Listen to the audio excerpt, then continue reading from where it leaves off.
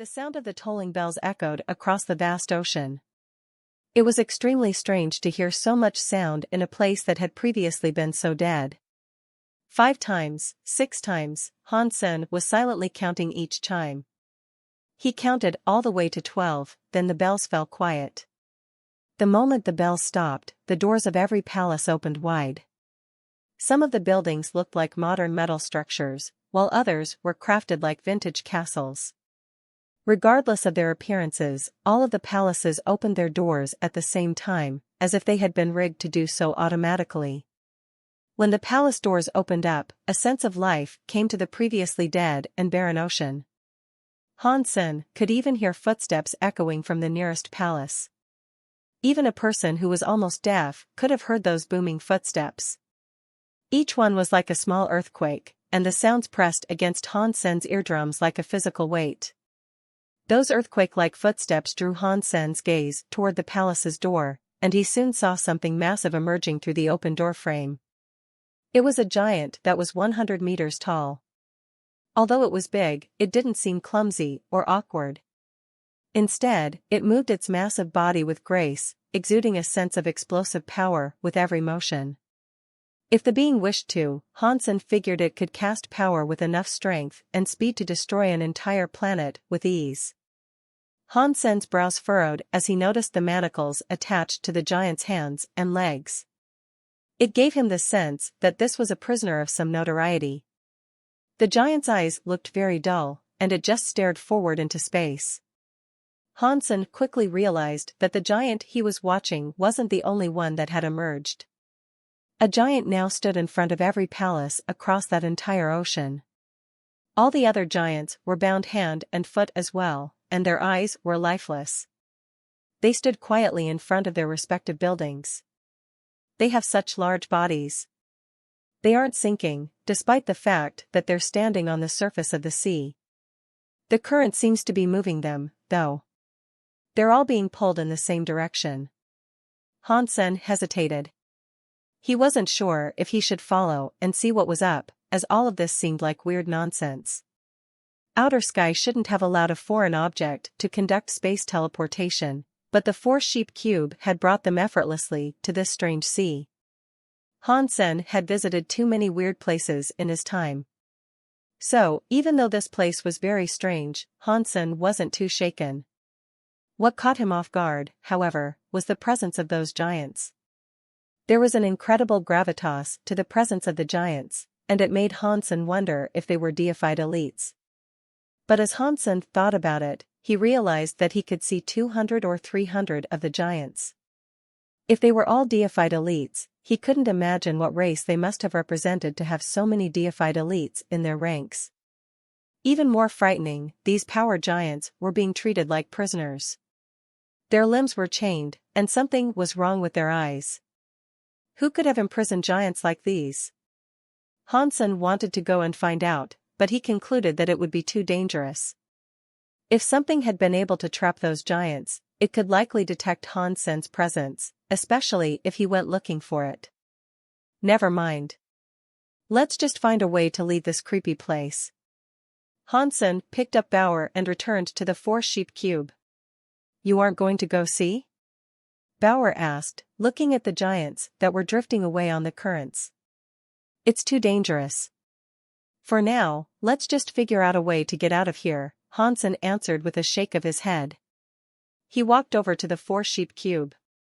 He remembered Bauer stepping on one of the sheep heads, which triggered the whirlpool that had brought them to this place. Now, we have to take a risk. Hansen directed the small pigs to go back into the pool of water in the 4-sheep cube. He picked up Bauer and jumped in after them, but not before stepping on one of the bronze sheep heads. Cha-cha-cha. When Hansen's foot came down on the bronze sheep head, the 2 goldfish started to swim around like mad again. The water in the cube became a whirlpool once more. We must go back.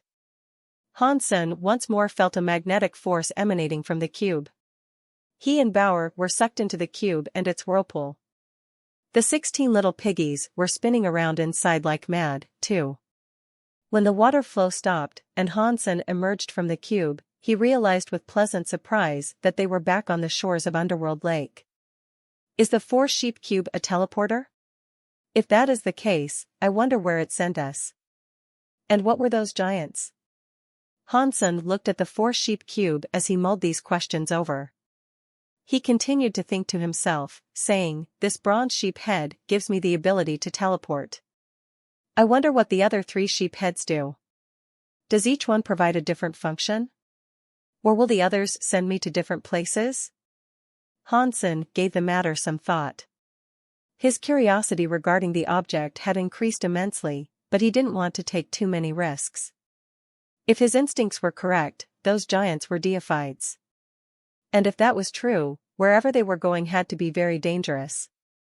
Based on that assumption, Hansen imagined that the other 3 bronze sheep heads would lead him to someplace else that was dangerous, too. Despite all his strengths and talents, Hansen had a flaw. He could be too curious. He knew how dangerous that sea filled with giants could be, but now that he had discovered such a weird and mysterious place, it would drive him insane if he didn't go and find out its secrets. Bauer, you stay here. Hansen set Bauer down, planning to visit the giant world alone. Dad, I'll go with you. Bauer clutched Hansen's leg, not wanting to let go.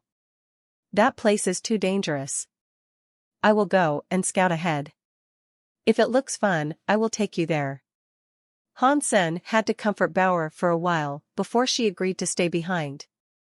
Hansen took Bauer someplace far away before returning to the 4-sheep cube. He used his hand to press down on the sheep head. Just like before, the 2 goldfish in the water started to swim in a swift circle. They created a whirlpool in the water that sucked Hansen inside. When Hansen emerged from the 4-sheep cube, he found himself standing atop that big sea again. The giants had all disappeared. He looked at the sun, and the clock was showing that only a dozen minutes had passed. Boom! Hansen suddenly heard a massive explosion come from where the giants had gone. He could feel the spike of power coming from that direction. As the power shook the air around him, Hansen's face changed. He whispered to himself in a hoarse voice, that shockwave. It feels like Break 6 skies. Are these giants the legendary Break skies? Break 6 skies was the secret Geno art of the Break skies. The Destroyed were one of the few races with the blood of the Break skies in them, but they were never as good as the Break skies themselves. The legends of the universe claimed that the Break skies were unable to breed. So, the universe gradually forgot them. If they wanted to extend their bloodline, they had to interbreed with other races to create hybrid Break skies, like the Destroyed. If these giants really were Break skies, then the story of the Breakski's fall wasn't as simple as it initially seemed. Without hesitation, Hansen followed the waves of the sea. He flew in the direction they were coming from. He didn't dare to teleport, though. He merely reduced his presence as much as he could and flew slowly. Because teleportation caused ripples in the fabric of space, elites were likely to pick up on such a technique if he used it. That could allow the people he was tailing to notice his presence, which he was trying very hard to avoid advertising. It was better for Hansen to fly in as slowly and quietly as he could. He wouldn't draw as much attention that way. Boom! Boom! Boom! Boom! Explosions sounded one after another. The strong shockwaves they emitted let Hansen confirm that it really was the power of Break 6 skies. He had practiced Break 6 skies before, but he had never used it to create anything as powerful as the shockwaves that were now rolling by him. Whoever was using Break 6 skies right now was far stronger than he was, that was for sure. Are those giants really Break skies? What are they doing here? Hansen was growing more and more suspicious of this whole situation. He wanted to teleport forward to get there with greater haste and see what they were doing. The hyper-scary Break 6 skies shockwaves might have suggested an obscenely dangerous battle was going on, but Hansen couldn't feel any other powers or Geno arts being used. If the giants were fighting some other group, Hansen should have been able to detect some evidence of foreign powers. Are the giants killing each other, maybe? Although Hansen wanted to find out the truth, he still remained patient and flew forward slowly. He was careful not to rush. The sea sloshed and danced like mad with the energy that was being released. Hansen flew between the wild waves, figuring they were a perfect opportunity to hide and remain out of sight. This sea was unimaginably weird. Hansen had flown for dozens of miles, yet he hadn't seen a single piece of seaweed or ocean creature. This sea was like distilled water, man-made, and without a single speck of bacteria. The palaces that floated on the surface were now far behind Hansen. He had passed 300 of them as he flew forward, but that seemed to be all that there were. If each palace contained a giant, then that means there are 300 giants here. That is so many defied elites. That's almost as glorious as the legends I've heard of sacred. What kind of people could have trapped these guys? Hansen was growing increasingly worried about this strange situation he had stumbled into. Eventually, Hansen saw a big mountain appear over the horizon. That mountain quickly swelled to block his vision as he flew toward it. It looked massive.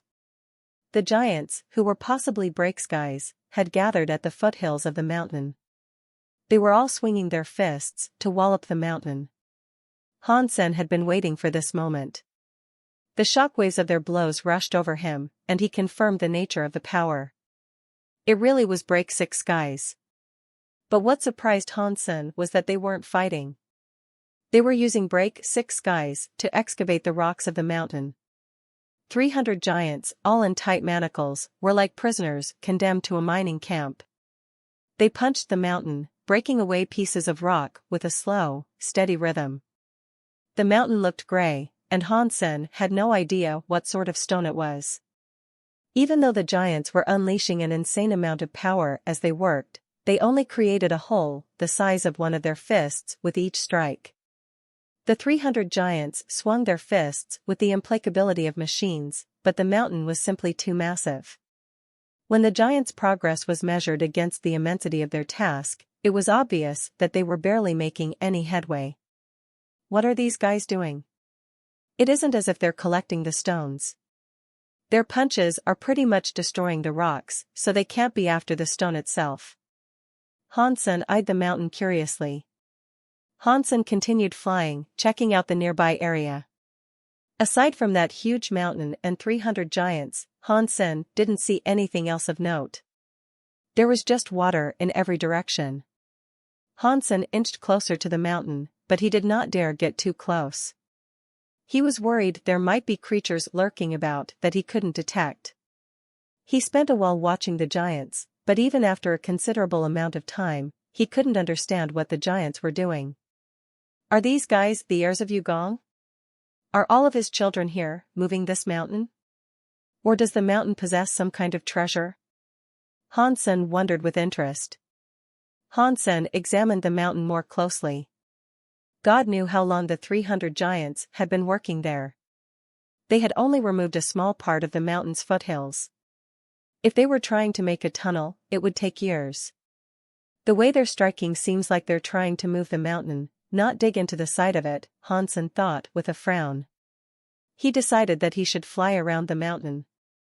Perhaps he could find some piece of text carved into the mountain, or really anything that might shed light on this baffling situation. Hansen hadn't flown very far around the mountain when his eyes widened. He came to an abrupt stop. A giant metal pillar had been pushed into the side of the mountain. It looked something like the sky god pillar, actually. Even more strangely, the metal pillar had been rammed through the chest of a giant. It was pinning him to the mountain. That giant looked stronger than the other 300 Breaks guys that Hansen had seen so far. Its armor was crusted with dull, dried blood. Its blood-matted white hair looked like a waterfall, but it also obscured the giant's face. What did he look like? Hansen had no idea. Hansen couldn't sense a life force within this massive creature, but he could definitely sense a presence. It was hard to describe. When Hansen looked at the giant, he felt numb. Goosebumps flared across his skin. The giant was a dead man pinned to a mountain, but Hansen felt as if his presence could break the sun and the moon.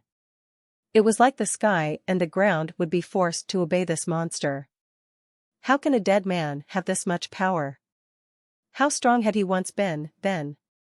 Hansen's shock quickly gave way to confusion. Are these giants trying to move the mountain so they can bring this body down? That is so stupid. Wouldn't it be easier to dig around the lance itself? If they follow their current path, they'll have to dig through almost the entire mountain in order to bring the body down. Hansen couldn't understand what the giants were thinking, and so he continued soaring around the mountain to see if he could find anything else. He ended up disappointed. He flew around the mountain, but aside from the pillar and the giant corpse pinned to the mountain, there was nothing else to find. The giants have to be after that body, but the way they're digging into the rocks makes no sense. There must be a reason why they cannot bring the body down right away, Hansen thought to himself. Hansen spent a long time watching them from afar. The giants kept using their fists to shatter stone. They did it with reprieve. Hansen made a calculation. At their current speed, it would take more than 10,000 years for them to bring the whole mountain down. Dong. Dong. Dong. The bells in the sky rang again. Hansen raised his head. The 3 needles were pointing north again. That meant it was 12 o'clock. Upon hearing the bell, the giants striking the mountain stopped their work. They all turned and headed back the way they had come. When the giants were gone, Hansen saw something unbelievable. The mountain that the giants had just been digging was slowly growing back. Every hole, created by the fist of a giant refilled, and the mountain itself actually expanded. Hansen froze in place as he saw this. To make sure he was seeing this correctly, Hansen remained where he was for a while. The craters that the giants had made were becoming smaller and smaller. That meant his eyes weren't going funny, the mountain really was growing. Buzz. Hansen was staring at it when he suddenly heard a high-pitched sonic sound. When that sound hit his eardrums, Hansen's head became all blurry. He clutched his skill and tumbled down. He fell into the sea. Hansen quickly cast a power to deflect that frightening sonic power. He felt a bit better, but his head was still ringing. He couldn't completely block the sound. Fighting his way back out of the water wasn't easy. His head had only just reached the surface when he could hear that sound clearly again. He realized that the sounds were actually coming from the metal pillar. The metal pillar spun like a drill bit, and the patterns across the metal pillar shone with a weird light. The lights spun with the metal pillar, carving into the scary giant's chest. Blood poured from the wound, splashing over the giant's armor and hair. The blood left red streaks over everything that it touched. Hansen only now realized that the giant's armor wasn't actually red. It had simply been dyed red by the blood pouring out of him. Blood had clearly been soaking into the giant's hair for a long time as well. Only the upper portions of the creature's hair had avoided the blood spray and maintained their silver-white color. Hansen had thought the giant, impaled body was simply a corpse. However, as the metal pillar spun, Hansen could sense the body trembling. It looked as if it was suffering unimaginable pain. That guy is alive. Hansen was in shock. Who are you? Why are you here? Hansen was thinking to himself. But then, he heard a sound.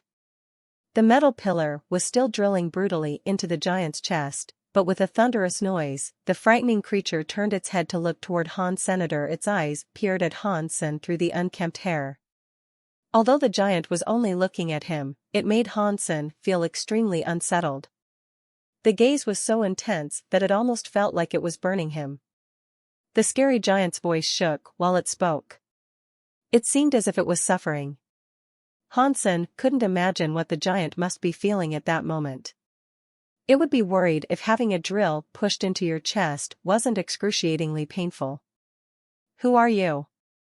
And why are you here? Hansen flew backward out of the water. He tried to put some distance between himself and the giant, so he retreated to a careful distance before he spoke. The scary giant continued to stare at Hansen. He didn't look away. After a while, he said, "If you were able to come here, shouldn't you know who I am?" "Why would I know who you are?" Hansen asked, once he had fallen back a little further from the giant. The scary giant looked shocked, and then he laughed. "If you don't know who I am, then that is great. That means you don't know who Sacred Leader is." "You are Sacred Leader?" Hansen was shocked. He looked at the giant with sheer disbelief. When the giant heard Hansen ask that, he looked shocked as well. He looked at Hansen with a strange expression, and he didn't speak. It was like he was trying to figure something out. When the giant fell silent, Hansen asked again. "Who are you? Why have you been pinned to the mountain?" The scary giant gave Hansen a conflicted look. He said, "I am the Breaksky Alpha." Although he was pinned to a mountain and enduring torture, the scary giant sounded extremely proud when he said those words. It was like the whole universe had reason to look up to him, all because of that one simple fact. "You are the Alpha of the Breakskys? These giants are really Breakskys, then?" Although Hansen had already guessed as much, hearing the scary giant admit he was one of the Breakskys still came as a bit of a shock. "Yes. The others are all Breakskys, too." The Breaksky Alpha froze and asked Hansen, "Who are you?" "Hansenator, I am a nobody crystallizer," Hansen said, trying to be polite. "Since when have the crystallizers developed bodies like yours?" The Breaksky's Alpha looked at Hansen, but his face was impassive, and his thoughts remained hidden. "I think you have been locked up for too long, and as a result, you don't know what has been going on in the wider world outside. The crystallizers are different these days." Hansen then cocked his head to the side and asked. "Why are you locked up here? Why aren't your people saving you?" "You are right. This is no longer the era of the Breakskys." The Breaksky Alpha sighed and said, "If they hadn't tried to save me, they wouldn't be locked up here forever and forced to dig through a mountain each and every day." "Who was able to trap you here? Was it Sacred Leader?" Hansen asked. The Breaksky Alpha had mentioned Sacred Leader earlier, so perhaps there was a connection between the two of them. Breaksky Alpha shook his head. He started to say something more, but then his expression changed. He told Hansen, "Quick. Hide in my hair, or you will be dead." Hansen had already noticed that something wasn't right. Even the black crystal armor was releasing a sense indicating imminent danger. The Breaksky Alpha wasn't lying. Hansen's body flashed away. He flew up to the Alpha's shoulder, then climbed into the giant's hair. "No matter what happens, you cannot release a single speck of your presence," the Breaksky Alpha murmured. He stopped talking and turned to stare coldly up into the sky. Hansen buried himself in the giant's hair and reduced the sense of his presence. The black crystal armor released some weird sort of power that locked down his body. Hansen's aura vanished until he couldn't even detect his own presence. Suddenly, Hansen felt a ripple flow through the space above them. Hansen looked into the sky, and he saw something emerging from the area next to the sun clock. When he saw the shape of the descending body, Hansen almost screamed. It was King June, the being he had seen on planet Eclipse long ago. After he was injured, Hansen hadn't seen him again. He couldn't believe he was seeing him again here, of all places. Horizontal evil, have you given this some thought? King June was wearing gold armor and a gold helmet. He looked like a god king in the sky. His eyes were like lightning as they looked at the scary giant. "It looks like your wounds have almost healed, and yet you have time to waste here every day. If you have so much time, why don't you try to find out who attacked you and made you like this?" the scary giant said. Rather than being angered, King June replied with a voice full of cool spite. "Horizontal evil, do you really want to be trapped here for all eternity? Do you want to see your people try to save you without rest? Even if you can endure the pain of this impaling punishment, are you willing to watch your people toil pointlessly for the rest of their lives? Do you want them to suffer in this place like a group of shambling corpses?" King June looked down at the scary giant from high above. He looked like he was on cloud 9. Horizontal evil was suffering constant torture, but he still managed to laugh. Even if everyone abandons me, neither the living nor the dead will accept the break skies. So, what does it matter? Do you guys want super gene? Well, I'm not giving it to anyone. Hansen caught his breath when he heard that. Finally, another mention of the elusive super gene. King Jun's face didn't change. He looked at Horizontal Evil calmly and said, "You are sacrificing yourself and your people for sacred leader's most treasured secret. Is it truly worth the cost? You are being tortured here. Did you not notice? All of your fellow break skies are going to die here with you. Where is sacred leader now? Did he ever express any desire to save you? Has he ever done anything for the break skies? You don't have to keep talking. No one will extract any of Super Gene's secrets from me. Sky armor failed before, and you, King Jun? You will fail as well. Try harder," Horizontal said mockingly to his oppressor. King Jun laughed at Horizontal Evil. He didn't lose his cool as a result of Horizontal Evil's taunting. With his holier-than-thou attitude firmly in place, he said, "I have all the time in the world. You should take your own time and think about it some more. However, I have come to visit you because there is something I wish to tell you. I'm going away for a while. When I come back, I will give you a small gift. It will surprise you, and I think you should look forward to it." "What is that supposed to mean?" Horizontal Evil asked with a frown. "You will know it when you see it. And I assure you, you will be very surprised." A weird smirk crossed King Jun's face. He then turned around, flew toward that sun that looked like a clock, and disappeared. After a while, Horizontal Evil spoke to Hansen in a gravelly voice. "You can come out now." Hansen rose out of Horizontal Evil's hair, feeling relieved. Fortunately, King Jun had remained unaware of Hansen's presence through the entire conversation. God only knew what might have happened if his presence had been disclosed. After King Jun left, the black crystal armor returned to its dormant state, as well. The alarms he was receiving from his senses and nerves gradually went quiet. "You are only King class. How did you get here?" Horizontal Evil asked Han Senator to him. Half-deifieds and kings were the same. There was no distinction between them. Hansen told him about the 4-sheep cube, and after Horizontal Evil heard Hansen's explanation, he frowned. "That means the 4-sheep cube is a treasure that comes from the anti-material world. That is certainly quite strange. Perhaps that is the reason it sent you here. What kind of place is this? And who was that man?" Hansen asked. Horizontal Evil didn't answer Han Senator. Instead, he asked a question of his own. "Tell me about what is going on in the universe right now." Remaining patient, Hansen began to describe the state of the universe these days. Horizontal Evil listened to every word and asked a lot of questions. His face grew more and more concerned as the discussion went on. Horizontal Evil eventually looked up at the sun in the sky and gestured for Hansen to stop talking. "My time is almost up. You should come back tomorrow."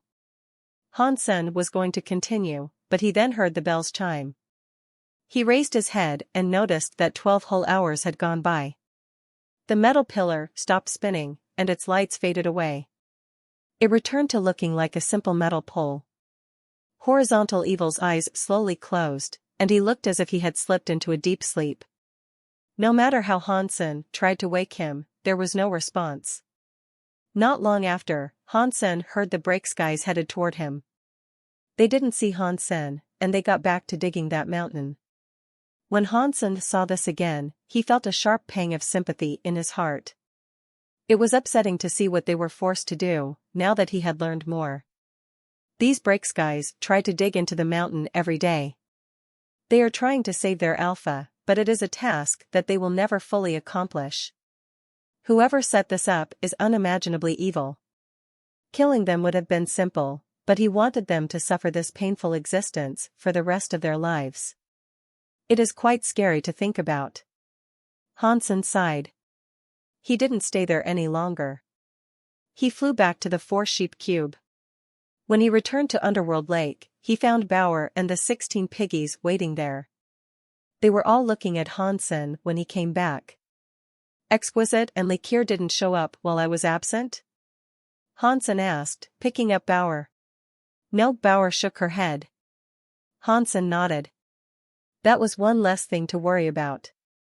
He tried putting the 4-sheep cube inside Destiny's tower, and he was able to slide it inside without difficulty. He let out a sigh of relief. If I have another chance in the future, I will go and visit that horizontal evil. Maybe I can get some secrets out of him. Going by what King June had to say, it seems horizontal evil has a fairly firm connection to Sacred Leader, Hansen thought to himself.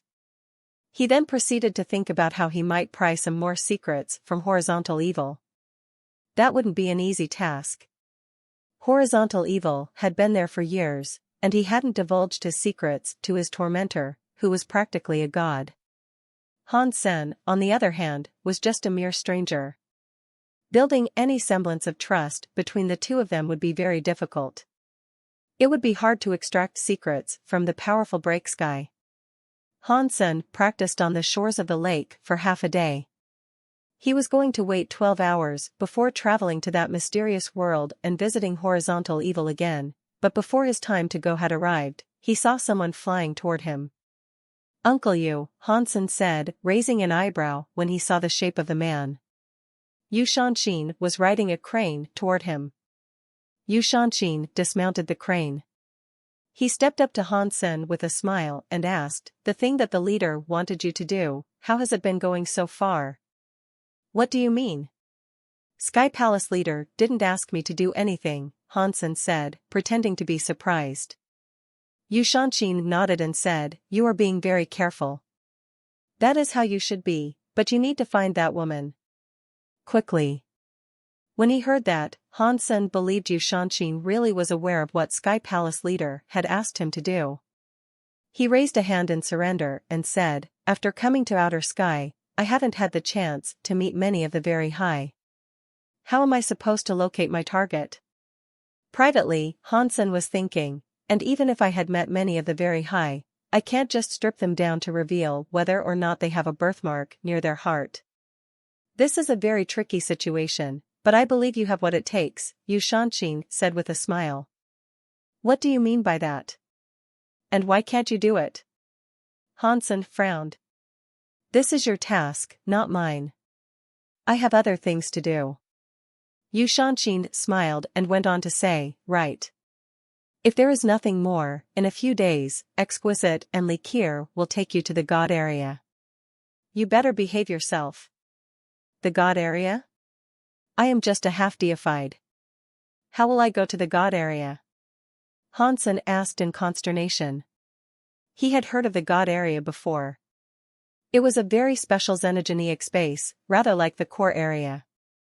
While only kings could go to the core area, the God area was a xenogenic space reserved for deifieds. The very high have a way for you to enter the God area. But your reputation could hurt you there, Yu Shanshin said with a laugh. What does reputation have to do with going to the God area to hunt xenogenics? Hansen didn't understand. Yu Shanshin's smile was grim. He told Hansen, in the God area, they have more than just primitive xenogenics.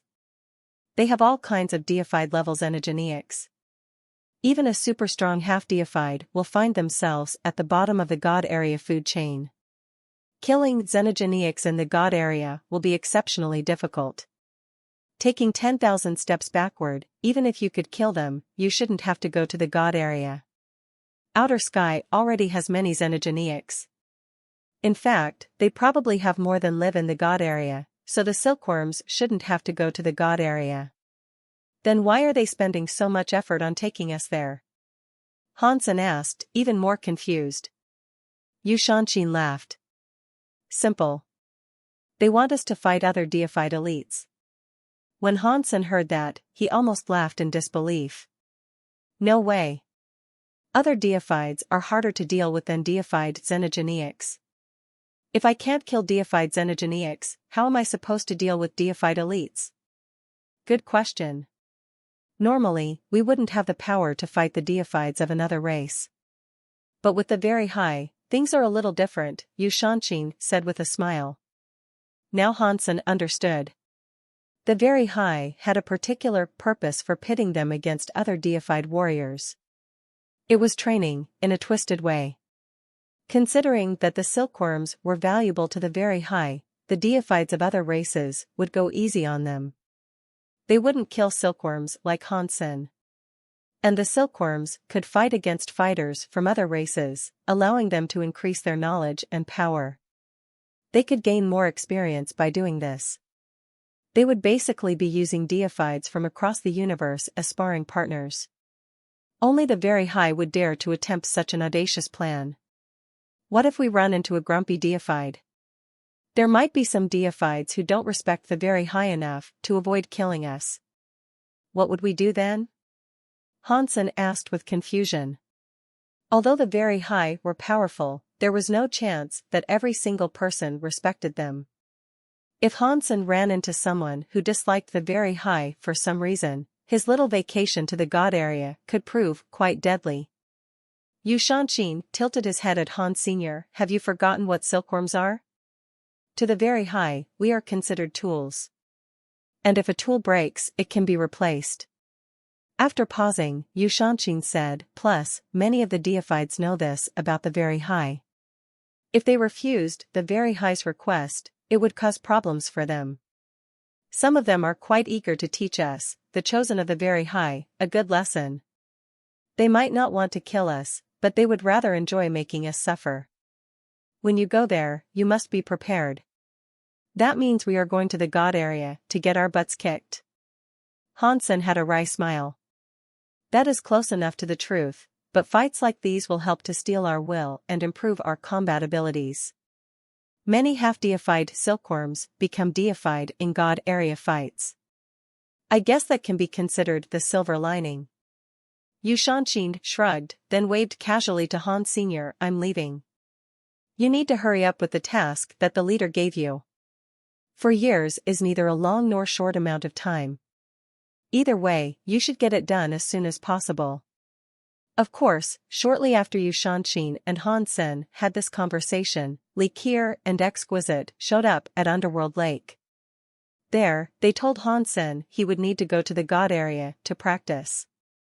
Hansen had prepared himself, so he readily agreed. But because of this, Hansen didn't have another chance to go and see horizontal evil. The god area was accessed in a similar way to the core area. A person had to generate substance chains, and then they could push open the god area door.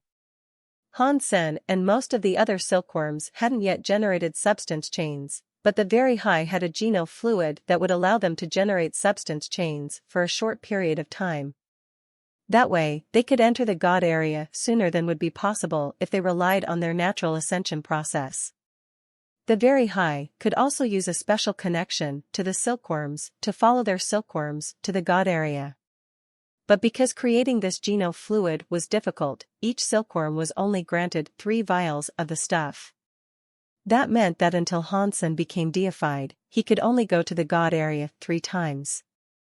So, each time he went to the god area, he would have to stay there as long as he could before exiting. After Hansen used his first vial of geno fluid, his power didn't increase. Changes began to occur throughout his body, though. He was able to generate a substance chain. It was more of an image, in truth. While it had the structure of a substance chain, it lacked a deified level of power. Hansen's personal strength didn't increase after he drank the fluid. The process of opening the gate to the god area was the same as opening the core area door. The only difference was that Li Qier and Exquisite could also enter the god area door that Hansen opened. They stepped into the god area alongside Hansen. The god area looks the same as the regular universe. Hansen found himself standing on a grass field. He looked around. He thought the god area and the universe looked similar. The biggest difference was the fact that the land around him seemed to stretch as far as he could see in every direction. There didn't seem to be an end. You have just come to the god area, so you aren't familiar with this place yet, Li Qier said. When you see a god spirit storm, you will realize how scary the god area can actually be. What is a god spirit storm? Hansen asked. The god area doesn't have any xenogenics, usually. They only show up when a god spirit storm arrives. Xenogenics only appear in such storms. So, that will show you the brutal reality of the god area. If there weren't any god spirit storms, you could treat this place like a holiday hotspot. Li Kier laughed. As they were talking, someone came flying through the sky toward them.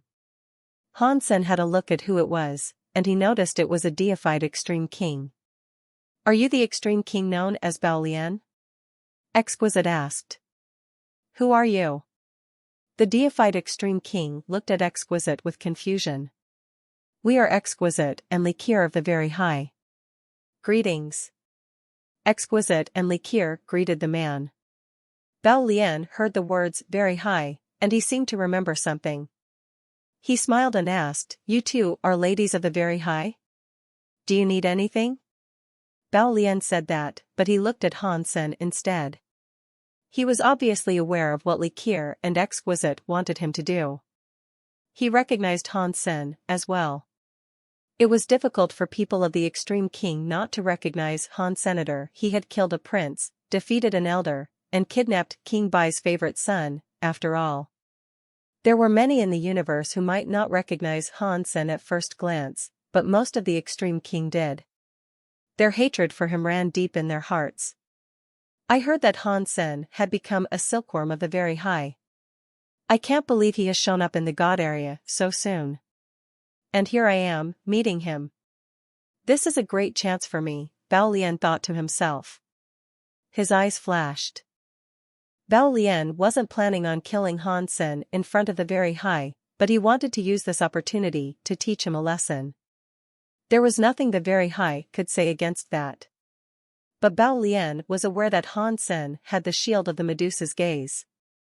Even Meng Lai had been frozen by Hansen and left to dangle in the sky. The extreme king had spent a great many resources resuscitating Meng Lai after that gross defeat. In addition, Bao Lian was just a primitive deified. He wouldn't dare try to take on the shield of the Medusa's gaze if it was used against him. We have brought Hansen to the god area for practice. I hope you can teach him a thing or two, sir, Li Kier said. If you are both asking this of me, then I would be remiss not to help out.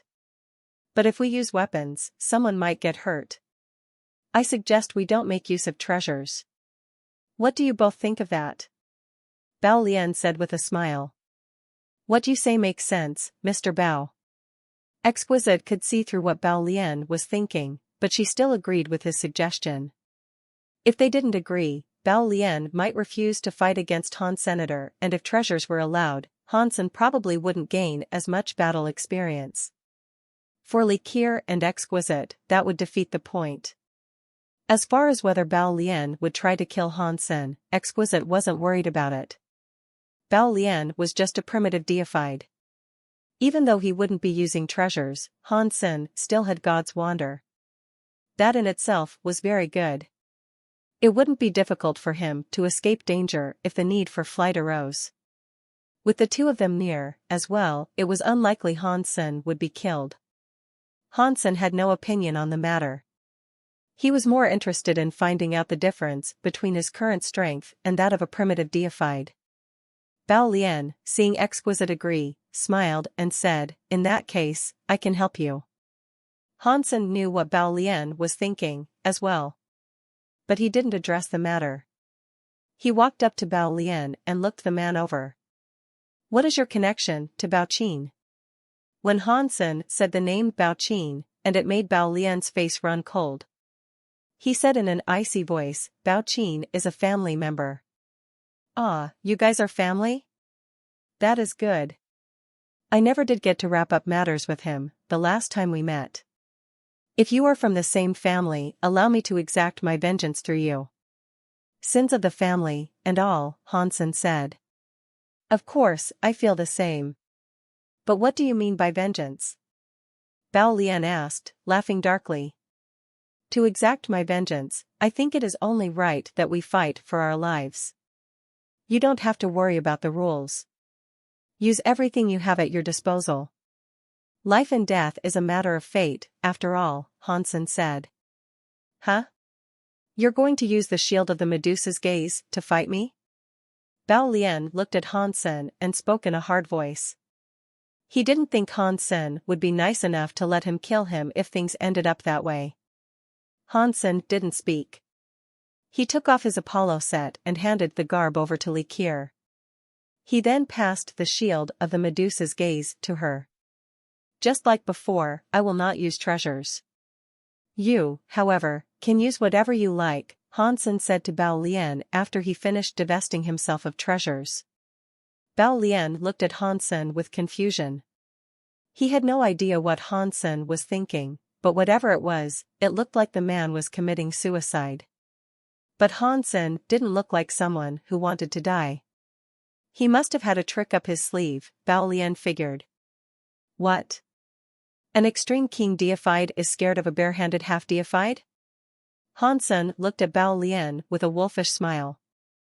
I'm just afraid these two ladies might disagree. Bao Lian grunted as he looked at Exquisite and Li Qier. If this is his decision, then we cannot interfere, Exquisite said. She and Li Qier could read Hansen's mind, so they didn't need him to explain his intentions. In that case, please don't take what is about to happen as a show of disrespect to the very high. Bao Lian's eyes shone with a godly light. He peered at Hansen as substance chains unfolded around him like petals. They wrapped him up.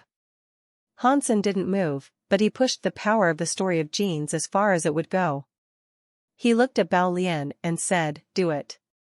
If you let me strike first, I'm afraid you will be unable to fight back. If you want to die, then I'm happy to fulfill your wish." Bao Lian was filled with fury when he heard Hansen's boasting. He looked murderous. But he didn't lose his cool. He opened his fingers wide and looked at Hansen. A giant lotus flower substance chain appeared next to Hansen. The petals fluttered open, as if they were ready to snatch and throttle Hansen. Hansen teleported away. Like the wind, he slipped out of the attack. Bao Lian's power looked like blooming flowers. Wherever his attacks went, lotuses would appear. It made Hansen appear to be dancing across a sea of flowers. Hansen was calm. He traveled around the sea of flowers, not being harmed by Bao Lian's substance chains. Hansen's battle power has improved. The deified Bao Lian isn't even making him break a sweat, muttered Li Qier. She was shocked whenever she read Hansen's mind and saw how cool he was. Exquisite nodded and said, "It looks like the fight against the red blood demon helped him grow a lot. It is a shame we were unable to see the details of that fight. If we could, it would have helped us a lot. It is fine. In the God area, we are bound to meet many more elites. There will be plenty more chances for us to learn," Li Qier said. This isn't the same. Fighting against the red blood demon was a real deathmatch. In this God area, the other elites are going to go easy on Hansen because of you, and Hansen won't get much out of it. His life isn't really on the line. Exquisite paused for a bit, and then she went on to say, "This fight will probably help Hansen a good amount, though. If you and I pay close attention, we are bound to get something out of it." Li Qier nodded, and then they both stopped talking. They were trying to focus on Hansen's feelings and learn how his mind worked during a fight like this. Bao Lian's heart was pounding. He realized that he had no clue how to stop Hansen. His speed and power were greater than Hansen's, but his opponent still seemed to know everywhere he was going to attack. Hansen could always dash to safety and render his attacks void. Hansen was more than disappointed with his enemy. He was up against a primitive deified, but Bao Lian was far weaker than the red blood demon. Their power levels might be similar, but the Bao Lian's will and combat experience were far inferior. The red blood demon really did possess a true god mind. He was nothing like an average primitive deified. Hansen realized he was now fighting a proper primitive deified. Although he wasn't stronger, it wouldn't be easy for a primitive deified to keep Hansen under their thumb. If all 4 of his Geno arts were elevated to half-deified, he could probably take down a primitive deified with relative ease. Bao Lian couldn't suppress Han's senator, his face had reddened with rage and embarrassment. He was a deified of the extreme king, and yet he couldn't suppress Han Sen, who wasn't even using any treasures. It would be embarrassing if people learned about this. Bao Lian saw Exquisite and Li Qier staring at the fight with expressionless faces. He thought to himself, if Han Sen has a death wish, then I will kill him even though he is with the very high. With that thought, Bao Lian stopped hesitating. His forehead shone with a god light. A white lotus flower appeared on his brow, and it began to spin around and around. Finally, it's here. I wonder what Bao Lian's king body can accomplish. Han Sen had expected this to happen, and so he watched Bao Lian closely. When the lotuses opened up, Bao Lian was like a Buddha sitting in the air. The lotus became a shadow that enclosed his body within it. He was like some spiritual being born from a lotus flower. Han Sen could feel a weird sort of presence being released from Bao Lian's body.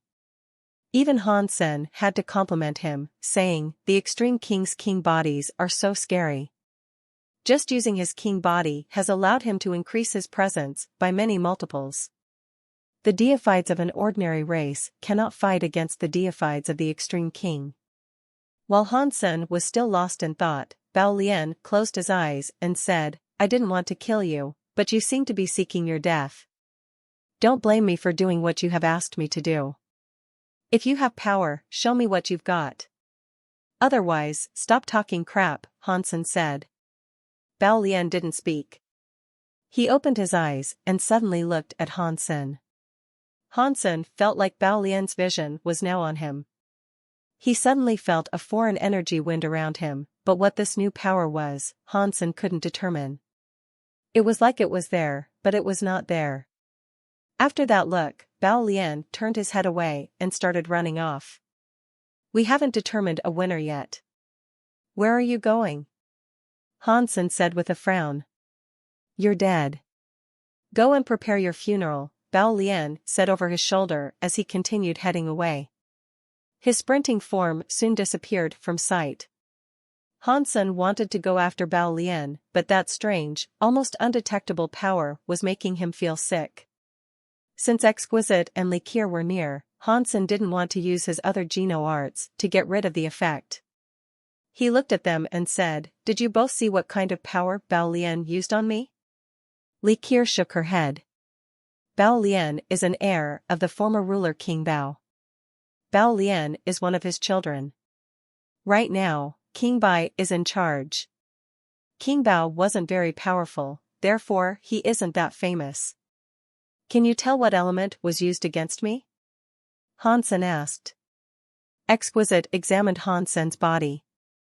After a while, she said, "The very high are very skilled when it comes to sensing types of energy. But Bao Lian's power is very strange. Not even I can tell what element he used.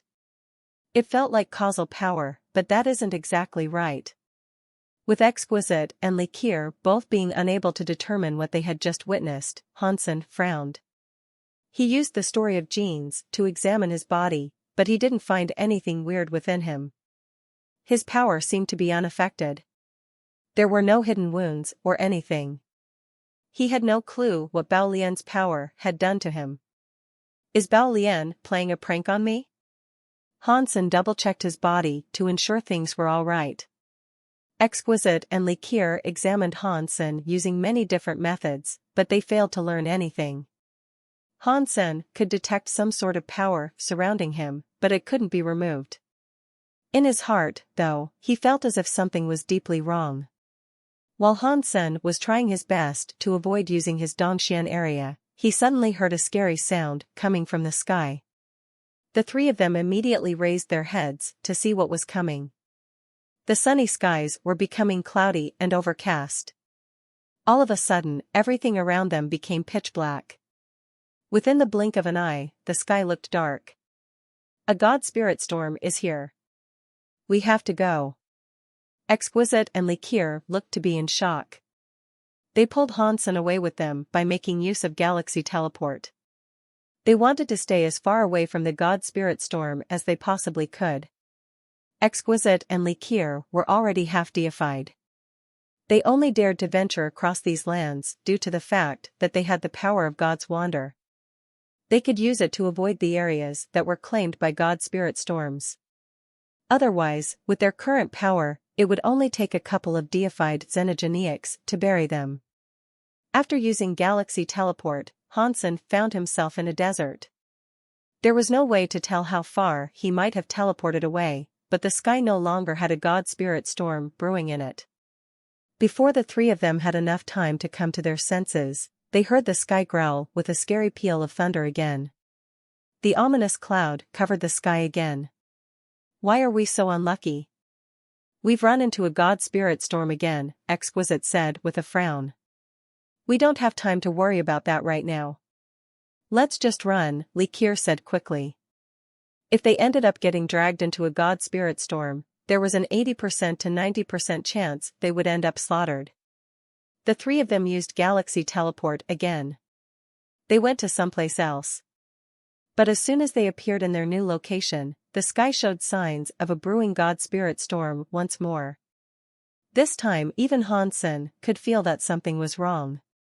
His eyes narrowed and he said, "It cannot be Bao Lian's power doing this to me, can it? That is impossible.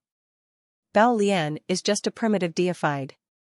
His power is far too weak for him to affect, much less control, a god spirit storm.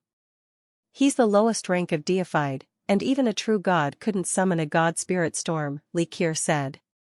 The three of them used galaxy teleport again, but after a few more jumps, they realized that a god spirit storm would begin to brew wherever they went. I must be right.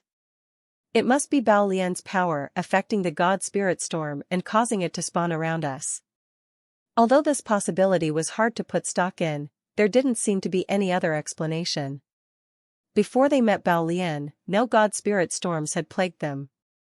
But now, god spirit storms were appearing wherever they went. It was obviously connected with Bao Lian's power. Likir and Exquisite found this to be incredibly difficult to believe. After all, Bao Lian was just a primitive deified. The notion that he could control a god spirit storm was outlandish. But then again, this was the fact that was staring them in the face. They had no choice but to accept the reality in front of them. The god spirit storm comes too quickly. We don't have enough time to open the door to leave the god area. And if we keep using galaxy teleport, we won't last long that way either, Likir said. Her face was rapidly losing its color. Galaxy teleport was a bit of an energy hog. The further they teleported, the more energy it cost them. But teleporting only a short distance wouldn't take them far enough from the god spirit storm to keep them safe. Hansen was studying God's wander, but he hadn't learned galaxy teleport yet. He had to be carried by Exquisite or Likir, and that was costing them even more energy.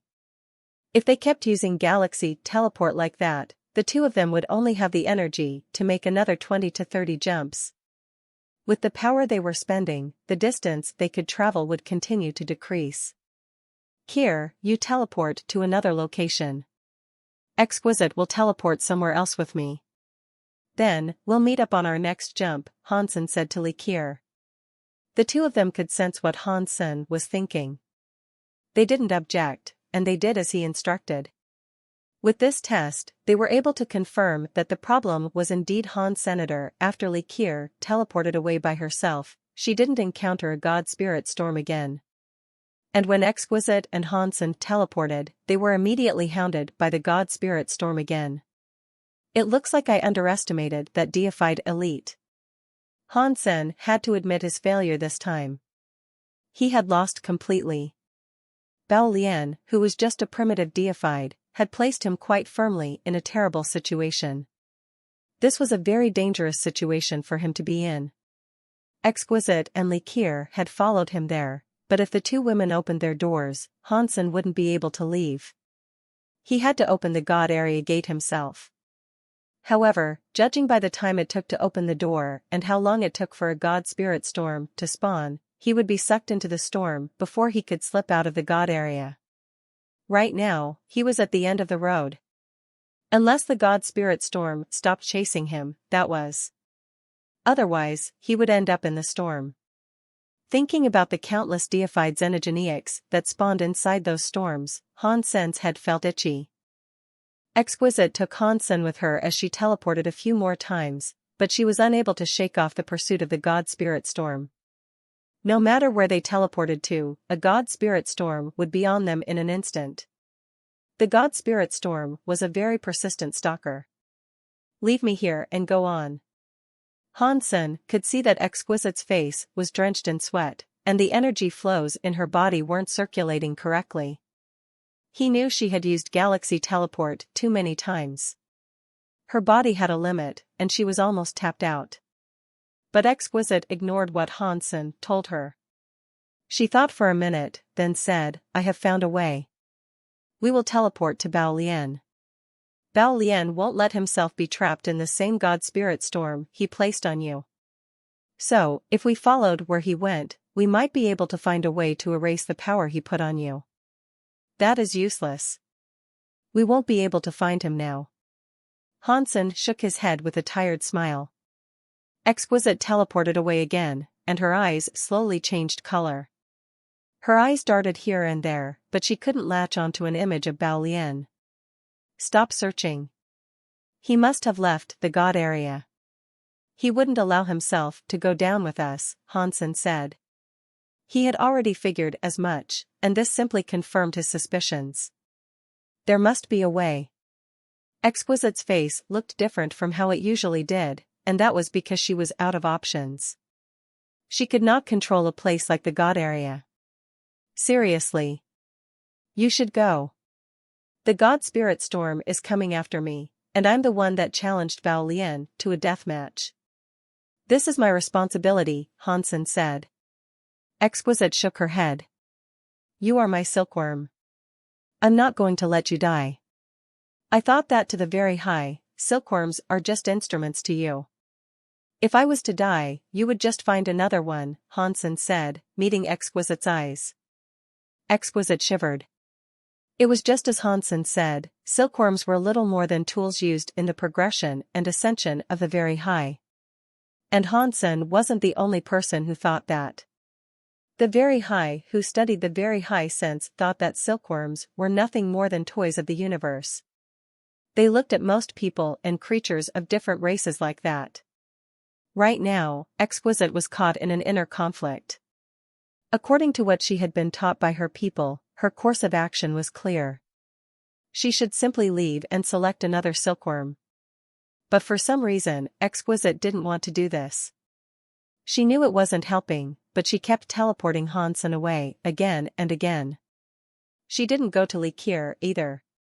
Doing so would have been pointless. It would just force Likir to flee with them, and things would continue to go downhill. He is such a powerful silkworm. I will never find another one like one. If I'm to succeed in this life, I need someone like him. I must do what I can to save him. Exquisite said all this to herself. Every time she teleported, she looked for a way in which she might be able to help Hansen. But no matter what she tried, there didn't seem to be a way out of this predicament. There was nothing she could do to escape. Although the very high were considered incredibly powerful, only a deified could sort this out. Exquisite was far too weak right now. Exquisite's aura became more and more disrupted, and her eyes were deeply bloodshot. Her face was colored a deep scarlet. Hansen knew she had reached the end of her rope. She looked exhausted. Hansen felt so touched by her dedication, but he was also in a hurry. For reasons that he didn't dare think about while she was nearby, he needed Exquisite to leave him alone for a moment. But Exquisite was too stubborn to leave him by himself. Her life force was messed up, but she still used Galaxy Teleport to haul Hansen around. After using Galaxy Teleport again, Exquisite fell into a coughing fit.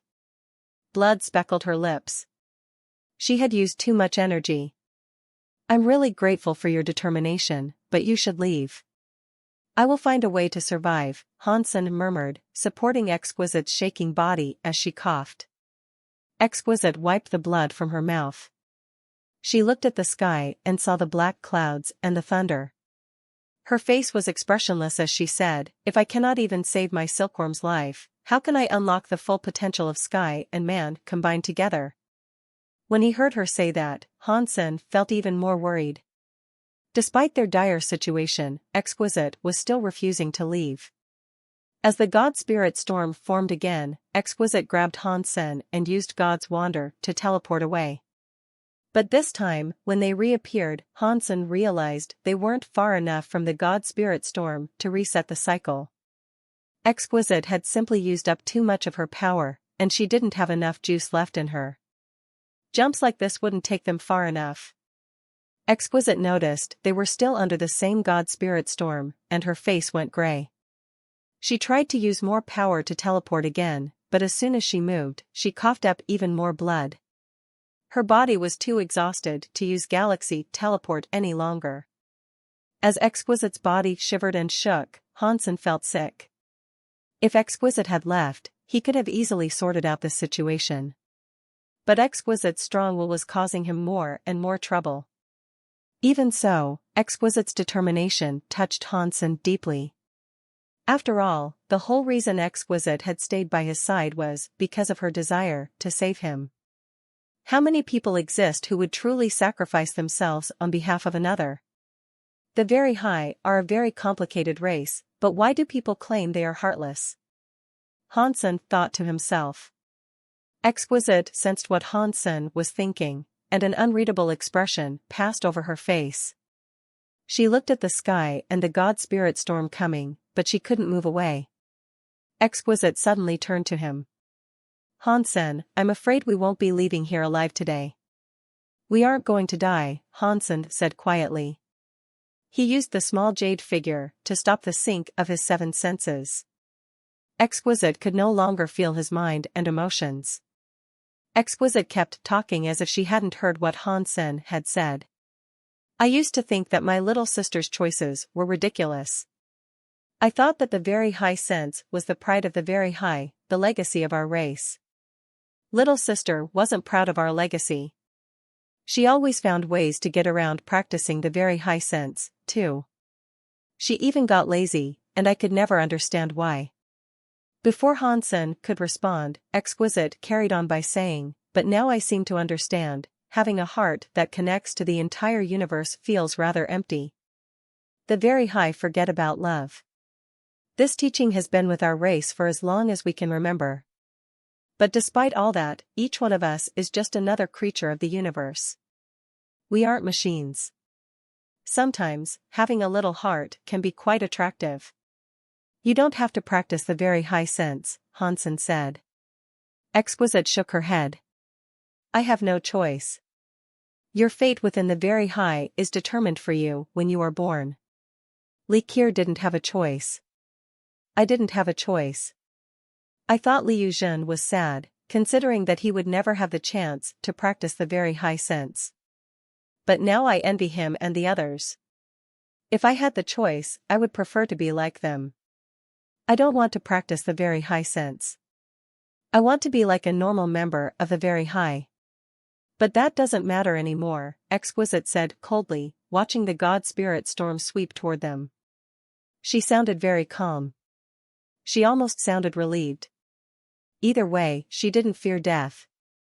Hansen looked at the sky. Then, he looked at Exquisite. He suddenly raised a hand and slapped Exquisite across the back of the head, knocking her out. If Exquisite was in peak condition, knocking her out wouldn't have been so easy. But right now, she was completely exhausted. Her entire body was running on fumes, and she would never have expected Hansen to attack her. So, she was instantly knocked unconscious. I'm sorry. I must do something that will affect a whole race, so I cannot let anyone else know about it. Hansen picked up Exquisite's unconscious form. He looked up to the darkening sky above him, and as he did so, his eyes started to turn white. Then, his whole body began to glow as he activated his Super God Spirit mode. Although the transformation had only just begun, the weird power that had been clinging to Han Sen was vanquished the moment his super god body activated. It was completely gone. In a matter of moments, the glowing, white power disappeared as well. Han Sen's body returned to normal again. Finally, it is gone. The foreign energy that had plagued him had vanished, and he felt much relief. Bao Lian's attack had been expunged. The scary god spirit storm wasn't gone, though. It was still there in the sky. Boom. Boom. Boom. Lightning flashed across the pitch-black sky, sending bursts of light across the clouds. When the lightning struck, the whole sky rumbled with thunder. The lightning and thunder began to build in frequency and intensity. It made the whole sky and earth become an ocean of electricity. Han Sen looked glum. He didn't know if the god spirit storm was a remnant of Bao Lian's power, or if it simply wouldn't recede because it had already formed. Regardless, he was now stuck inside that god spirit storm. Any hope of an easy escape was gone. That thunderstorm was so weird. Although the storm pulsed with lightning, the lightning bolts never damaged the grass when they touched down. It was like the lightning was fake. But Han Sen knew the lightning was very real, but the element that composed it was rather special. And now that he was inside this thunderstorm, he couldn't use his teleportation techniques.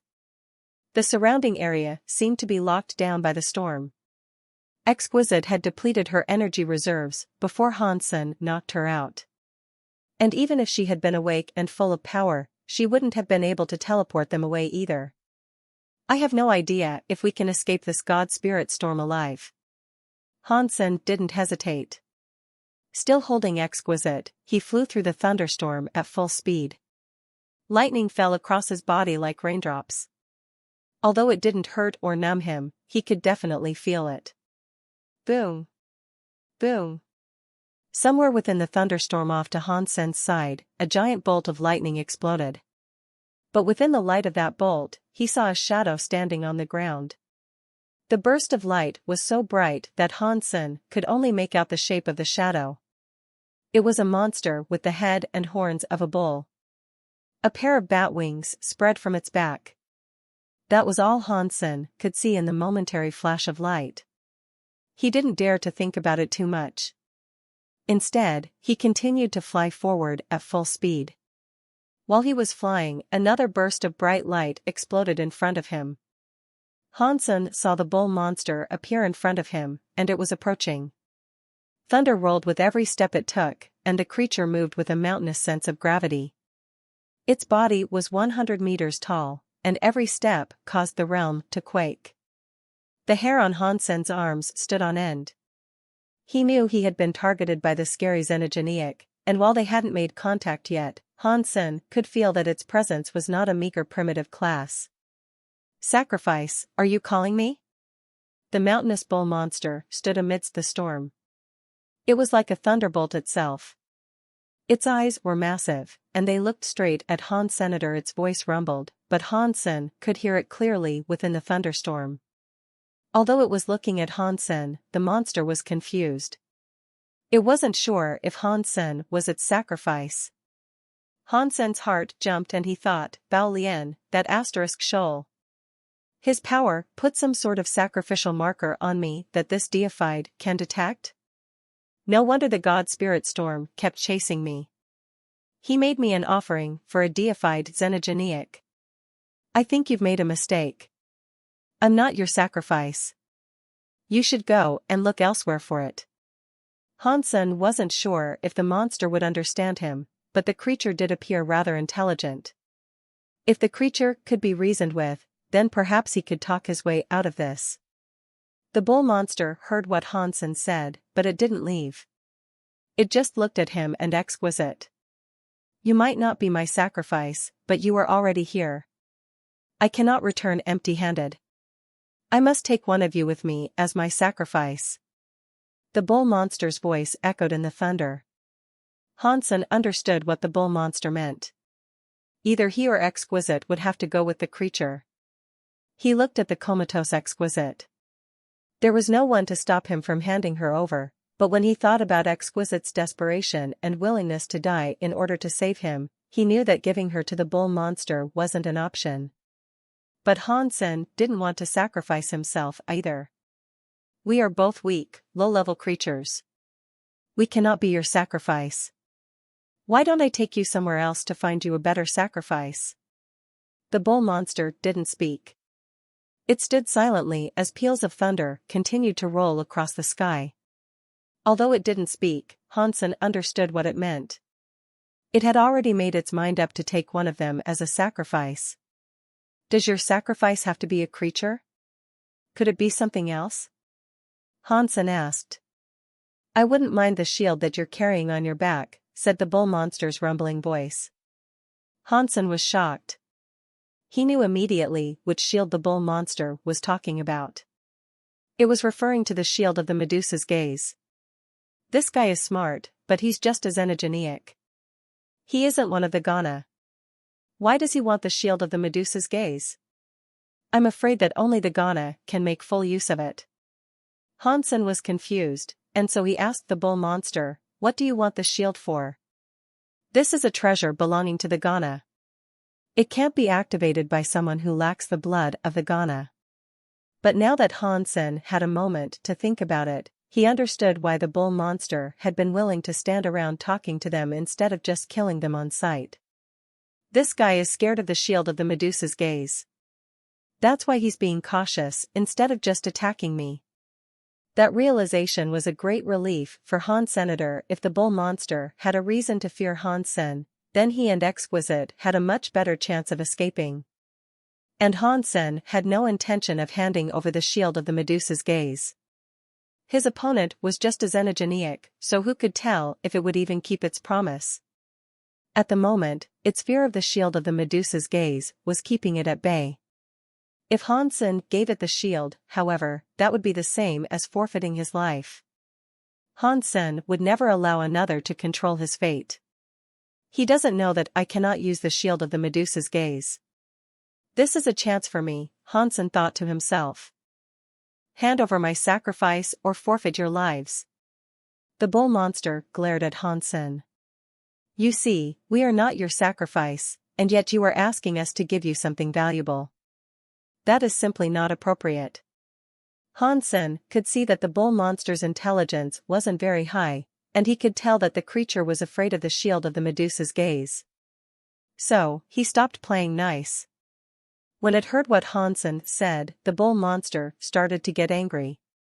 Before it could react, though, Hansen continued. How about this, we'll make a wager. If you win, I will give you the shield as a sacrifice. What do you want to wager? The bull monster asked. Hansen was pleasantly surprised that the creature was considering his proposal. He hadn't actually expected the bull monster to agree to his suggestion. He only wanted to stall for more time and extract some extra information from the bull monster. But it seemed as if the bull monster was genuinely interested. This deified creature is easier to talk to than I thought. Hansen didn't dare to let his guard down. He thought about it and then asked the bull monster, so, what should I call you? Whatever you like, the bull monster said impassively. I will call you Brother Bull. Have you ever played coin toss, Brother Bull? Hansen asked him. What is a coin toss? The bull monster asked with curiosity. Opportunities just kept presenting themselves. So, Hansen quickly brought out a coin and explained, this coin has two sides. One side features a number, and the other side contains the image of a person's head. I will shake the coin in my hands, and you have to guess which will be shown when I reveal the coin, the number or the head. If you guess it correctly, I will give you the shield as a sacrifice. How does that sound? Sure. Let's start then, the bull monster said. Its voice had grown much quieter than it had been at the beginning. Hansen laughed and said, Brother Bull, if this is a bet, we both need to put something on the table for the wager. I am offering up this shield, but if you lose, what are you going to give me? Hansen was testing how far he could push this bull monster. There was nothing he really wanted from the creature, and if it grew angry, Hansen would ask for nothing more. Surprisingly, the bull monster really did bring out something. Pang! The bull monster dropped the item right in front of Hansen. It fell, creating a deep hole when it hit the ground. Hansen craned his neck to get a look at it. It was a gemstone with thunder trapped inside it. It was only the size of an egg, but the lightning inside it was shining with power. It looked as if it might randomly explode at any given moment. There was a frightening amount of energy inside the small item. "Let's use this lightning geno core to sweeten the pot," boomed the bull monster's voice. "Is this a deified geno core?" Hansen was shocked. He hadn't expected the bull monster to offer up something so expensive. A deified geno core was a treasure only deified xenogeneics could create. They were called treasures, but they were different from the ones that were artificially constructed. Deified genocores could melt into a person's body and give the genocore power directly to their recipient. Ordinary synthetic treasures required the user's power to activate. Once a deified genocore was absorbed into a person's body, however, they could use it with the same ease as one of their own geno-arts. Deified genocores were also known as skilled genocores. They were very useful, but only deified xenogeneics could create them. Even for deified xenogeneics, producing one was no mean feat. A single deified genocore was considered quite precious. Even if people killed a deified xenogeneic, ordinary deified xenogeneics would destroy their genocores before death. They would never allow one to fall into enemy hands. Brother Bull is truly generous, Hansen thought as tears leaked down his face.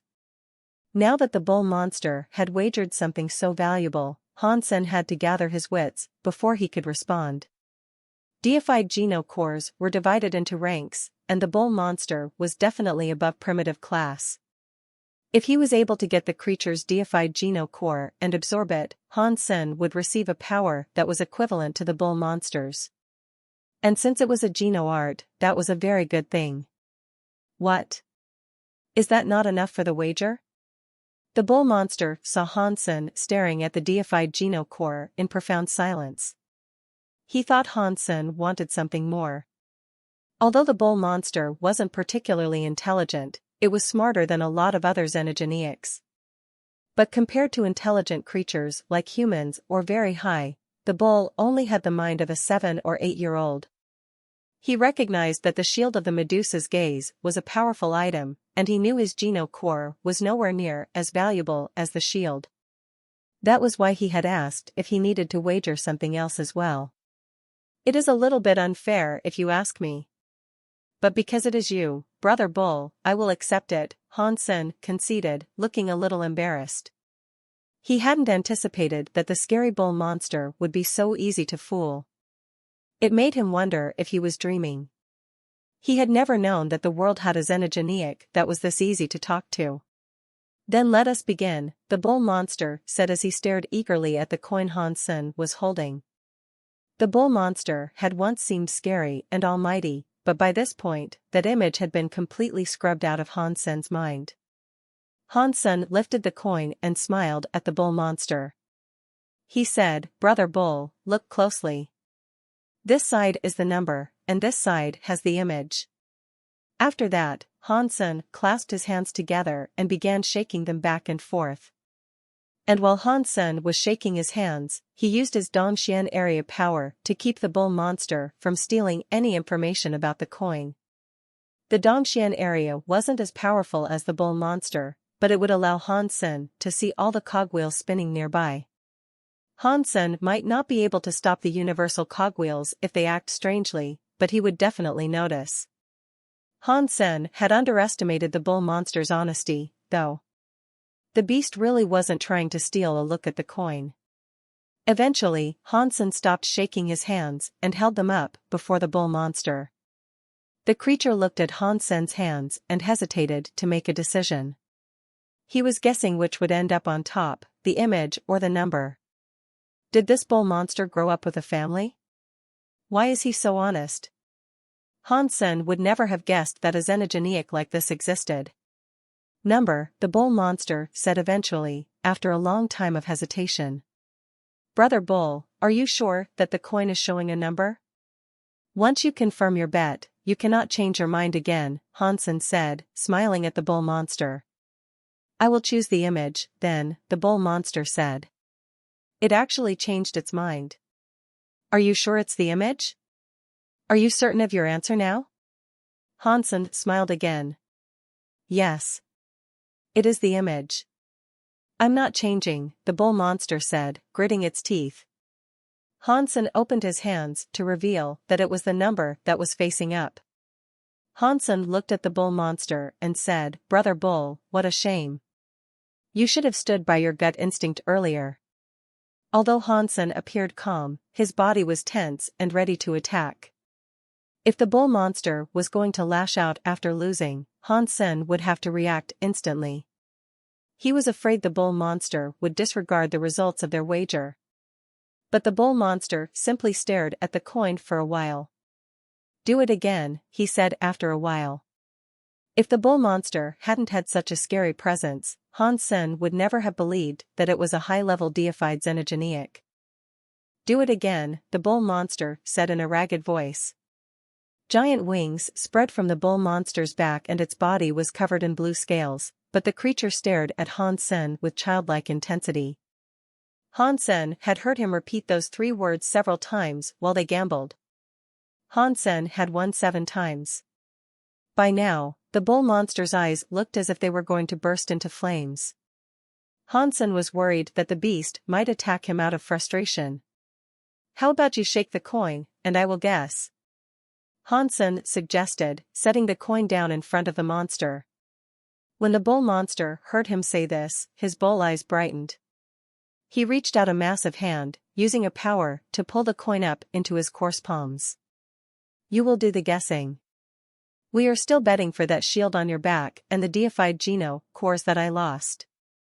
You will have to give them back, the bull monster said to Hansen while holding that coin. Sure. I'm willing to bet it all.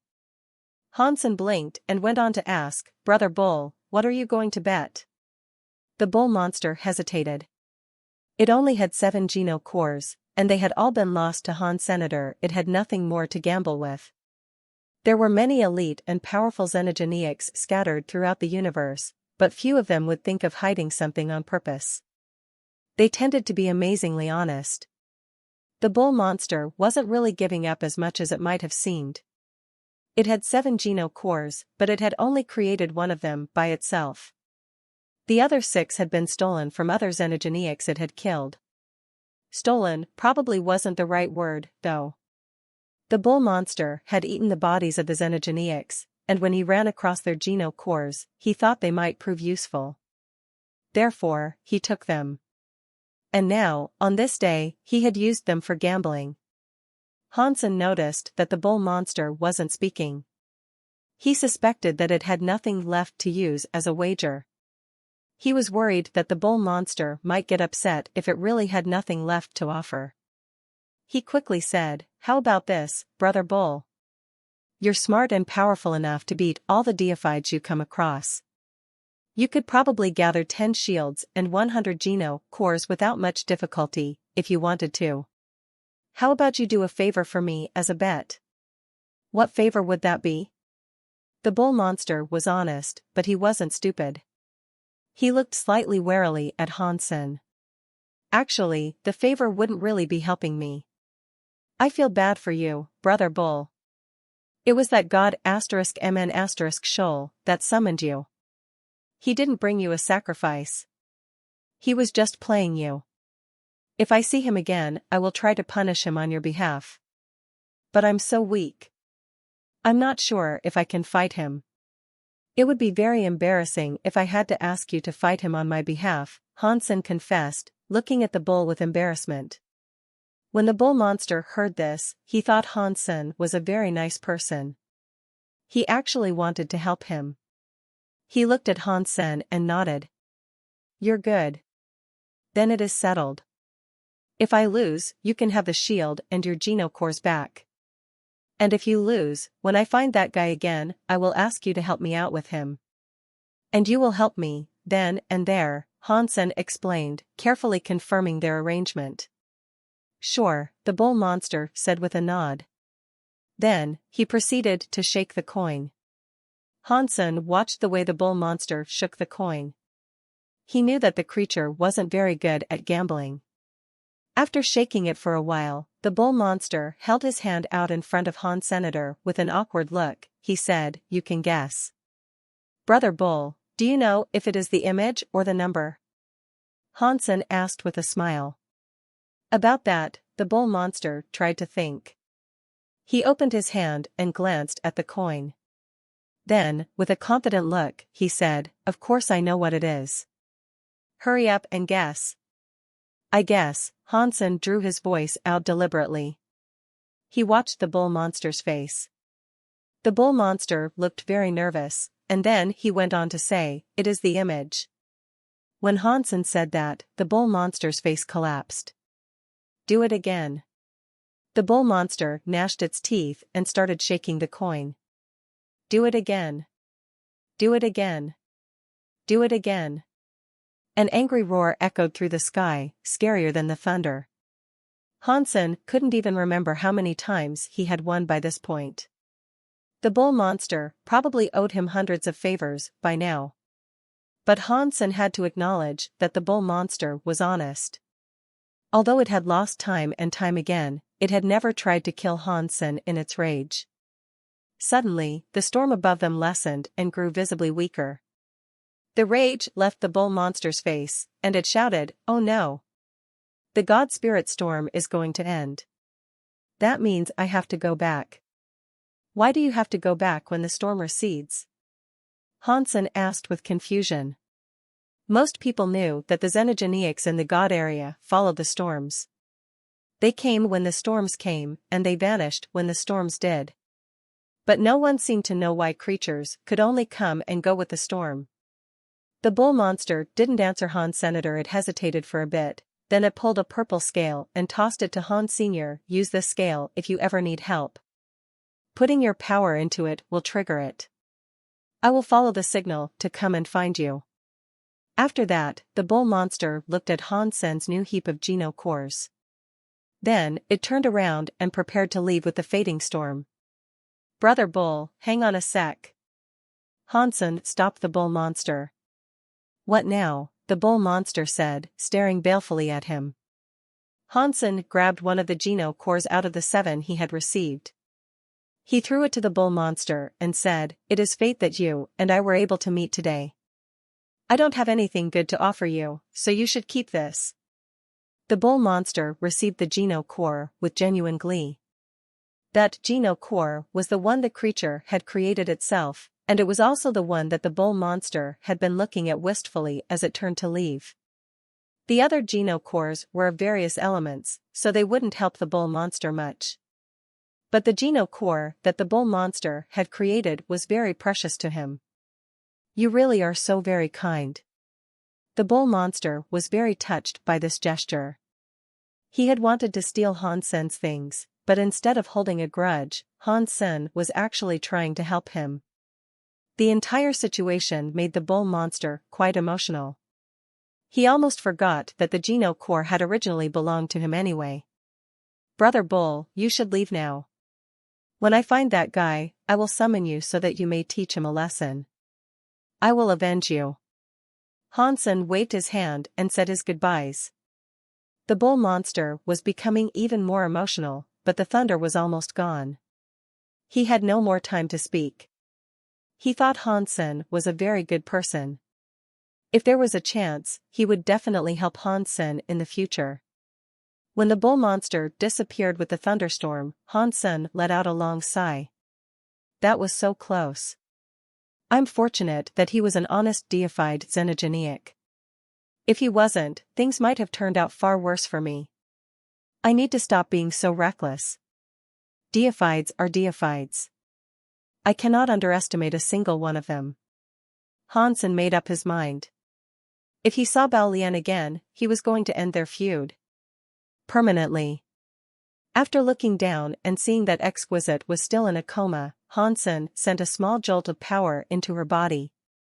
It seemed to unlock something inside of her, and Exquisite woke up. When Exquisite woke up, she jumped up. She stared at Hansen with wide eyes and asked, "Why did you hit me? When did I hit you?" "You were so exhausted that you fainted," Hansen said with a guilty look. "You," Exquisite started to reply, but then she realized something was amiss. She looked at the sky overhead and froze. "Where is the god spirit storm?" Back in the lands of the very high, Likir and Exquisite were sitting next to each other.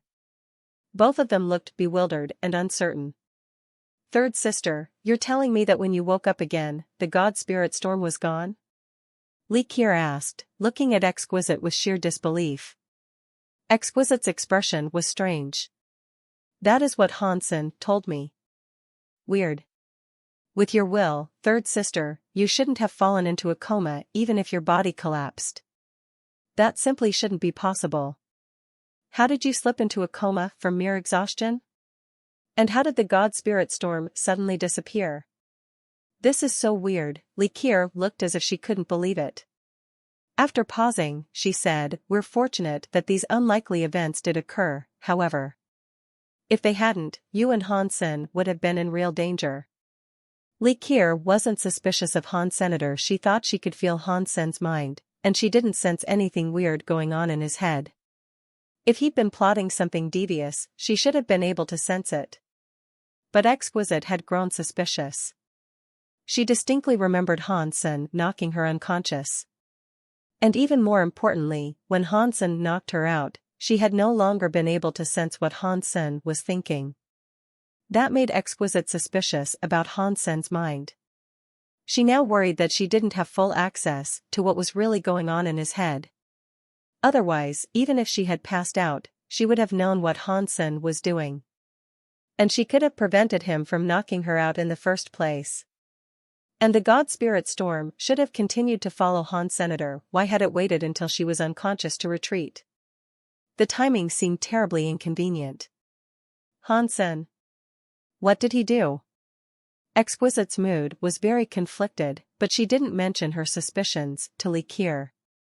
When Hansen found some alone time, he took out the 6 deified genocores and began studying them. Of the 6 deified genocores, 3 of them had a lightning element. 2 of them were fire, and 1 of them was ice. When most creatures refined genocores, they tended to select ones that matched their specific element. Otherwise, they would end up damaging their bodies by absorbing the power of an element that clashed with their innate power. But the elements of Hansen's body were very balanced. None of his elements stood out more than any others, and he had some of everything. Therefore, he didn't have to be too picky with which elements he absorbed. He could refine any genocore he found with few complications. "I think I will save these 3 lightning element genocores for little silver. I'm afraid his talents are a little lacking. If he refines these 3, his evolution should be expedited, and he'll be given the boost he needs to excel." Hansen set the 3 lightning element genocores aside. There were 2 fire genocores and 1 that was ice. As he stared at the 3 genocores, Hansen hesitated. He selected the ice genocore. After all, Jadeskin had connections to the ice element. It had grown more attuned to that power as he developed. He picked up the ice genocore. It was only the size of an adult's fist, but it looked like a big diamond with countless facets. It sparkled beautifully. Inside the genocore, falling snowflakes were visible. And somehow, those snowflakes seemed to outline a white, nearly transparent body. It was like a snow lady from a legend. I have heard that only deified elites can refine genocores. I wonder if I can do it right now. Still holding his ice genocore, Hansen activated Jadeskin and tried to absorb the power of the genocore. The results were disappointing. Jadeskin was unable to refine the power of the genocore. The object sat in his palm, silent and unmoving. The easy way failed, so I guess we'll have to do this the hard way. Hansen picked up the ice genocore, popped it into his mouth, and swallowed it. Then he cast Consume. He was trying to force the ice genocore to break down. Consume had only just started running when Hansen felt ice-cold power explode inside his stomach. It froze his stomach, then began to surge through the rest of his body. In the blink of an eye, Hansen's entire body turned to ice. His whole form was enveloped in a sheet of ice. It was like he had been wrapped up in diamonds. Hansen was shocked. He felt as if his life force itself was starting to solidify in the intense cold. He quickly cast Jadeskin to fight against the terrifyingly cold power. Jadeskin had high resistance against the cold. Even so, Hansen's cells slowed so much that he thought they had stopped working. It made Hansen feel as if he wanted to sleep. His eyelids were as heavy, as if he had gone several days without sleeping, and it was everything he could do to keep them from closing. He could have gone to sleep right where he was standing. In that drowsy state, Hansen could faintly hear a woman's voice whispering near his ear, saying, "Go to sleep. Go to sleep." Her soothing voice almost pushed Hansen into unconsciousness. Even though Jadeskin was running fitfully, he couldn't concentrate enough to keep it going. Oh, no. This cold power has a relaxing effect, Hansen thought, realizing what had happened. If he fell asleep now, there was a chance he might never wake up. I cannot go to sleep. I can't sleep no matter what. Right now, Jadeskin is barely keeping my life force chugging along. If I fall asleep, the cells of my body will freeze and put me into a deep sleep. It will be hard for me to wake up again, Hansen warned himself. He told himself repeatedly to keep Jadeskin running. Although he knew he couldn't sleep, he was becoming more and more exhausted. He was going to fall asleep any second. His body was becoming weaker and weaker, and he needed to use his will to support himself. He couldn't let himself fall asleep, no matter what. Some indeterminate amount of time later, Hansen felt the tiredness begin to fade. His mind became increasingly awake and aware. The cold finally receded, and his body started to feel warm again. Hansen knew he had passed the hardest part of the trial, but that didn't mean he could let his vigilance falter. He kept casting Jadeskin, and he continued to absorb the foreign power. As Jadeskin absorbed that power, Hansen noticed that it wasn't exhibiting any changes. The power was being absorbed, but it wasn't melting into Jadeskin as he had expected. Rather, it seemed to be remaining in independent power within Hansen's body. Hansen opened his eyes, and his heart stuttered. There were snowflake symbols on his skin, etched all across his body, like tattoos. Hansen could feel the power inside him, and he knew he could control it. But he couldn't use it quite like a normal Geno art, or even incorporate its power into one of his own Geno arts. Deified Geno cores are pretty mystical. No wonder people sometimes call them talent skill stones. Right now, it's like I have an ice element deified skill. I don't know what this ice element skill can do, but I suppose it must have something to do with cold and sleep powers. Hansen knew that if he used the Geno art's power, it would require time to charge up again. It wasn't like a Geno art that he could fuel continually with his own energy. Who should I use it on? Hansen considered that question, but he couldn't find a suitable target. So, he put it out of his mind for the moment. He realized that he hadn't visited Horizontal Evil, which he had planned to do some time ago. Since Exquisite and Likir were not around, he decided to go back to that mysterious place to meet with Horizontal Evil again. After using the 4-sheep cube to go back to the mysterious realm, Hansen immediately headed toward that big mountain. In his absence, the Break Skies had continued their unsuccessful efforts to excavate the mountain. When Hansen arrived, Horizontal Evil was in the middle of his routine torture, courtesy of the metal pillar. Blood flew from the giant's chest as the metal pillar spun. When he saw Hansen, Horizontal Evil frowned. What took you so long to come back? Something happened in the outside world, and it slowed me down. Hansen didn't explain much. He changed the subject and said, I can continue our previous discussion if you'd like to talk about the universe. But Horizontal Evil stopped Hansen from saying anything further. He said, listen up. I don't have much time, and there is something I would like you to do for me. And if you can do it, it will be a great benefit for you, as well. What happened? Hansen looked at Horizontal Evil with confusion. The giant seemed very upset. He was acting very differently than he had the last time Hansen visited. Previously, Horizontal Evil was being tortured, but the man was able to keep his cool. Now, he seemed like he was about to have some sort of breakdown. He looked as if he was holding it back, but Hansen could sense that something was on the verge of happening. Horizontal Evil didn't answer Hansen's question. He raised his head and let his face emerge from the unkempt hair. Do you believe God exists in this world? It was a solid face. Although it wasn't handsome, it was obviously trustworthy. But what Horizontal Evil said gave Hansen a chill. For Hansen, that question was one of the most annoying things in existence. He really didn't even know how to answer. Oh.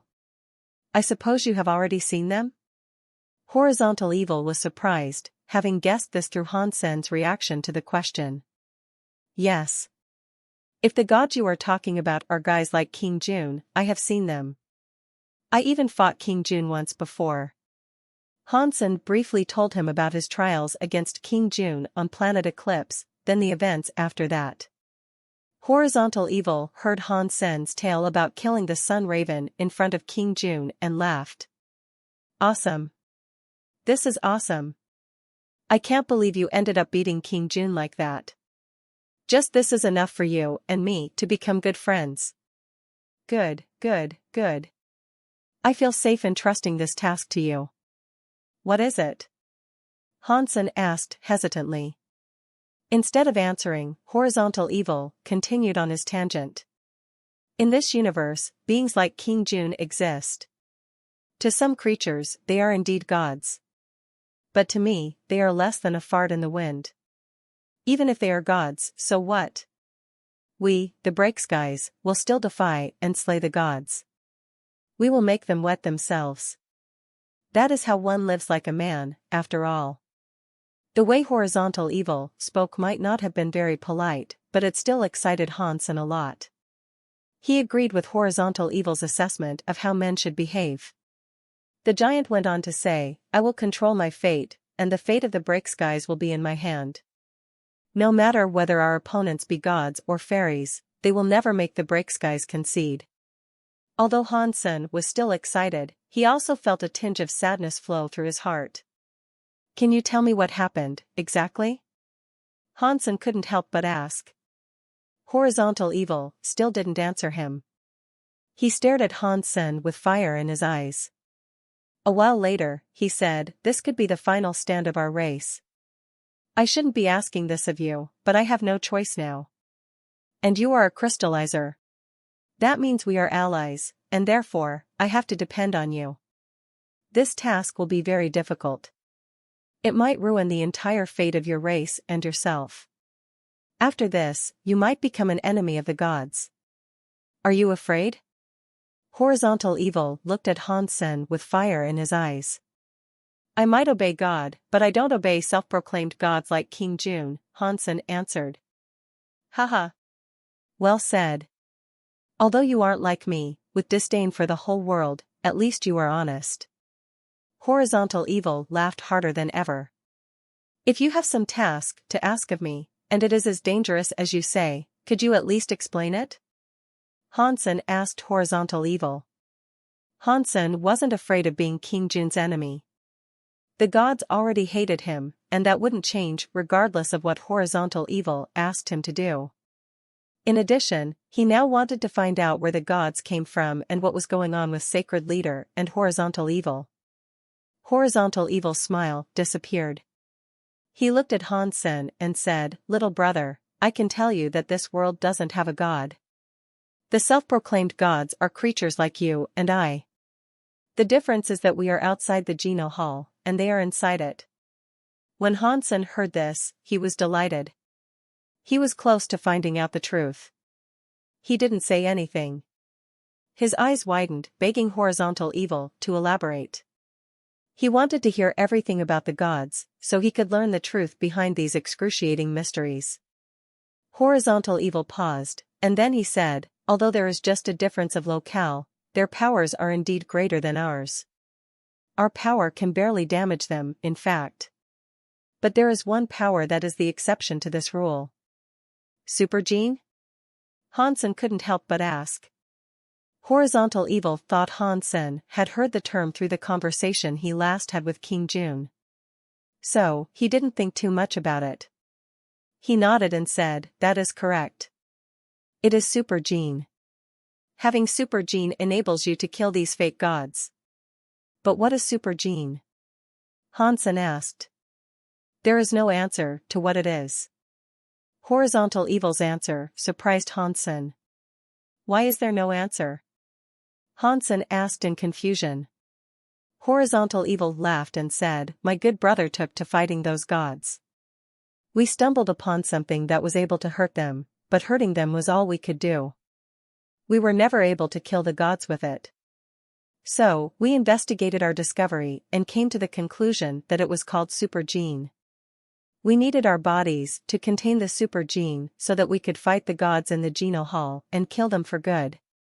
Before Hansen could put a word in, Horizontal Evil went on to say, I have yet to succeed. So, I cannot tell you the true nature of supergene. But there is something that I can give you. With it, you can begin to unravel the truth for yourself. If you are lucky enough, you might be able to find out what supergene truly is.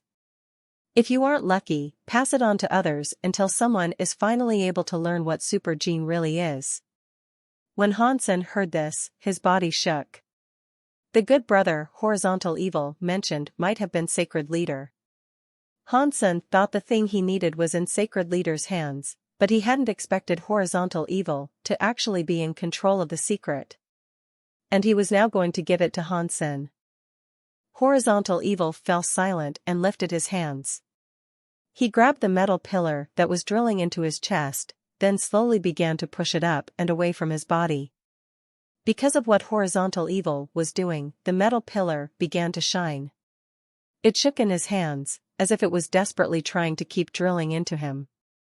But Horizontal Evil had the pillar solidly in his grip now.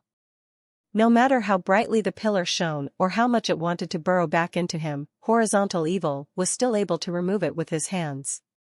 Boom! When the last of the metal came free of Horizontal Evil's chest, Hansen finally realized that the metal pillar was actually a giant spear. That spear was writhing like a snake in Horizontal Evil's hands.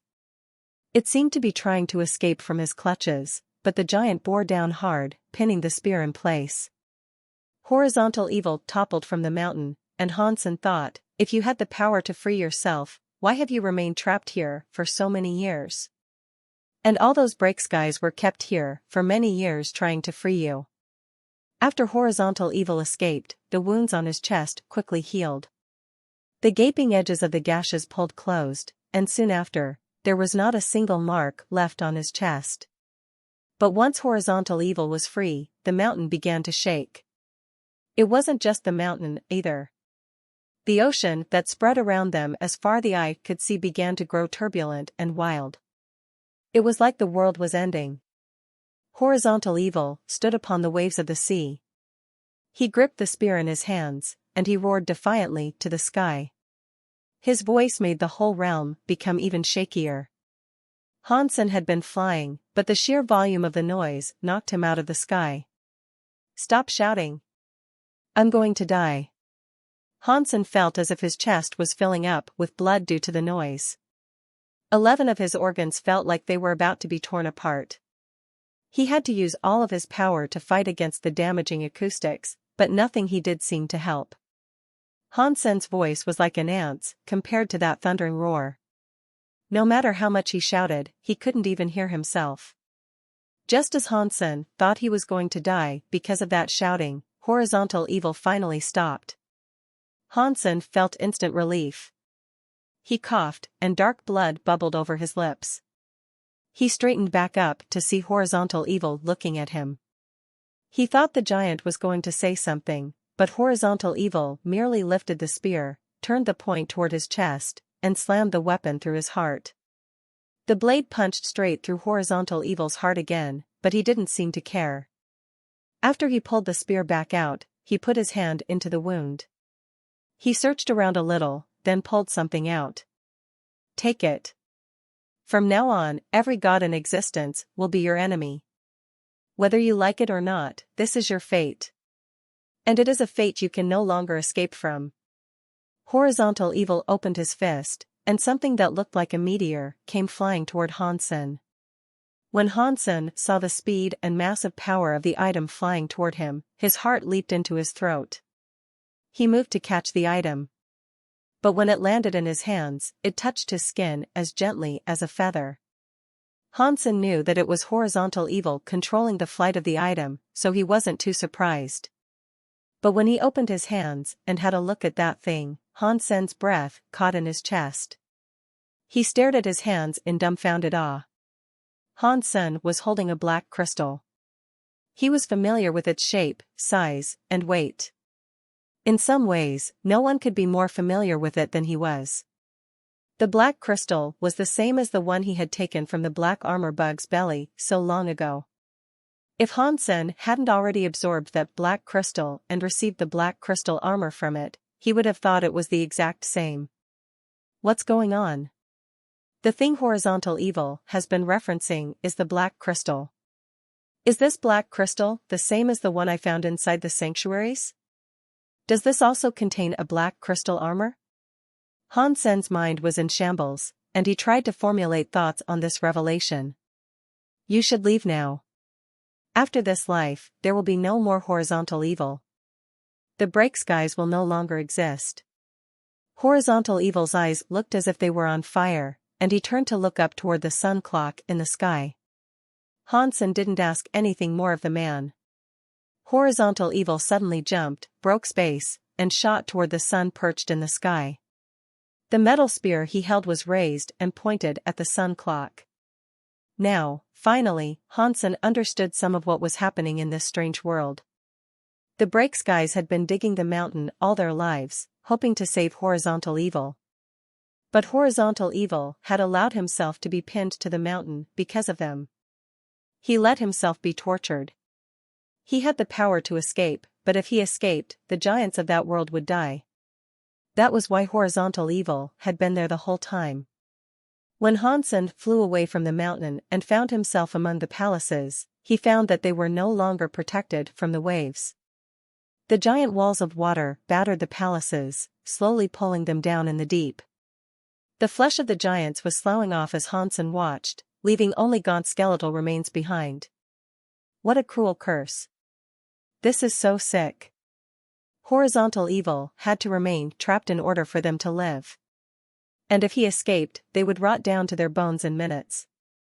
Horizontal Evil didn't want to see his people become extinct, but who knows how long he was tortured on that mountain.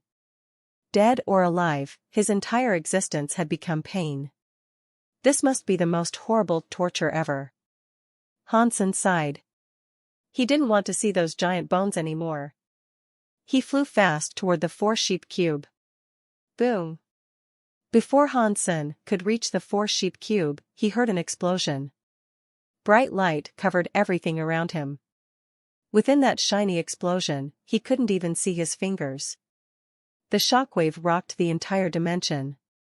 It was like the landscape had been turned on its head, with the water now up in the sky. Hansen cast his purple-eyed butterfly as he looked up. The weird sun clock in the sky had been cracked, and Horizontal Evil was rushing forward, still holding the spear. Waves of fire washed out of the broken sun clock like tsunamis. Hansen knew instantly that the power he was witnessing was greater than what a deified elite could unleash at max power. Hansen didn't dare remain. He accelerated hard, racing toward the four-sheep cube. After guarding the red dust for 1 billion years, one spear breaks the sky to slay a ghost and god, Horizontal Evil shouted. His voice echoed throughout the realm, but Hansen could no longer see him. The waves of fire swept across the sky, but Hansen didn't dare slow down to watch. Although he had many more questions he wished to ask Horizontal Evil, he wouldn't have the chance to do that now. He glanced at the strange scene in the sky one last time as he stepped on the bronze sheep head. Then, he teleported away from that mysterious world through the four-sheep cube. Hansen wanted to know what happened to horizontal evil in the end, but he couldn't go back. He held the black crystal, and his heart felt sick and saddened. This black crystal. Is it really like the first one I found? Hansen rubbed the black crystal with his fingers. That feeling was so real. It couldn't be fake. It's a shame I can't go back to the sanctuaries right now. Otherwise, I could grab a creature and feed this crystal to it. Then, I could confirm that this is really the same black crystal I found a long time ago, Hansen said after a think. Suddenly, Hansen's eyes brightened with a thought. I don't have access to the creatures of the sanctuary, but there are xenogeniacs within range. If I grab one and use it to test the crystal, it might yield the same results. Once Hansen decided what to do, he didn't have to go far to test his theory. He would just grab a king-class star beetle from the star tree. Hansen arrived at the star tree a short time later, but after half a day of searching, he failed to find a single star beetle. Since star beetles were no longer an option, Hansen tried to decide where else he might look. It looks like the star beetles aren't back yet, he murmured to himself. I guess I will forget about continuing my search for them. Hansen jerked his head up as he noticed a presence approaching the star tree. When the distant figure drew closer, he recognized that it was Gru from the Extreme King. This is the star tree. Without the leader's permission, you cannot enter here, Hansen said, blocking Gru's passage.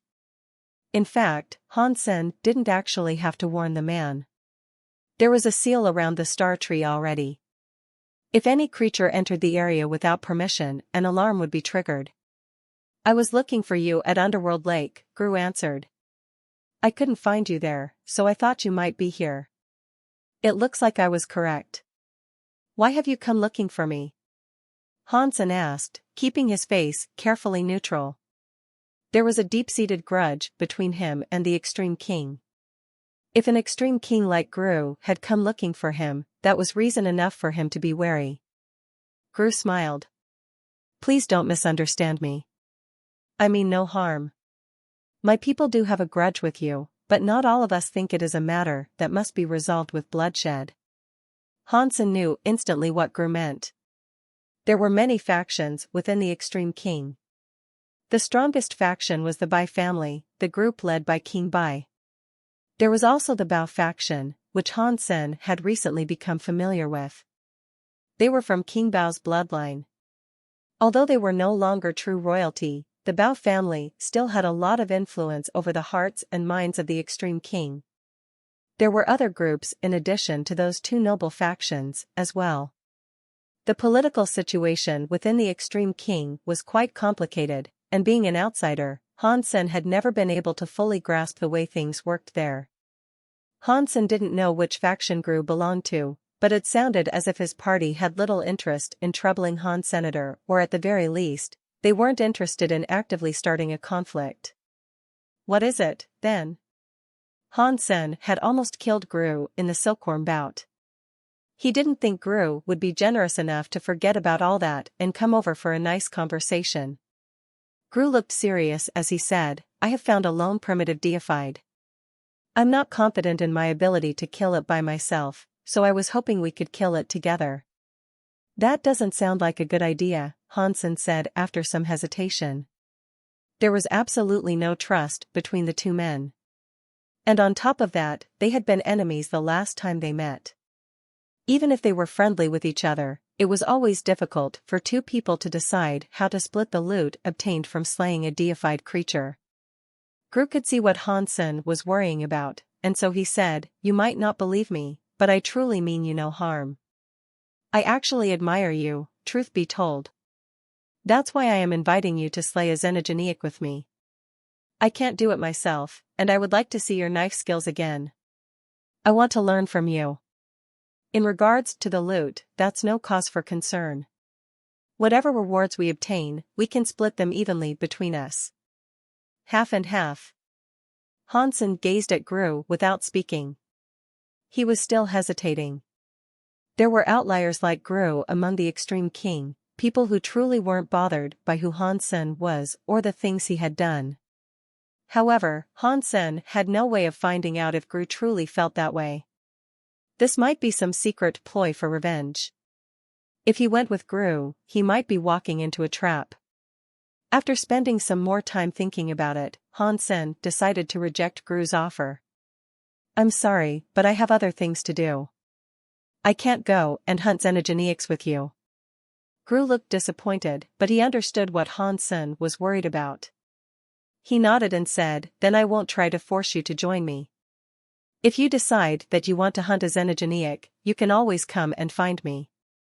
After watching Gru take his leave, Hansen pulled out a map of outer sky. The entirety of outer sky was far too large to be represented by such a small map, so only a small part of the domain had been drawn. It included the living quarters of the Very High, the Star Tree, and Underworld Lake. Those were places Hansen was already familiar with. There were some markings on it that Hansen had never visited, though. They referred to places where scary xenogeneics could be found. Hansen examined the map for a while. He found a place close to the Star Tree that was called Full Moon River. He decided to go there to grab a King-class xenogeneic to test the black crystal. He had briefly considered swallowing the black crystal to test it on himself, but he had quickly concluded taking such a rash action would be foolish. There were many scary xenogeneics in outer sky, but places that were close to the living spaces of the Very High only had xenogeneics that were King-class and below. Full Moon River was one such place. There were no deifieds there, but the river region did contain many kings. One of them would be perfect for Hansen to capture and use as a test subject. Hansen flew in over Full Moon River, examining the area from high in the sky. The nearby terrain rolled in a series of low-lying hills that spread far away from the river. Hansen had only just arrived at the Full Moon River when he saw a rhino xenogeneic standing atop a cliff. The snow-white creature was staring down the ravine. Hansen couldn't tell what it was looking for. Hansen followed the beast's gaze, but there were only clouds down below. They were too thick for anything to be seen through them. While Hansen was wondering what was going on, he saw some movement within the clouds. A new xenogeneic, which looked like some strange hybrid of a fish and a snake, flew out of the clouds. The xenogeneic was like a giant snake with horns on its head. It didn't have any claws, but wings spread from its back. It was a very odd-looking creature. When it flew out of the clouds, it screamed at the rhino that was on the cliff. The rhino and the flying snake were soon fighting on the cliffside. Hansen could see that neither of them was very strong. They were just second or third-tier kings. This fight wouldn't be very interesting to watch. He planned to wait until one was injured before he picked one and conducted his test. But after Hansen watched them for a while, he was given a shock. The rhino's skin was super thick, and it had the power to petrify. It was so hard that it was like nothing Hansen had ever seen at that level. But the weird snake's area power was also a surprise. The weird snake was also white. Its body wasn't made out of the jade-like material that composed the rhino, but it glowed with some sort of blurry light. The light formed a large seal around it. Within that seal, regardless of how much damage the rhino dealt to it, the snake could heal all wounds. In fact, its injuries closed so quickly that Hansen could barely track the healing power with his eyes. "There is an area power that heals?" Hansen murmured to himself. That sort of area power was rare. "Hansen, why are you here?" Hansen was continuing to focus on the fight when, out of the corner of his eye, he saw someone flying toward him. The figure was waving to him from afar. It was Gru, whom he had just turned away earlier. "I'm here on business." "Why are you here?" Hansen asked. "The deified xenogeneic I mentioned is around here. Since you said you were busy, I thought I would go and try to take it down myself. I didn't expect to meet you here, though. What a coincidence." Gru smiled. "It seems very unlikely that this meeting has happened by chance," Hansen thought in his heart. Gru didn't know what Han Sen was thinking, though. He looked down at the two xenogeneics and said, a moon rhino and an immortal dragon. They are rare xenogeneics, but it is a shame they are only king class. If they were deified, they would be worth a lot of money. That would be especially true of the immortal dragon. If an immortal dragon can become deified, then its substance chains can make others practically immortal as well. For as long as the immortal dragon retains its power, anyone it has vowed to protect is essentially unkillable. It is a shame that deified immortal dragons are incredibly rare. In all the history I have learned, I have only heard of 3 deified immortal dragons. Their powers aren't sufficient at king class? Han Sen asked with curiosity. Gru shook his head. King class immortal dragons have a decent area power, but the ability is only useful for healing some external trauma. For most elites, that isn't very useful. Taming one of the creatures for that ability alone is hardly worth it. Deified immortal dragons are a different story, however. They can keep you alive in all sorts of situations. Many deified elites would like to have a deified immortal dragon. Anyone would want something that has the potential to save their lives. When he heard Gru say this, Han Sen's heart jumped. He thought to himself, it is very lucky that I've found this immortal dragon to use in my test. If the black crystal really works, maybe I can get a deified immortal dragon. Brother Han, the deified xenogeneic I want to kill is in Full Moon River. It is only 200 miles from here. If you have the time, maybe we can go there? Gru said hopefully to Han Sen. I want to get a xenogeneic as a mount. Based on what you've told me, the immortal dragon doesn't seem too bad. I think I'll capture that immortal dragon. Once I have the immortal dragon, if you still haven't killed the deified xenogeneic on your own, I can go as well to help you out. If Gru's xenogeneic was really that nearby, Han Sen wouldn't mind going after it. Sure. I will stay here and wait for you. It is just an immortal dragon, so I am sure you will get it easily. Gru smiled. Han Sen didn't care if the man stayed. It would only be a matter of time before others found out he was catching a xenogeneic. There was no way to hide it, but neither was there a need to. The two of them waited where they were for a while. The immortal dragon was beating the pulp out of the moon rhino. With its immortal area active, the immortal dragon was impervious to the rhino's attacks. In the end, Han Sen and Gru watched the immortal dragon open its mouth and choke down the badly injured moon rhino. The rhino's body was much bigger than the immortal dragon's body. After the immortal dragon swallowed its foe, its body expanded like a big balloon. Han Sen wondered if the dragon could actually digest something so large. But for Han Sen, this was a very good opportunity. The immortal dragon had eaten the entire moon rhino, and it was now settling down to digest its meal. It wasn't paying much attention to its surroundings. Han Sen flew toward it and fired out an array of silks from his knife. Han Sen lifted his finger, and the knife silks tied up the immortal dragon. Immortal dragon was terrified. It shivered in fear, but when it tried to run away, the knife silks tightened and cut into the creature's body. Although its area was obscenely powerful, it wouldn't help much if the dragon sliced itself into pieces. Once it had recovered, the creature tried to struggle free again. It was worried about being cut, though. Eventually, the immortal dragon realized that it couldn't escape the knife silks without killing itself. It stopped moving, carefully trying not to touch the knife silks circling its body. It seems to be fairly intelligent, Han Sen said with a laugh. And then, he lifted a hand and drew slowly on the knife silks. The immortal dragon immediately responded to the tug, slithering forward across the ground to keep the silks from drawing tight again. But the moon rhino was still in the creature's belly. The roundness of its stomach made it difficult for the immortal dragon to slither forward. It moved way too slow, and the knife silks cut into the beast's scales. Each cut caused the creature to release a nasty screech. You are good, Brother Han. The power to create these silks and control them with masterful precision.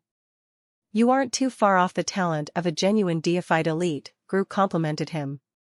"You're laying it on thick." Hansen was still suspicious that Gru might be harboring ulterior motives. Even if Gru wasn't a part of the Bai family, there were many within the Extreme King that hated Han. Senator Hansen doubted that Gru was as detached as he seemed. But now that he had agreed to go with Gru, he no longer had an excuse to delay their venture. He left the immortal dragon trapped in the knife silks. Every hour the fiend spent in captivity would grind at its mind. Hansen then turned to follow Gru deep up Full Moon River. Hansen still suspected that Gru might have a conspiracy up his sleeve, but when they reached their destination, Hansen was relieved to find that there really was a deified xenogeniac on the riverbank. That xenogeniac looked like a wolf. Its hair was gray, but it had 4 eyes. Its fangs were like hooks. The beast looked extremely evil. As they made their way up the river, Gru had told Hansen that the deified xenogeniac was talented with eye skills. Its eyes released an indestructible godlight. The creature's attacks were shockingly fast. Gru wouldn't have lasted long on his own. The 4-eyed wolf saw Gru, and it howled angrily and got to its feet. Its 4 eyes opened wide, and a weird green light began to glow inside them. The beast suddenly released 4 green beams that shot right toward Gru. Clearly, the 4-eyed wolf really hated Gru. It was obvious that this wasn't the first time Gru had come to challenge the beast. Gru already had experience dealing with the wolf. When he saw the creature's 4 green lights coming, he pulled out a shield and used it to protect his body. Gru's shield looked oddly fragile. It resembled a silver mirror, and it seemed like a single punch would be enough to crack it. But when those 4 scary substance chains struck the weird shield, the reflective surface of the glass bounced them away. Gru remained unharmed. "What a strong shield," Hansen said in praise. Gru was half deified, and yet he was able to use his shield to deflect the substance chains of a deified xenogeniac without much difficulty. Clearly, the strange shield was something truly unique. Gru laughed. "Mr. Sun lent me this deified treasure. This shield can deflect eye skills and visual skills. I borrowed it so I could deal with this 4-eyed wolf. It is embarrassing, but the mirror shield can only block the 4-eyed wolf's eye lights. It does not, however, lend me additional speed. And I still can't block the creature's physical attacks. I cannot hurt it, and yet, it almost kills me each time." After pausing, Gru looked at Hansen and said, "Brother Han, you have the Apollo set.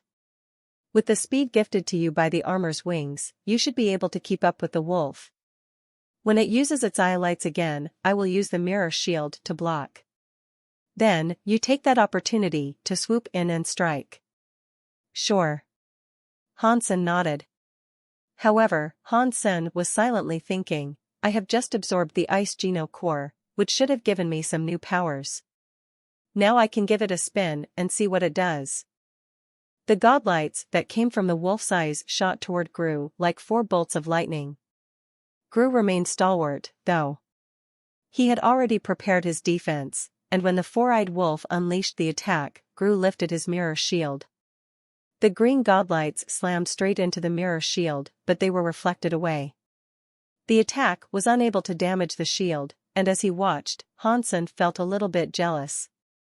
Before the 4-eyed wolf could gather its power to attack again, Hansen made his move. He immediately activated the ice geno art that he had recently received. Snowflakes crusted over his body, and he unleashed snow substance chains that headed straight for the 4-eyed wolf. The 4-eyed wolf had just used its eye skills, so it didn't have much of a chance of avoiding the snowy substance chains. A new light flashed across its body as it tried to block the attack. The snowy air didn't seem to be affected, though. Hansen's icy power wrapped around the 4-eyed wolf. If seen from afar, it would have looked like a half-transparent snow lady covering up the giant wolf.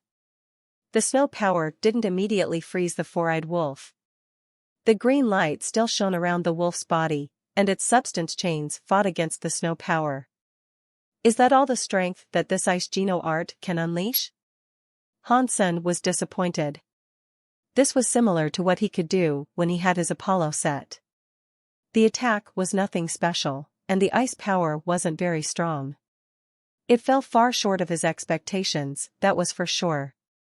He had only attacked once, and the ice Geno core's power was already exhausted. He would have to wait a long time before he could even use it again, anyway. It wasn't as good as the Apollo set, which was far more convenient. If this was all the ice Geno core could accomplish, then there was no reason for him to continue practicing with the ice Geno core. He could just keep on using his Apollo set. The snow air seemed to be growing a little more intense as time went on, but overall, the strike was unable to freeze the four-eyed wolf. Hansen thought it was all over. After all, the four-eyed wolf had easily held off the attack. When the wolf summoned more of its strength, it would obliterate the snow power. But things developed in an unexpected way. The four-eyed wolf's attempts to fight off the snow power did not increase. Instead, they weakened. And Hansen's icy power affected the creature more and more. Hansen was shocked. As he watched, the wolf's four eyes seemed to flutter. It looked very sleepy. The creature was going to fall asleep any second. Does the ice power have a tranquilizing effect as well? Hansen was happy about this. The four-eyed wolf could block the ice, but it couldn't resist the lulling power. Its will began to fade. The green light became dimmer and dimmer. The creature couldn't break the ice power that held it captive. The ice power wasn't a raging, destructive attack. It just lowered the target's body temperature. The wolf grew chillier, bit by bit. Not long after, the four-eyed wolf succumbed entirely to the sedative. It closed its eyes, went to sleep, and froze like an ice statue. Gru was staring at the wolf in undisguised shock. He turned and looked at Hansen for a long while before saying in an odd tone, "This is a very powerful ice Geno art. It has already generated substance chains, too. Has that Geno art reached a deified level?" Hansen nodded. "I got lucky when I received it. I managed to get my hands on a deified Geno core, and fortunately, I was able to refine it and receive this ice Geno art." Gru was more interested. And he said, "So the power came from a deified Geno core? Deified Geno cores are so rare. Even the extreme king count themselves incredibly lucky to lay claim to one, and even then, only deified elites can learn the deified Geno arts that the cores offer. Your luck is too much. This is nothing. With the powers of the extreme king, I am sure Brother Gru will be able to get deified Geno cores easily, right?" Hansen responded coldly. "I would have trouble getting a deified Geno core. And even if I somehow got one, I wouldn't be able to absorb it before becoming deified." After saying that, Gru fell silent. Then, he walked to the four-eyed wolf. Now that it was solidly encased in ice, the four-eyed wolf was soundly asleep. However, the freezing power hadn't actually killed the creature. It still had a life force. "It looks like I will have to ask Brother Han to kill it," Gru said. Hansen had no reason to refuse. If he used his Apollo set, he should have a sufficient amount of power to strike down the four-eyed wolf. Plus, the creature could no longer move. It couldn't even generate a power to block Hansen's attack. The power of the Apollo set was unleashed. Hansen slashed toward the sleeping four-eyed wolf, cutting deeply into the side of the creature's neck. No blood leaked from the wound, however. The blood was all frozen. Despite being attacked and badly injured, the four-eyed wolf didn't even wake up. Rather than howling in pain, it remained in a deep slumber. It took Hansen 4 slashes to cut the wolf's head off. Then, the four-eyed wolf's life force disappeared. Deified Xenogeneic killed, four-eyed wolf. Xenogeneic gene found. This ice Geno art is so powerful. It has both ice and sedative powers? It is very good. Hansen was happy with its performance. He was now thinking about refining the 2 fire Geno cores he had received. Gru complimented Hansen's good luck in obtaining a new, powerful deified Geno art. But he also looked annoyed, and he said, "I wanted to see more of your knife skills, but it seems that I didn't get the chance." "You can see the knife skills whenever. Killing the xenogeneic is what matters. According to our deal, I'm getting half of this four-eyed wolf xenogeneic gene, right?" Hansen said. "Of course," Gru said with a nod. Hansen used his power to cut the four-eyed wolf in half. Each of them had half of the wolf's body to take home with them. Once their hunt was finished, Hansen went back to where the immortal dragon was trapped. He found it still lying there, unmoving.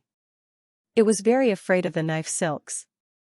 Hansen's silks seemed to have caused the creature a great deal of pain. Hansen removed the knife silks. After Gru said his goodbyes, Hansen took the immortal dragon back to the star tree. While there was no one around, Hansen brought out the black crystal and fed it to the immortal dragon. The immortal dragon didn't want to open its mouth, so Hansen summoned more knife silks and cinched them tight around the creature. The knife silks dug painfully into the immortal dragon's body, and the beast couldn't help but scream. In doing so, it opened its mouth. Hansen tossed the black crystal into the dragon's mouth. As soon as he saw the beast swallow, he released the knife silks. "If this doesn't work on a xenogeneic, I will have to use it on a creature from the sanctuaries." Hansen watched the beast lying flat on the ground. The creature seemed to have been utterly beaten down, body and soul. After 2 days, Hansen saw something surprising happen. The scales of the immortal dragon began to fall off. And then, new scales appeared across its flesh. These scales were made of crystal. And, more importantly, substance chains began to rise from the scales. Although the substance chains weren't complete yet, it was a very clear sign. The black crystal can really make the immortal dragon deified? Hansen was as shocked as he was happy. In a few short days, the immortal dragon's appearance changed dramatically. It was like a snake peeling away a layer of its skin. The scales kept falling away, and its body grew smaller and smaller each time it molted. But as its body shrank, the substance chains rising from its scales grew more defined. The process of leveling up to deified seemed to be going as smooth as butter. If the black crystal can immediately elevate a xenogeneic to deified, that is so scary. The fact that the black crystal could affect creatures in the sanctuaries was impressive, but it wasn't too shocking. Those creatures have good genes, but their life energy is low. The energy necessary for a king-class xenogeneic to become deified is daunting, though. In elevating the immortal dragon to deified in just a few short days, the black crystal has revealed that it contains a truly terrifying amount of power, Hansen thought to himself. He was in shock. Although Hansen had set the test up himself, he was still struggling to come to terms with its success. The immortal dragon's body continued to change, and on the 10th day, the creature looked like it was made out of crystal. Its body shone and glittered in the light. Its body glowed with power as it merrily generated substance chains. All around the beast, the plants began to grow like mad. Hansen stared at the sight in awe. It looks like the immortal dragon is really becoming deified, Hansen thought. Then, he saw the immortal dragon raise its head in pain. It let out a strange screech, and its holy substance chains erupted like a volcano. Is it going to level up now? The holy light substance chains wrapped entirely around the immortal dragon, and the creature looked like a small sun. Hansen had to squint slightly, but he still couldn't see through that blinding light. He could only feel where the immortal dragon was. It had scary energy swirling around it like a nuclear reactor. Hansen had to teleport some distance away from the immortal dragon to keep from being injured by the intensity of that light. A few minutes later, the scary power started to fade away. When the holy light dimmed enough for Hansen to see the immortal dragon again, his jaw fell open. The immortal dragon was gone. There was only the black crystal remaining, in the precise spot the immortal dragon had been moments before. What is this? Still reeling, Hansen summoned his purple-eyed butterfly and checked out the area surrounding the black crystal. The immortal dragon was not there. All traces of the immortal dragon had vanished, as if the creature had entirely disappeared. Aside from the black crystal, there was nothing left. Even the snake scales that had littered the ground had vanished. Hansen carefully walked next to the black crystal. He looked at the black crystal and noticed that although it still looked pretty much the same, he could see something within its crystalline depths. There was a shadow fading away inside the crystal, and it seemed to resemble the immortal dragon. It happened within the blink of an eye. The immortal dragon's shadow disappeared, and the black crystal returned to looking like it had before. It was as if nothing had happened at all. How could this happen? Hansen shivered slightly. He was secretly happy, though. It is lucky I didn't eat the black crystal myself. If I had, I might have ended up like that immortal dragon. It looks like this black crystal is different from the one I found before. Hansen stared at the black crystal on the floor, but he didn't dare touch it. What had just happened was way too weird. As he looked at the black crystal, it suddenly began to move. It bounced violently around on the ground like a bean in an earthquake. Catcha! After a moment of that, the black crystal suddenly opened. Hansen was watching the black crystal the entire time, but he still couldn't have described the dimension-bending way in which the crystal changed. It might almost have been more accurate to say that the crystal simply transformed. A minute of startled silence later, Hansen realized that the black crystal was starting to resemble the immortal dragon. But while the original immortal dragon had been snow white, this new immortal dragon was colored the same, bottomless black of the crystal. The black crystal continued to change, refining the form of the dragon. In the end, a living immortal dragon shaped from black flesh stood in front of Hansen. The next second, the black crystal dragon opened its eyes and locked onto Hansen with an unreadable stare. Hansen stared back at the creature. He had no idea what was going on. He didn't even know if it was the same immortal dragon. A man and a dragon just gazed at each other for some time. Neither of them did anything. In Hansen's sea of soul, the sleeping black crystal armor suddenly activated. It flew out of Hansen's sea of soul and grabbed the immortal dragon that had once been a black crystal. The immortal dragon didn't try to resist as the black crystal armor grabbed it. A miraculous scene began to unfold. As the black crystal armor touched the black dragon, the dragon returned to looking like a crystal again. Before Hansen could figure out what was going on, the black crystal armor had flown back into Hansen's sea of soul, still holding the black crystal. At the same time, the black crystal unleashed a mysterious power that sealed Hansen's body and his sea of soul. To anyone looking at Hansen from the outside, his power would now seem dim and uninteresting. Only Jadeskin's power seemed to reside within him. Hansen was suspicious. He didn't know what the black crystal armor was doing.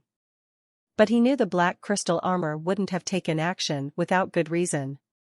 In the past, the armor had only activated when there was a dire need for its aid. Those situations were often related to the Geno Hall. As Hansen frowned, he saw someone approaching from far away. In a moment, the man was only a few steps away from the star tree. When Hansen saw the person's face, he was shocked. The man looked like one of the very high, but Hansen knew that he wasn't. Hansen recognized the man's face. When Hansen and Likir had entered the Destiny's Tower in the desert, he met a statue of a god that called himself Empty God. The statue had the same face as this man. But the god statue's presence was nothing like the being that was standing in front of him now. Although they looked exactly the same, this man had an unmistakable presence. If the god statue had been sitting next to him, no matter how alike they looked, the god statue would seem like little more than a servant. This can't be Empty God's true body, can it? Hansen's heart jumped. He suddenly understood why the black crystal armor had gone into hiding. Weird. Earlier, I sensed genoprotoplasm. Where has it gone now? Did someone else get here first? No way. This area belongs to me. There's no way that one of those guys sensed it sooner than I did. Empty God frowned. Then he looked at Hansen, who was sitting under the tree. Have you seen a weird creature around here? Empty God asked, walking up to Hansen. What weird creature? Hansen asked back. Empty God frowned. He shouldn't have asked that question, there was no point.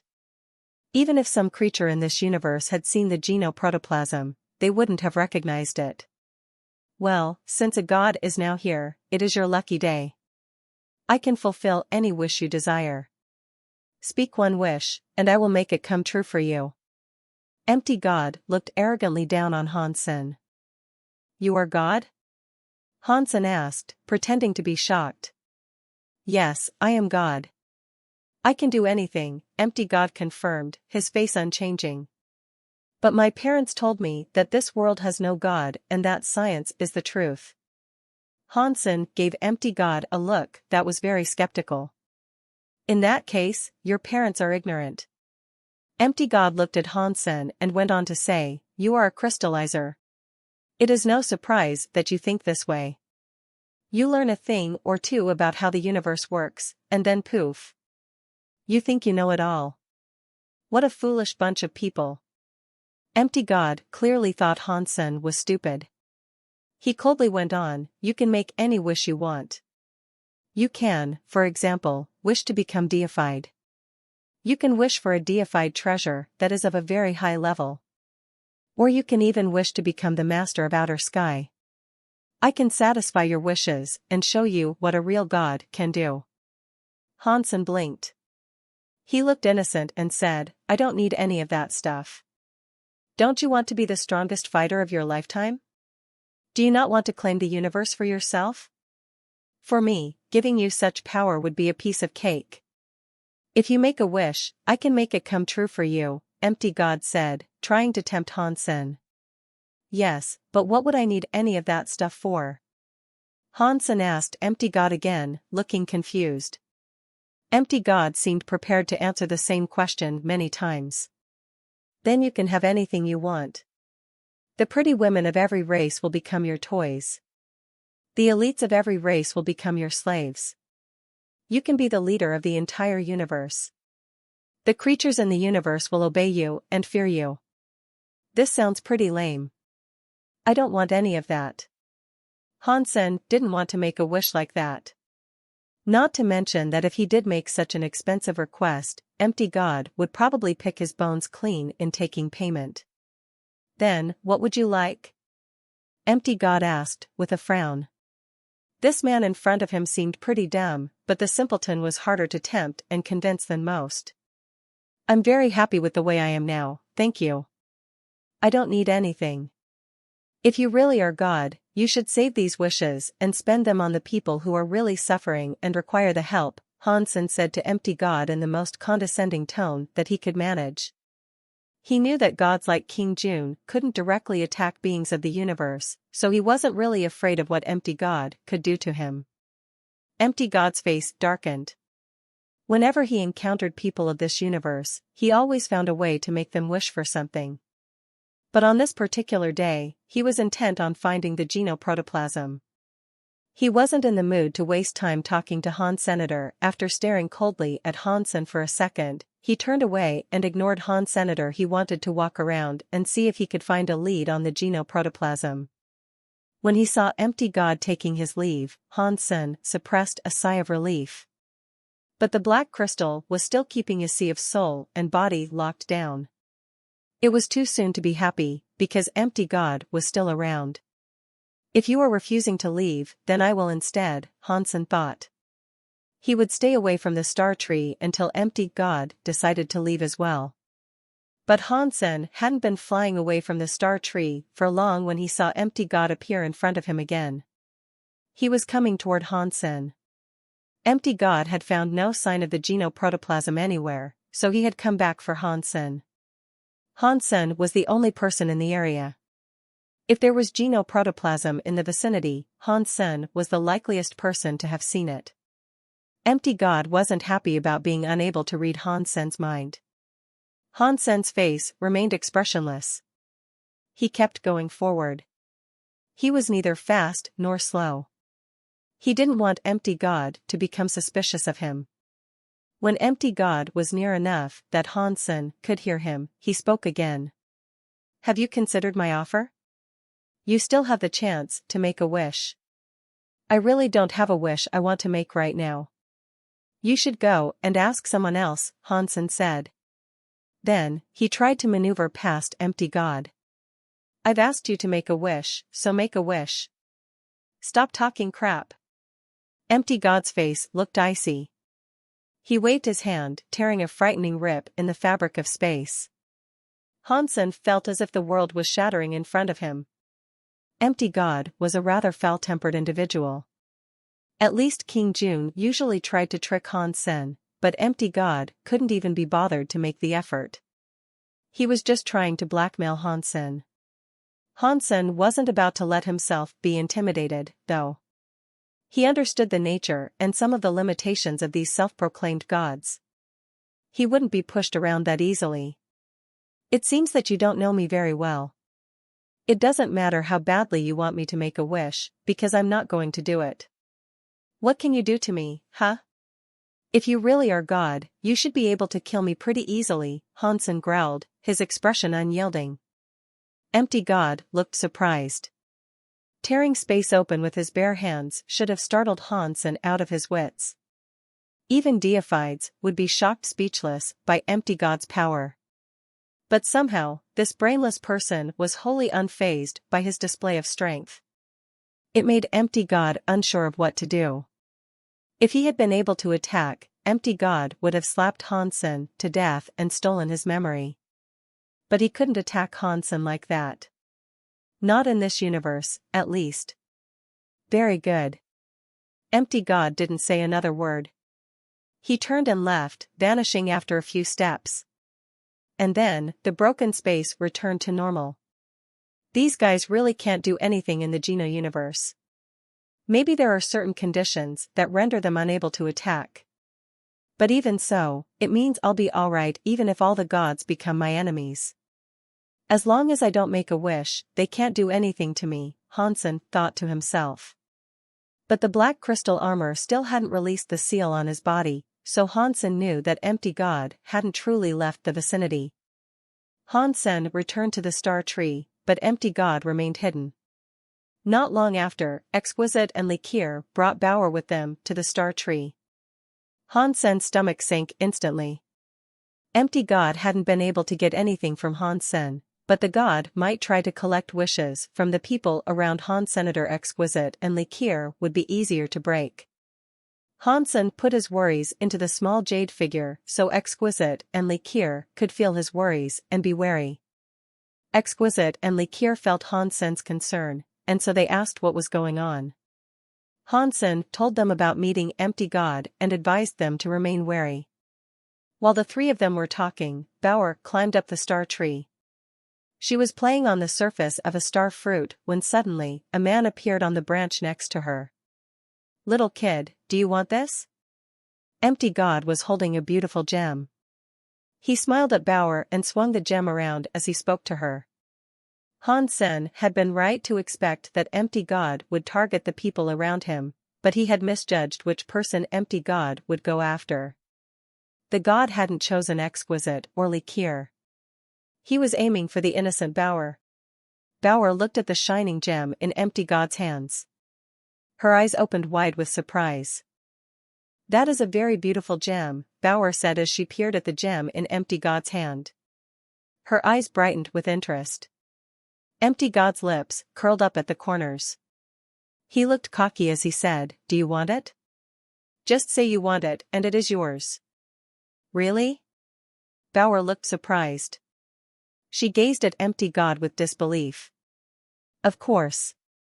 As long as you say what you want, a cute little girl like you can have anything you've ever dreamed of," Empty God said chivalrously, his voice smooth and coaxing. "You're a great guy," Bauer said with excitement. Empty God laughed. He held the gem in front of Bauer and smiled. "Just say you want it, and this gem will then belong to you."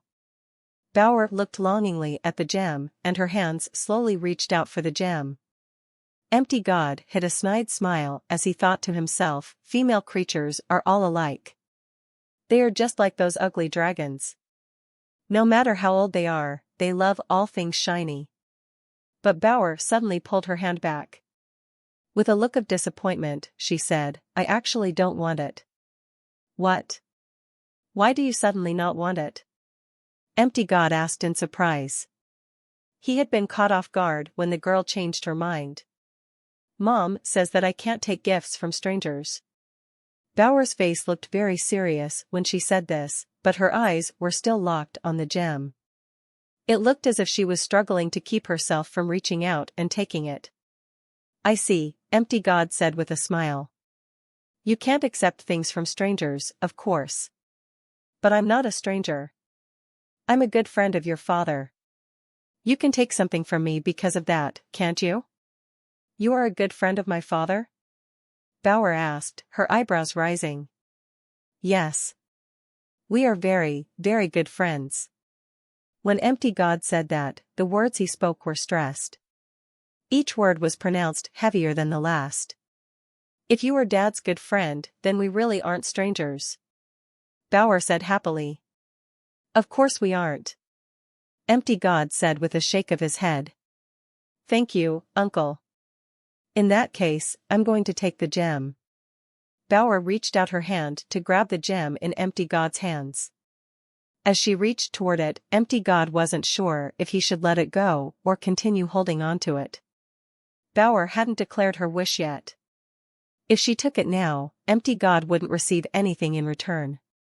Empty God didn't respond, and Bauer stared at him with confusion. She said, Uncle, do you not want to give me the gem? If that is so, then that is fine. Mom told me not to steal other people's items, anyway. Bauer's words might have been gracious, but her face was filled with disdain. She thought Empty God was very cheap by not giving her the gem. Ahem, ahem. You still haven't told me whether or not you want it, Empty God said. He was looking a bit uncomfortable now. Uncle, this gem is obviously important to you. You should keep it for yourself. With those words, Bauer lowered her hand and turned around to leave. Although she didn't say anything more, she had a look of scorn as she turned away. It made Empty God feel more depressed than he had in a long time. He was Empty God, but he was despised by a child. Don't go, Bauer. Your uncle was planning on giving you this gem as a gift. I wasn't in my right mind. You should take it from me now. Empty God didn't really care about the gem, and giving it to Bauer might allow him to gain her trust. He wasn't going to let her run off so easily. You are really going to give it to me? Aren't you going to miss it? Bauer looked wonderingly up at Empty God. To me, this gem is just a measly rock. It is worthless compared to the other things in my possession. Empty God placed the gem in Bauer's hands. Thank you, Uncle. You are a good guy. Bauer held the gem and smiled. I'm glad you like it. Empty God smiled, but on the inside, he was thinking, I was worried you wouldn't take it. Now that you've fallen into the habit of taking things that I offer, this should be easy. Bauer really liked the gem. She focused her attention on it carefully as she played with it. Empty God reached into his pocket and brought out another gem that was even bigger and prettier than the first. He said, Bauer, do you not think this gem is even prettier? Would you like it? Bauer looked at the gem in Empty God's hand. It was as large as a man's fist. She blinked at the sight of it and said, It is way too big. I'd feel rather snobby if I had it. I like this one more. After that, Bauer went back to playing with the gem in her hands, completely ignoring Empty God. Empty God felt depressed. He had assumed that offering a bigger and prettier gem would get Bauer to put blind faith in him. Instead, however, the gem had led to his abandonment. It looks like using gems to attract Bauer will no longer work. Empty God rolled his eyes and came up with something new. Bauer, look at this. Empty God stepped over to Bauer and pulled out something to show her. Bauer was sitting atop the star fruit, but she raised her head to take a look. Empty God was holding an old bronze mirror. The mirror was only 10 centimeters long, and it looked very delicate. The front was smooth and glossy. On the back of the mirror, lines spread from the center of the mirror to its edges, like a sundial or a compass. Strange symbols were etched in each space between the lines. "What is this?" Bauer asked Empty God with curiosity. The man was holding the mysterious mirror out so that she could see it. "This is the star gauge mirror. It is a true God-class treasure. This device will allow you to see the past and the future," Empty God said, lavishing praises on the old mirror he was now presenting. Although he was embellishing what it was capable of, the mirror really was quite special. Empty God had wanted the mirror badly, and it had taken him a lot of time and effort to get his hands on it. Empty God and King June called themselves God, but they couldn't make something out of nothing. Everything that they could use or control already existed in the universe in some form. They couldn't just magically conjure up any item they wanted. That star gauge mirror was a precious treasure that had come from a true God elite who had lived 1 billion years ago. Empty God had struggled to lure that true God elite for hundreds of years before the elite fell into his trap. The elite made a wish, and Empty God stole the elite's lifespan. He also gained control of the star gauge mirror. Empty God was very proud of what he had accomplished. There had been another God that was also trying to trick the true God, but he had failed. Empty God had claimed the victory and the treasure. So, even though the mirror might have been useless, he still carried it around with him. Now, it presented a perfect opportunity to trick Bauer. "Is the mirror really that powerful?" Bauer asked in disbelief. "Of course, it is. Just watch it," Empty God said. His hands pressed against the star gauge mirror, manipulating the symbols on the back. A flickering light appeared on the surface of the old mirror. After a while, the light resolved into a slightly unsteady image, like a show playing on an old TV. The star tree stood in the center of the image. There were a bunch of star beetles swarming over the tree like an ocean wave. Han Sen was fighting those star beetles. Upon closer inspection, Bauer realized that it was an image of Han Sen participating in the test at the star tree. Star gauge mirror is shining a light on the past. It can rewind time to reveal what occurred in days long gone. Empty God spoke in a mysterious voice, once again filled with confidence. The star gauge mirror wasn't useful for him, but its power was excellent nonetheless. It could rewind time, and that power alone made it exceedingly overpowered. However, Empty God and the many gods like him were always economical with the truth.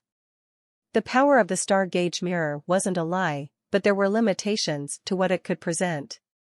Normal people couldn't use the mirror on a whim as Empty God could. Of course, Empty God wasn't going to mention that to Bauer. He would only let Bauer see how amazing the star gauge mirror was in his own hands. Empty God studied Bauer's face as he showed off the mirror, hoping that she might exhibit some surprise.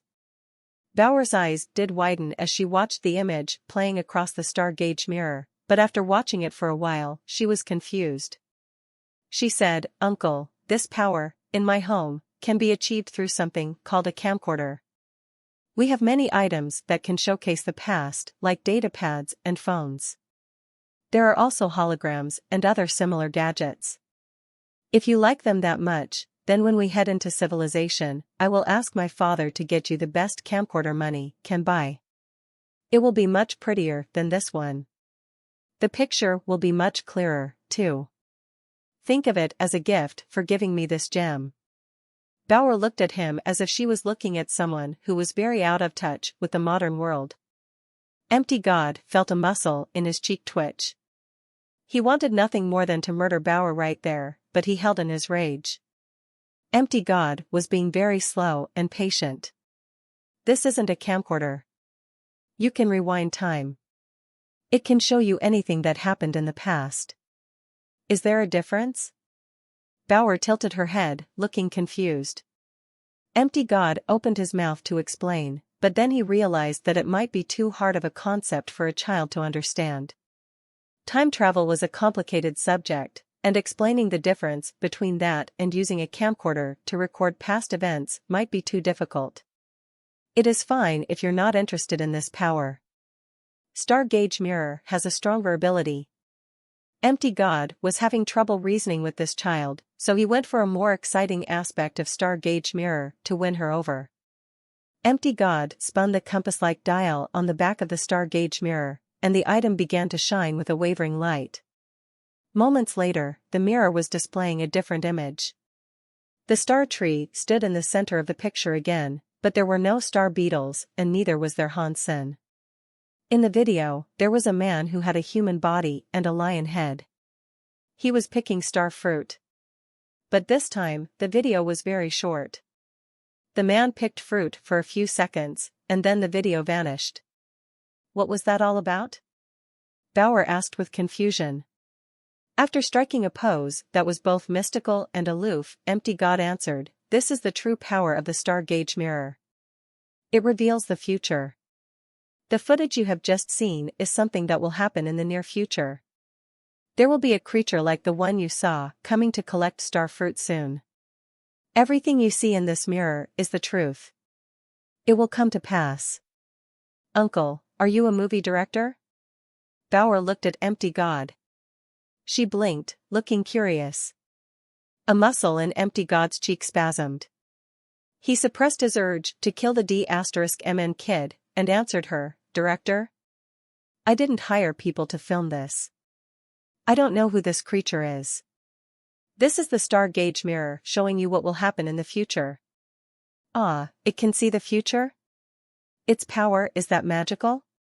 Bauer finally looked surprised. She stared at the Star Gauge Mirror in wide-eyed disbelief. Seeing Bauer's face, Empty God finally felt a bit better. He laughed and said, "This is one of the best true God items in existence. There is no other like it in the whole universe. Just say you want it, and I can give it to you." "Really, Uncle? You are such a good man." Bauer looked at Empty God with surprise. "You want it?" Empty God extended the Star Gauge Mirror, holding it out in front of Bauer. But this time, he reassured himself that he wouldn't let her touch the mirror before she made a wish, just in case something embarrassing happened. Bauer opened her mouth. Judging from the expression on her face, it definitely seemed that she was about to express her desire for the mirror. This filled Empty God with joy. If Bauer spoke the 3 words "I want it," then she would be making a wish to him. Then, he would gain control of her. And in regards to the Star Gauge Mirror, he would no longer have to give it to her. There were many explanations for making someone's wish come true, and Empty God already had several different excuses ready for use. But after Bauer opened her little mouth, she didn't say anything. She seemed to suddenly think of something, and she shut her mouth quickly. "What is it?" Empty God demanded, his heart sinking. Being forced to wait like this was like having an itch that he couldn't scratch. Bauer's face looked a little excited. She thought of something good and almost burst out laughing. Empty God looked at Bauer with confusion. He did not know what was so funny about this situation. It made him feel as if something was going on that he was completely oblivious to. "Uncle, this mirror can predict the future. Isn't that right?" Bauer asked, gripping her hands excitedly into fists. "Yeah," Empty God said with a nod. "In that case, it can predict the lottery numbers of the next universal lottery, right? It can win me prizes." Bauer looked at Empty God with excitement. Many races had lotteries, so Empty God was familiar with the concept. The most famous of those universal lotteries was operated by the Thousand Treasures. The lottery tickets were cheap, but if someone won the top prize, they would earn billions of Thousand Treasures coins. How much money was a billion of those coins? It would be enough to purchase a low-level, deified treasure straight from the Thousand Treasures. Right now, the Universal Lottery's price had gone up to $1 billion. Whoever won the prize could get all that money without paying any taxes.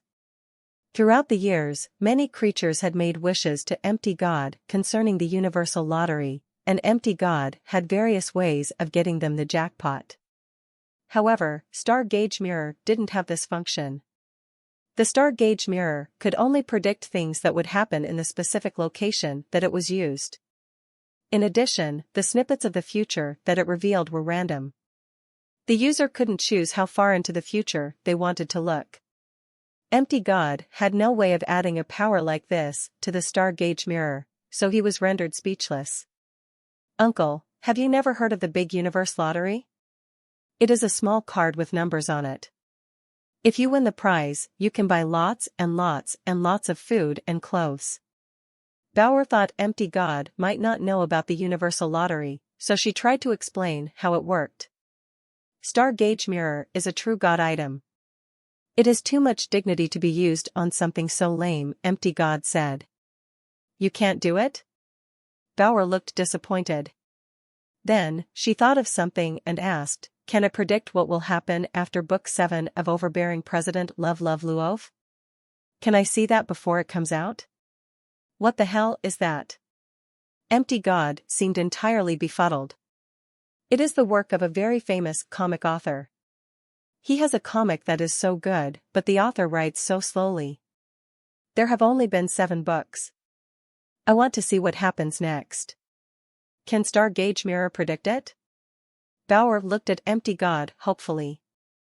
This, Empty God's head was full of black lines. Star gauge mirror couldn't do this. Even if the mirror could reveal the author working on his next comic, it wouldn't show much. Even in a best-case scenario, Bauer would get only a glance at the work. And you said this was a good item. It can't do this, it can't do that. What in the world is it for, then? Bauer lifted her lips in a slight sneer as she spoke. Can't do what? I'm offering you a true God item that can foretell the future, but all you want is to read comics and win the lottery, Empty God muttered bitterly. The item itself is its own benefit. You can predict what is going to happen in a certain place in the future. That has nothing to do with me. If it doesn't let me get lots of delicious food and great-looking clothes, then it is useless to me. Bauer was no longer interested. She returned to playing on the star fruit, swinging her body around it. She no longer wanted to talk about it. This conversation was making Empty God feel terrible. The mirror was the treasure he most cherished, but Bauer had made it sound like a piece of worthless junk. It annoyed him, and he couldn't accept it. Kids really are the worst. Empty God was furious, but dealing with this child was probably still easier than dealing with Hansen would be. So, he kept his rage in check. He wasn't going to leave just yet. Bauer, don't go yet. I have only mentioned one part of the star gauge mirror's power. There are actually many more things this can do, Empty God said. He did his best to remain patient. What powers does it have? Bauer asked with much reluctance. She really wasn't interested in continuing down this avenue of conversation. Empty God quickly said, you will know it when you see. You're going to like it, too.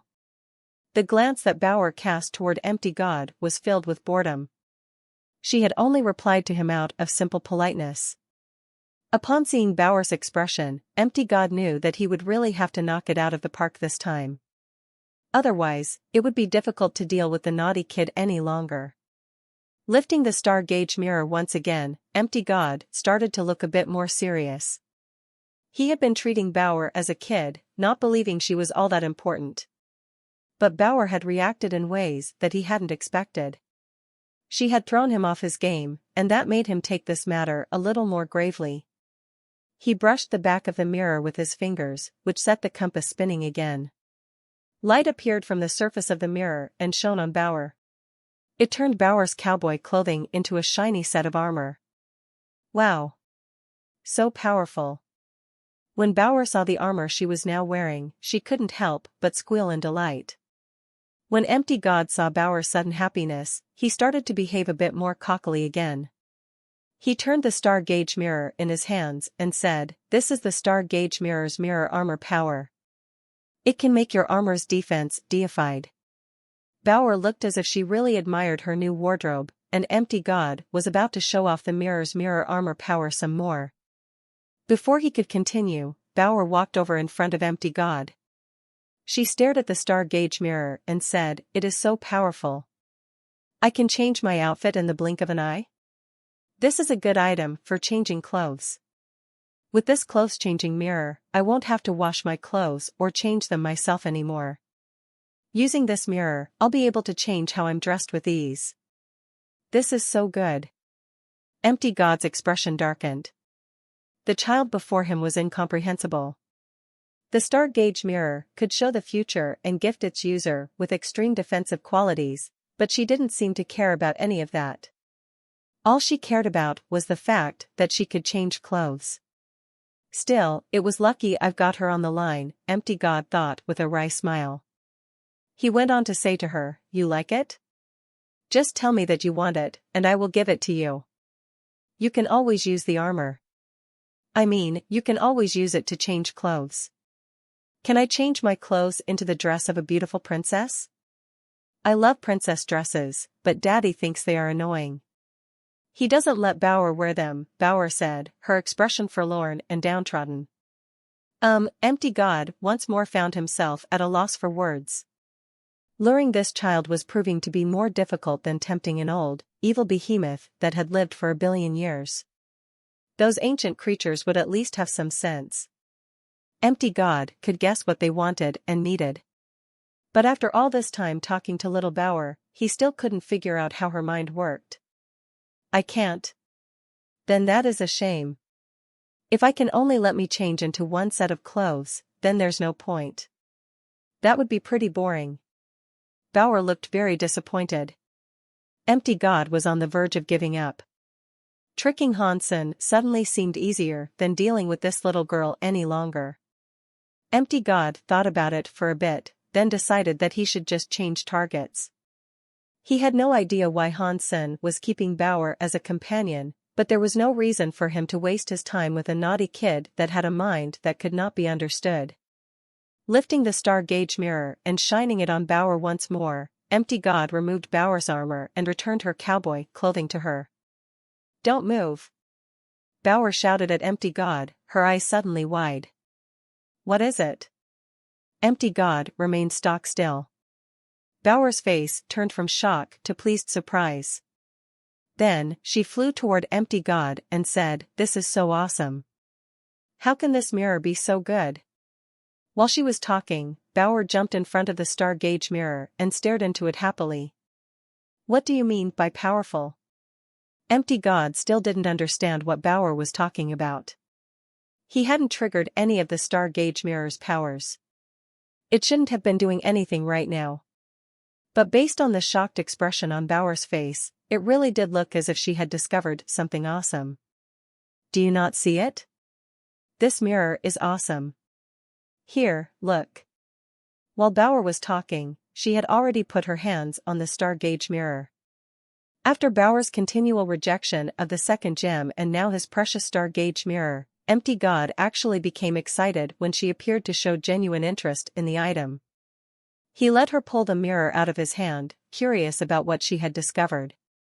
Bauer was holding the star gauge mirror and examining it closely. She mumbled over and over, "This is awesome. This mirror is so awesome. What is so awesome about it?"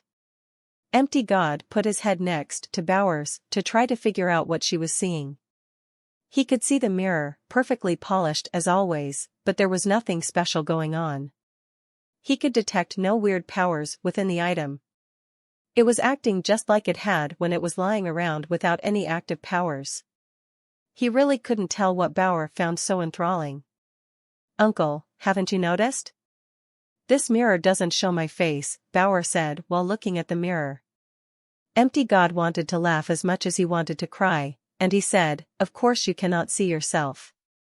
This is not an average mirror. The mirror is incredibly powerful, and unless you have a power greater than that of the mirror, it will not show your reflection. Therefore, you cannot see a reflection in it as you currently are. This is awesome. Dad told me only vampires don't have reflections. Now that I don't have a reflection, Daddy will be so shocked." Bauer exulted. She wrapped the star gauge mirror in her arms, bowed to Empty God, and shouted, "Thank you, uncle. You really are a very good man. You have given me such awesome treasures. I'm buying you lunch." After that, Bauer leaped off the tree, still holding the star gauge mirror. She ran forward, shouting, "Dad! Dad! Look! I have a very awesome treasure. A good uncle gave it to me." Empty God thought he was about to have a stroke. He had been tricked by Bauer, which made him so furious that he could barely see straight. He wanted to catch up to the little girl, but Hansen had already teleported next to her. They were standing together at the base of the tree. Empty God wasn't afraid of Hansen, but this whole scenario was too embarrassing for him to bear. He had tried to trick a mere child, but he had failed miserably. More than once. He had also lost a true God item, the star gauge mirror. He started to step toward them, but he knew that he couldn't do anything to Hansen. He couldn't take the star gauge mirror back, and Hansen might even mock him for trying. "Wait here. We are not done yet." Empty God growled to himself, staring at the father and daughter. He teleported away, still enraged. When Hansen heard Bauer yelling for him, he was shocked. A place like Star Tree shouldn't have some random person moseying about. Hansen teleported to Bauer, but he didn't see the man she had mentioned. But he did notice that Bauer was holding a small bronze mirror in her hands. She was merrily running toward him. "Dad! Look at this treasure mirror and this gem. A good uncle gave them to me." Bauer held out the star gauge mirror and gem toward Hansen while she spoke. "What good uncle?" Hansen asked, frowning at the two items. "I was playing on the star fruit earlier," Bauer quickly told the story. After Bauer spoke, Hansen almost laughed out loud. The man she had met must have been Empty God. Hansen thought Empty God would go for exquisite or liqueur, but he had actually selected Bauer. "Oh, Empty God. You were unlucky to select Bauer. Now you are losing all your treasures. You couldn't get Bauer to make a wish, and as you tried, you lost a true God item."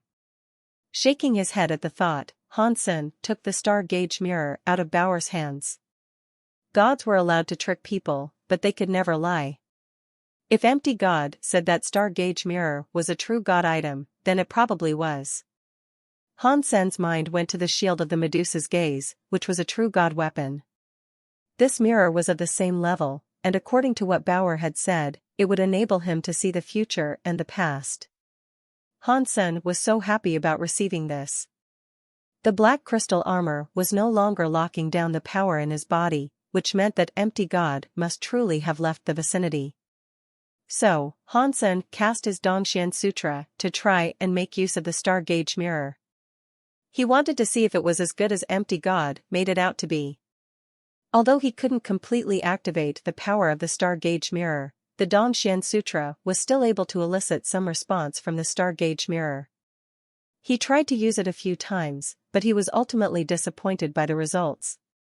Hansen didn't know if his power was too weak to use the star gauge mirror effectively, or if the mirror itself had some restrictions.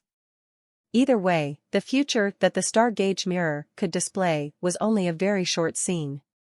Such as, when Hansen used the star gauge mirror to see the future, he could only see a scene. The image flashed across the scene, showing Hansen sleeping and nothing else. And after Hansen used it that one time, it took him a whole day to recover the power needed to activate the item again. He used it a few times, but the scenes depicting the future turned out to be a pointless waste of time and energy. They were just flashes, after all. He didn't learn any useful information. And the power to see the past was just as crappy. The star gauge mirror allowed a window into the past, but activating that ability cost a great deal of energy. The further back in time you wished to see, the more power it would cost. With Hansen's current power, he could only see up to 1 minute into the past, and the mirror would only show the area within a meter of his location. Using that ability repeatedly would drain his strength at an alarming rate. Those were the results Hansen received after rigorous testing. As for the exact rules that governed the use of the star gauge mirror, Han Sen still hadn't figured them out. Clearly, the star gauge mirror was too high level for him, just like the shield of the Medusa's gaze. Han Sen's level and power were not enough to unlock the true power of the item. But the mirror's mirror armor was a pleasant surprise. Although Han Sen's power was limited, the mirror armor power didn't require much energy. He activated the new armor while wearing his Apollo set, and he found that the two armors reinforced each other. The armor's defense was as good as a Larvae-class treasure now. But sadly, there was a time limit on the armor. After he activated the ability, Han Sen's armor would only look like a mirror for a few minutes. Once that time elapsed, he would return to normal. Han Sen decided that the short duration of all the mirror's abilities was probably linked to his own lack of power. He just couldn't effectively make use of a true god weapon. Bauer wasn't interested in the star gauge mirror, and she only played with it for a bit before throwing it to Han. Senator Han Sen gladly took it off her hands. The thing would still be useful, and once he became deified, it was bound to be even more useful. After all, the power to look into the past could come incredibly handy once Han Sen became stronger. Is there a way for us to get rid of this troublesome empty god? If he keeps trying to set traps for us, things will turn out very poorly. Han Sen was a bit annoyed by the man, but he couldn't think of a way to deal with him just yet. The gods kept appearing out of nowhere. They could even come and go as they pleased in a place like outer sky. Furthermore, Han Sen didn't have a way to kill such beings. There was nothing he could do.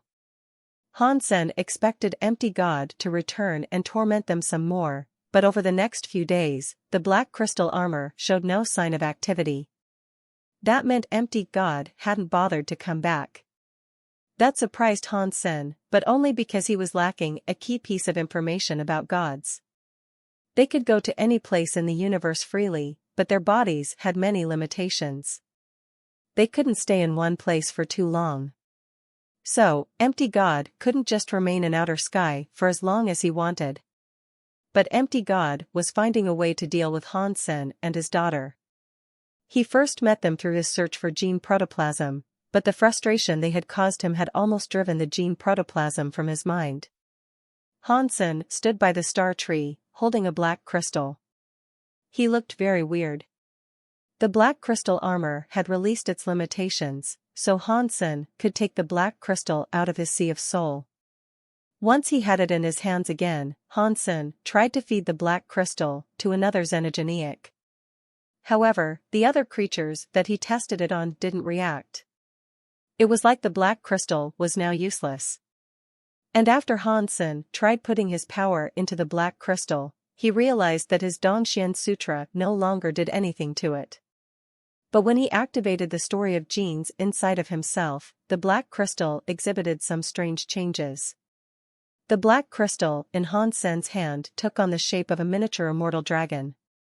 Aside from the black color and minute size, it looked exactly like the immortal dragon. Han Sen passed the power of the story of genes into the black crystal, and the crystal rose out of his hand and flew down to the ground.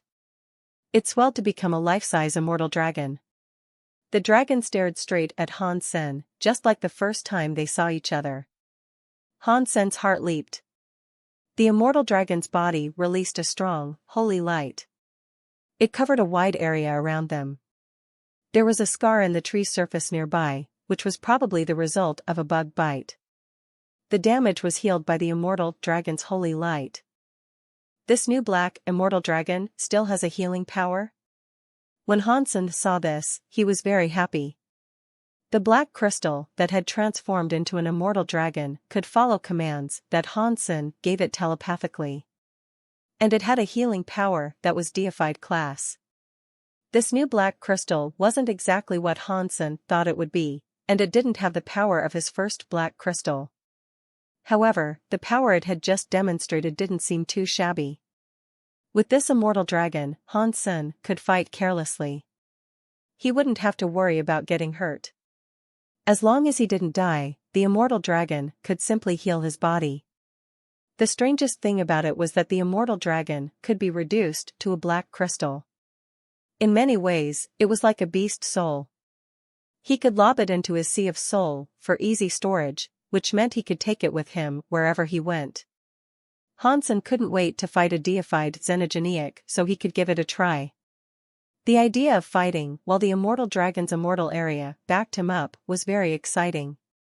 Bauer had grown quite bored as she lounged comfortably on a star fruit. She spent some time playing with the gem she had gotten from Empty God, but eventually she put it away.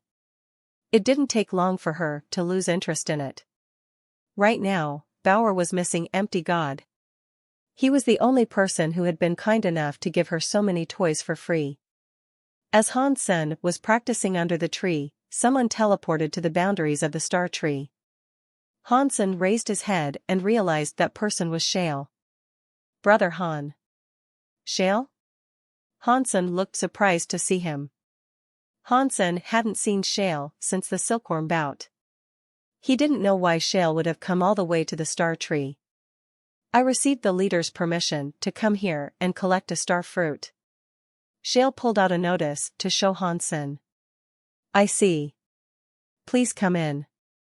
Upon confirming that the notice was legit, Hansen shut down the defenses of the star tree to permit Shale to enter. Hansen felt very uneasy about this, though. After the star tree's original guardian left, star fruit was forbidden to be consumed by anyone. But the very high leader had still permitted Shale to come and take fruit. That wasn't normal, for sure. Shale wasn't shy or hesitant. He walked right into the star tree zone. Hansen commanded his legion of xenogeniacs to not harm the man, and Shale made it safely to the star tree. When Bauer saw Shale, she looked curious. That was because when Empty God had shown her the future using the star gauge mirror, she had seen Shale picking star fruit. With Shale now arriving, her curiosity had been piqued. Shale walked toward the tree in a straight, determined path. He didn't stop or wander around. He seemed to have a pre-selected target. Hansen didn't think this was weird, though. If the very high leader had given him such unusual approval to come and claim a fruit from the star tree, then they wouldn't just leave his reward up to chance. He must have a target already.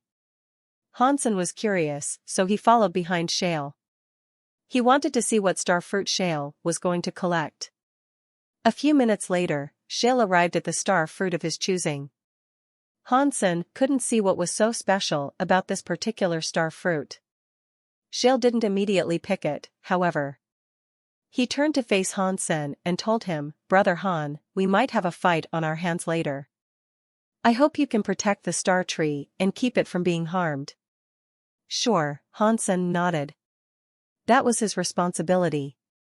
But Shale was a primitive deified, and he spoke to Hansen like he wasn't confident in his ability to control whatever it was that lurked inside the fruit. That gave Hansen a bit of a shock. The xenogeniacs that came out of the star fruits were always asleep, and there was a secret skill to make a contract with them before they awoke.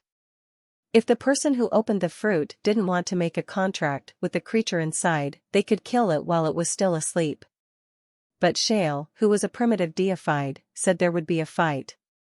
That cast this entire fruit opening scenario in a more ominous light. Once Hansen had prepared himself, Shale flew to the top of the star fruit. He knocked the star fruit down from its branch.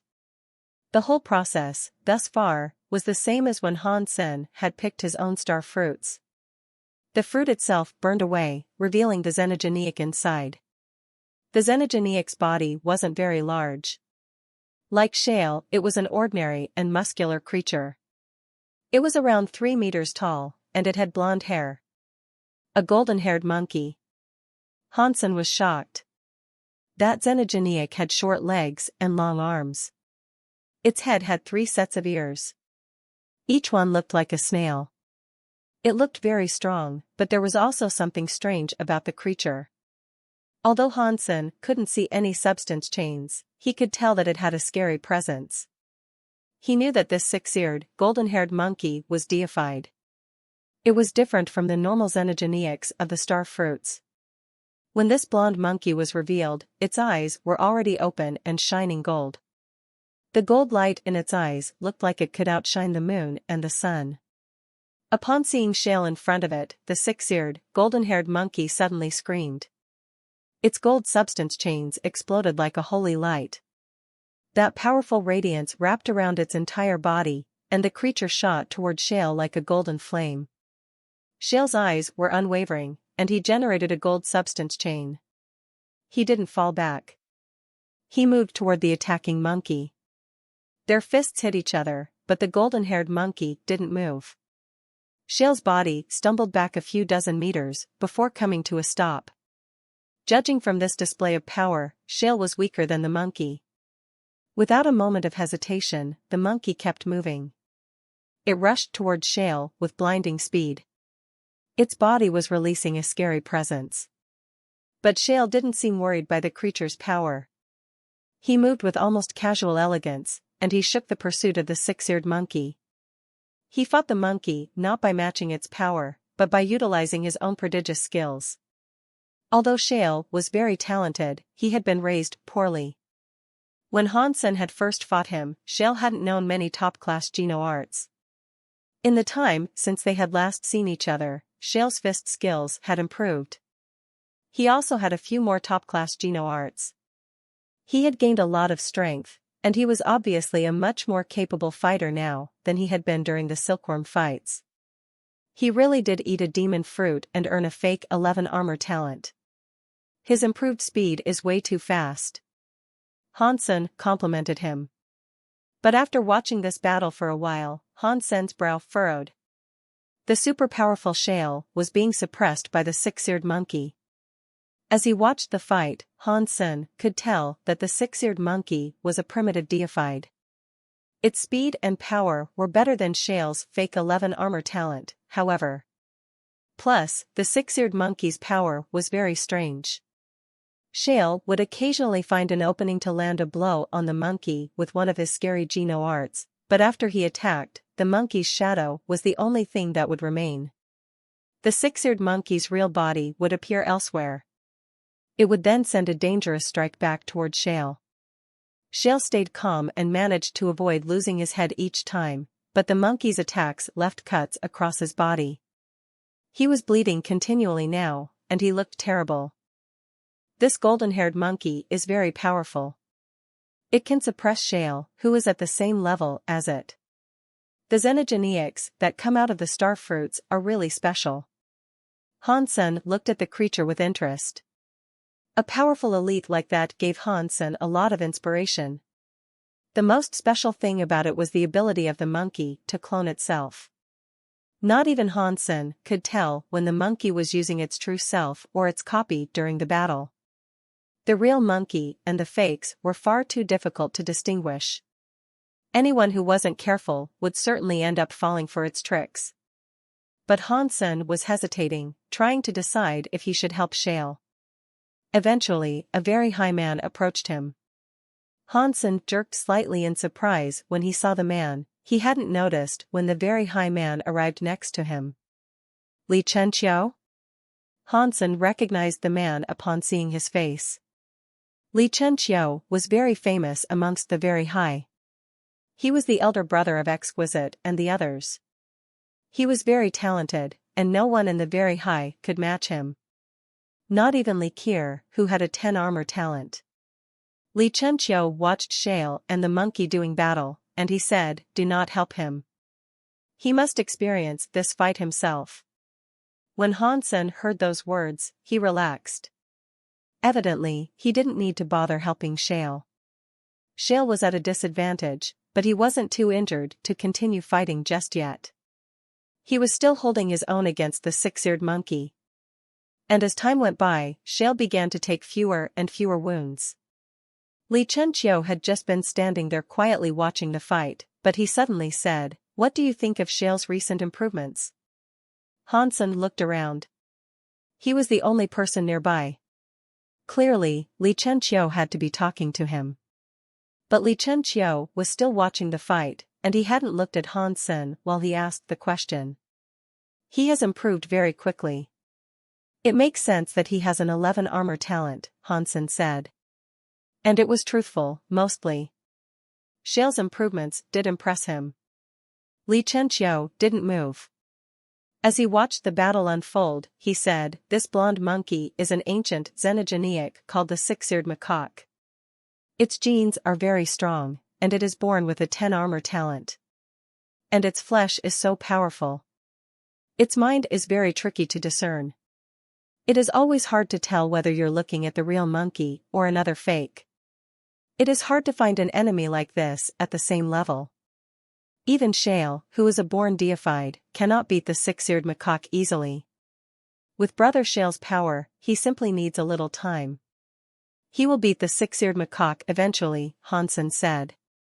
Li Chenqiu nodded and said, "I'm not worried about that. The six-eared macaque is a small task for Shale. Taking it down won't be very difficult." Speaking of that, Li Chenqiu finally turned to look at Han Senator. He said, "Actually, the only person that can be considered a serious obstacle to Shale is you." "You must be joking, sir. I'm just a half-deified. I don't have what it would take to impede Shale's growth." Hansen wasn't going to accept some random compliment to boost his ego. Li Chenqiu didn't reply to that. He went on to say, "I'm in charge of the very high's good fortune pool. If you need to, I can let you visit it." "What does that mean?" Hansen asked, struggling to follow the conversation. Li Chenqiu jumped around a lot when he spoke.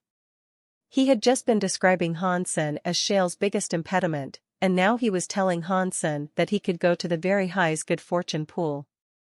Opportunities to enter the very high's good fortune pool weren't granted to everyone. Hansen had heard about the pool before he even came to the very high. Even Exquisite and Li Kier had never received approval to enter it. Therefore, Hansen hadn't yet had a chance to go there. Now, Li Chenqiu was offering him the opportunity to go. It was confusing. Li Chenqiu knew what Hansen was thinking, so he coldly said, "You have become Shale's demon. If he cannot beat you for real, it will be an impediment to his growth and ascension. He might lose the chance to become a true god. So, I hope you can become deified soon. Then, Shale will have a chance to defeat the demon that ravages his soul." Li Chenqiu seemed to think that even if Hansen became deified, Shale could probably beat him. But Hansen didn't mind that. Hansen was used to other people being arrogant around him. Where was the harm in letting someone else be a bit cocky?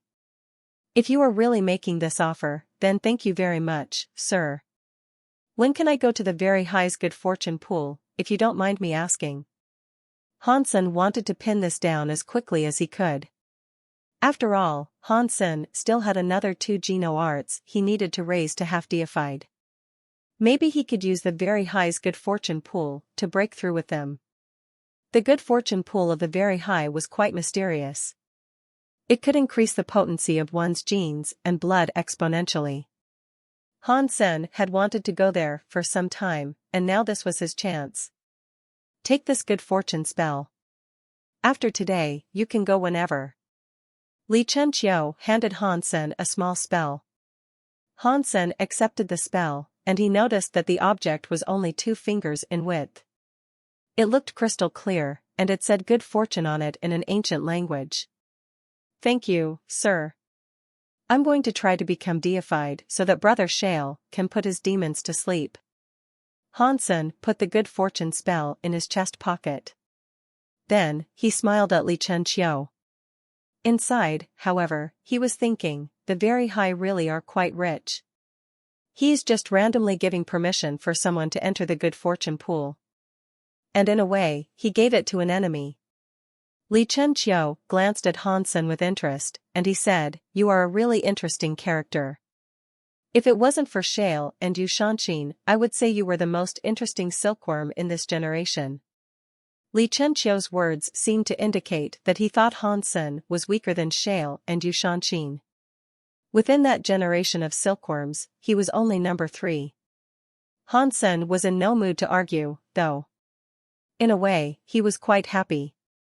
As the two of them talked, Shale had become more and more stable. The 6-eared macaque no longer had the advantage, and it was on the verge of being suppressed by Shale. Its real and fake bodies were no longer confusing Shale. Hansen had to admit that Shale was a genius. In a short amount of time, he had been able to study the six-eared macaque. Hansen suddenly thought of a question about the six-eared macaque. He looked at Li Chenqiu and asked, "Mister, how did you know which star fruit held the six-eared macaque?" Exquisite and Li Kier told him that the xenogeneics inside a star fruit couldn't be guessed from the outside. But Li Chenqiu and Shale obviously knew what to expect from the fruit they had chosen. They knew it would be the six-eared macaque. The very high sense can grant a useful predictive ability, Li Chenqiu answered.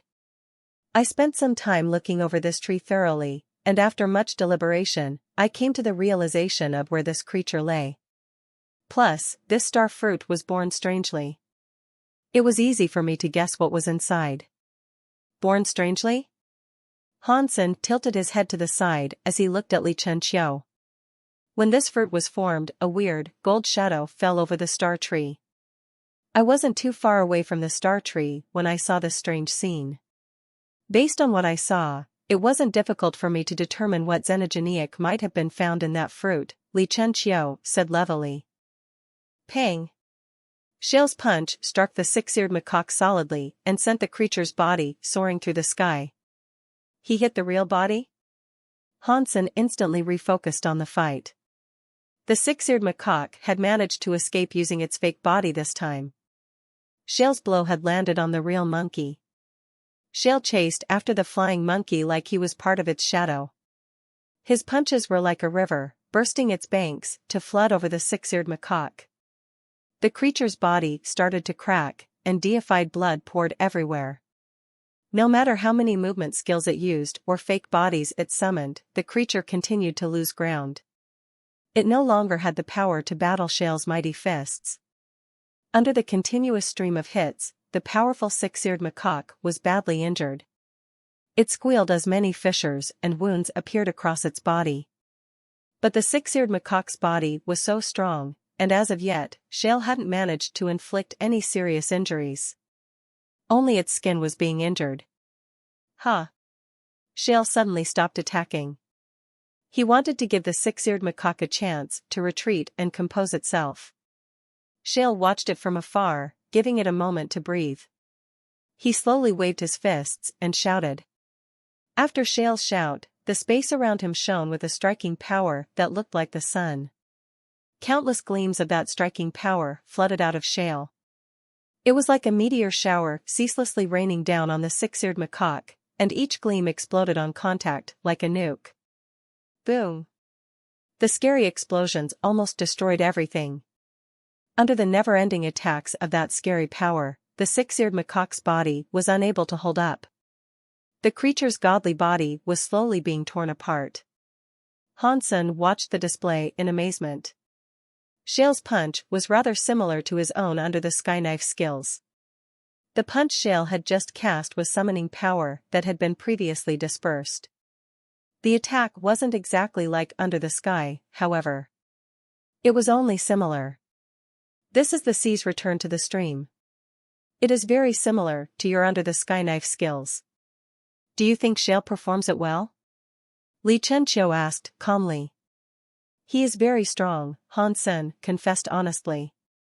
In such a short amount of time, Shale had become very proficient with such a challenging Geno art. It meant he was very strong. Shale had lacked knowledge and Geno arts in the past, but the Very High had been kind enough to fix those flaws. The more Geno arts that Shale learned, the scarier he would become. It would be just like leveling up again. I hope you become deified soon. Don't make Shale wait too long, Li Chenqiu said. Shale walked over to them, carrying the six-eared macaque over his shoulder. He nodded to Hansen and turned to leave with Li Chenqiu. Hansen didn't concern himself with the two of them. He happily held the good fortune spell and sighed. It would be great if the universe had more people like Li Chenqiu in it. I have made too many enemies here, but for some reason, I don't need to find resources myself now. I will have an endless amount.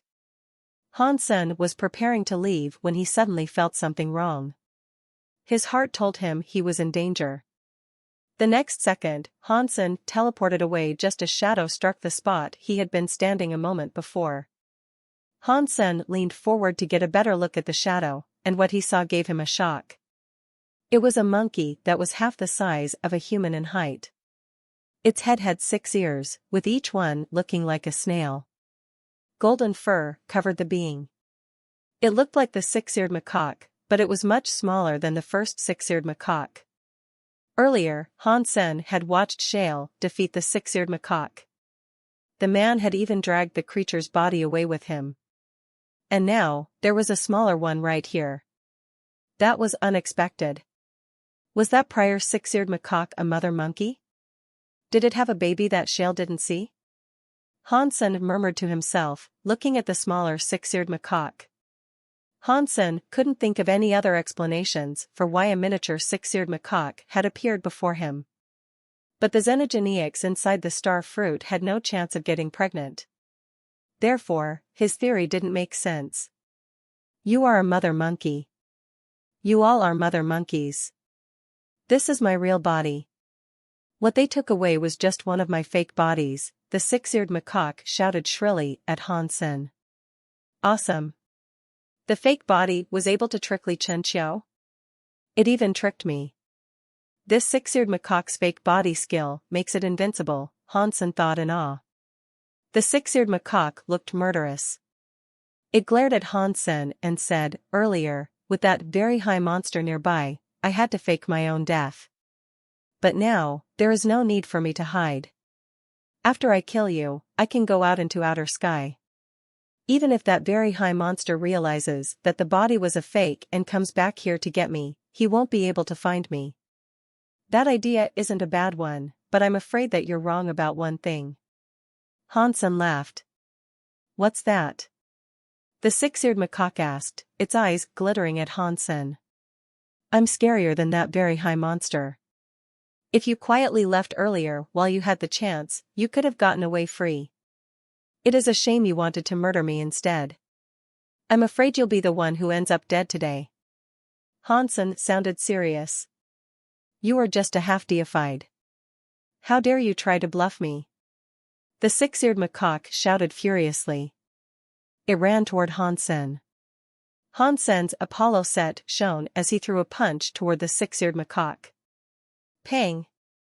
Hansen's punch caught the 6-eared macaque's body mid-leap and tore it in half. It was just a fake body, however. The 6-eared macaque's real form was gone. Pang! The 6-eared macaque suddenly appeared behind Hansen. It punched Hansen in the back, sending him hurtling forward. It was a long time before he came to a stop. There was a dent in the back of the Apollo set in the shape of a fist. The Apollo set seemed to be on the verge of breaking. How dare you act so cocky in front of me, the 6-eared macaque screamed. It jumped at Hansen again. This monkey is so strong. It can use fake bodies, and its ability to hide its presence is unsurpassed. It is so hard to avoid it. Hansen eyed at the 6-eared macaque, but he didn't fall back. He threw a punch to meet the beast. The 6-eared macaque's body was destroyed, but once again, it was only a fake body. Hansen didn't know where the real body had gone. Hansen's heart leaped, and he cast the Dongxian Sutra. Everything in the universe became a cogwheel in his eyes. Although he couldn't see the body of the 6-eared macaque, he could see the cogwheels of the universe that were moving while the 6-eared macaque remained invisible. The 6-eared macaque was so angry. Its eyes were shining with rage, and it flashed toward Hansen with great speed. It stared into Hansen's eyes, raised its claws, and tried to slash Hansen's eyes out. Seeing that it was almost in front of him, Hansen swung his fist. He sent his punch toward the invisible albeit real body of his foe. The 6-eared macaque was shocked. It had no idea how Hansen had discovered where its real body was.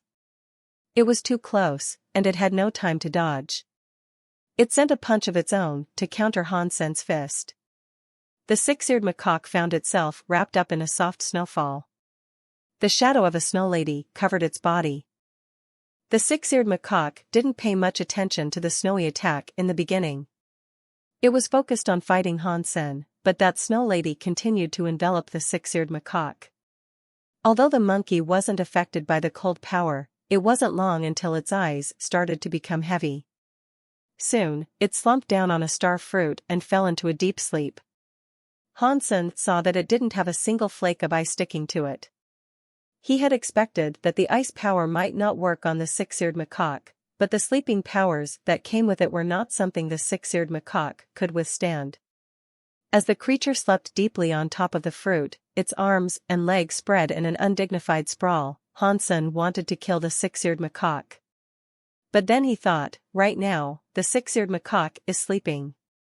I wonder if the very high contract can work on it. This monkey's power is so unique. If I can make a contract with it, it might be useful. With that thought, Hansen activated the very high contract skill. He didn't have much hope of it working, but when he actually tried it, he felt the contract click into place. I didn't think it would actually work. The six-eared macaque was still sleeping, with the shadow of the snow lady hovering over it. Hansen waited until the snow lady was gone. Although Hansen had performed the snow lady attack himself, he couldn't control it fully. It had a mind of its own. That was the biggest con of the deified Geno Core's Geno art. After a few hours, the shadow of the snow lady finally disappeared. Hansen noticed that the six-eared macaque was still fast asleep, so he gave it a swift kick in the butt, knocking it some distance away. The six-eared macaque was shocked by its rude awakening. It jumped up off the ground, gold substance chains rising around it. It squealed and moved forward to attack Hansen. Hansen used his mind, and the markings of the contract spell appeared on the six-eared macaque's forehead. Patong! The six-eared macaque fell back onto the star fruit. It placed its hands over its head and twitched repeatedly as if it was in agony. When he saw that a deified xenogeneic was in too much pain to use its powers, Hansen was more than surprised by the effectiveness of the very high contract skill. Monkey, are you going to obey me? Hansen asked the monkey, shutting off the pain that the contract's power was inflicting on the six-eared macaque. The monkey released a warbling shriek and leaped off the fruit. It blurred as it rushed toward Hansen, gold light shining behind it. It suddenly teleported in front of Hansen. Hansen swallowed. Just as the six-eared macaque was about to touch Hansen, the beast grabbed its own head and fell backward. It bounced off a nearby branch, then a piece of star fruit, then it fell all the way to slam into the ground. It created a big hole in the ground when it landed. Monkey! Are you going to obey me and adhere to my every command? Hansen asked again, stopping the flow of the contract's power. You used a trick to fool me. I'm not convinced. If you are this strong, then beat me for real. This time, the six-eared macaque didn't jump forward with its fists swinging. It looked murderous, and it squealed at Hansen fiercely. Beating you wouldn't be hard. Hansen laughed. Huh? You couldn't even beat that star beetle. I really don't think you can beat me. If you hadn't used a trick, I would have raised my hand and killed you. The six-eared macaque looked angry. Hansen looked at the six-eared macaque with surprise. How did you know I fought the star beetles here? The six-eared macaque didn't attack. It looked at him with disdain and said, I am a born deified. I'm not like those other normal xenogeneics in the star fruits. I know many things when I am born. I know everything that happens here. Born deified? Hansen was more than shocked hearing this. That xenogeneic had a much higher chance of evolving all the way up to true god class. If you didn't use a trick, how could you beat me? The six-eared macaque continued, still talking in a cocky tone of voice. Fine. I will give you a chance. I won't use the contract's power, and if you beat me, I will give you your freedom back. If you lose, then I will be your master. And then you must start listening to me, okay? Hansen smiled. Sure. Why not? The six-eared macaque said quickly. Clearly, it was more than confident that it could defeat Hansen. It was afraid Hansen would regret his decision to do this. Hansen's Apollo set was bursting with a god light again. The Apollo wings spread, making him look like a god in the sky. He looked down on the six-eared macaque and said, "Come on. Show me how powerful a born deified xenogeneic really is." The six-eared macaque didn't speak. Its eyes flashed, and its body exploded with a golden light. It was like some elemental of gold fire rushing toward Hansen. Countless claws of gold light surged toward Hansen, looking like they could cut the sky and earth. Hansen was covered in the claw light. Hansen flapped his wings and dodged the attacks. But the next second, the six-eared macaque appeared next to Hansenator. It attacked Hansen's penis like a monkey stealing a peach. The six-eared macaque thought his fake body and invisibility could hide his true self. But as a matter of fact, Hansen could see every movement the beast made. Hansen moved his body slightly and dodged the evil, peach-stealing monkey's skill. Hansen looked calm. He seemed to be calm with everything that he did. There was nothing special about a monkey going for the crown jewels. But that six-eared macaque was now being put at a disadvantage. The six-eared macaque was terribly upset. When it fought Shale hadn't been able to tell where its true body was. Even in the end, it had only been using one fake body, so Shale had a 50% chance of finding the true body. He was still unable to find its invisible self. If the monkey had used all of its power, it could have defeated Shale. It was afraid of Li Chen-chiu, though. But now that it was fighting against Hansen, its invisibility and fake bodies weren't working. Whether it used a fake body or went invisible, Hansen could see everything. It was useless, and the creature began to collect injuries. Not fair. Not fair, the six-eared macaque suddenly started screaming as it became desperate. What isn't fair? Hansen asked with a smile, pausing his attacks. You don't have the power. You just have treasures. Even if you beat me, it is the treasure's power, not your own. I'm not convinced. The six-eared macaque looked scornful and said, "If you didn't use treasure, I could defeat you with my pinky." Fine. I will not use treasures, then. And if I don't use treasures and you still lose, will you listen to my commands? Hansen remained smiling, and he didn't move. Huh. If you don't use treasure, I will rip you to shreds, the six-eared macaque said. Then let's give it a try. Hansen said. Then, he took off his Apollo armor. Before Hansen could say anything, the six-eared macaque squealed loudly. It leaped at Hansen, its eyes full of murderous intentions.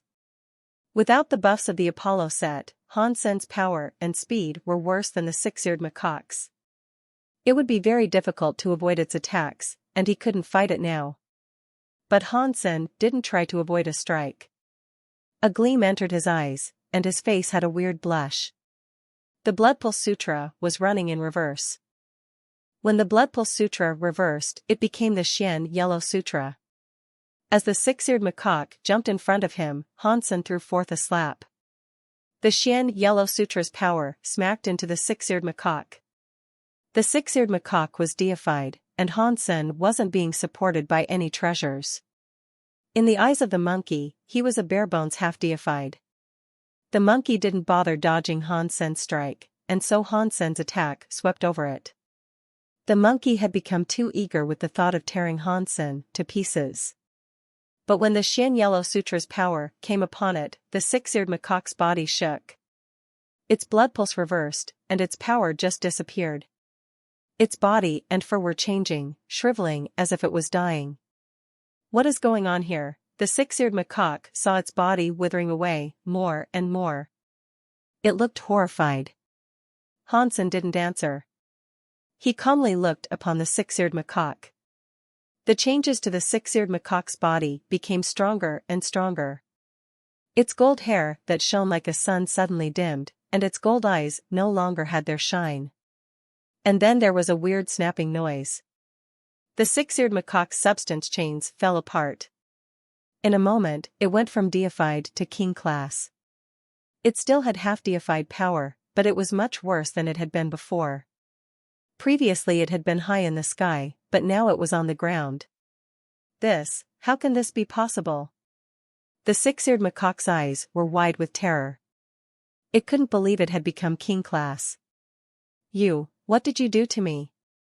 What sort of trick have you used on me again? The six-eared macaque snarled, then it spun toward Han Sen. Monkey, did you know that I have a title here in this universe? Han Sen asked, smiling at the six-eared macaque. I don't give a wet fart about your title. What trick did you use on me? The six-eared macaque kept jumping around and shouting, but it didn't dare to attack Han Sen again. One strike had reduced him to a lowly king-class being. He never imagined such a thing was possible. He was now quite scared of Han Senator. He didn't dare to attack Han Sen again. Han Sen ignored the squealing of the six-eared macaque. He laughed and said, in the universe, people call me the Father of God.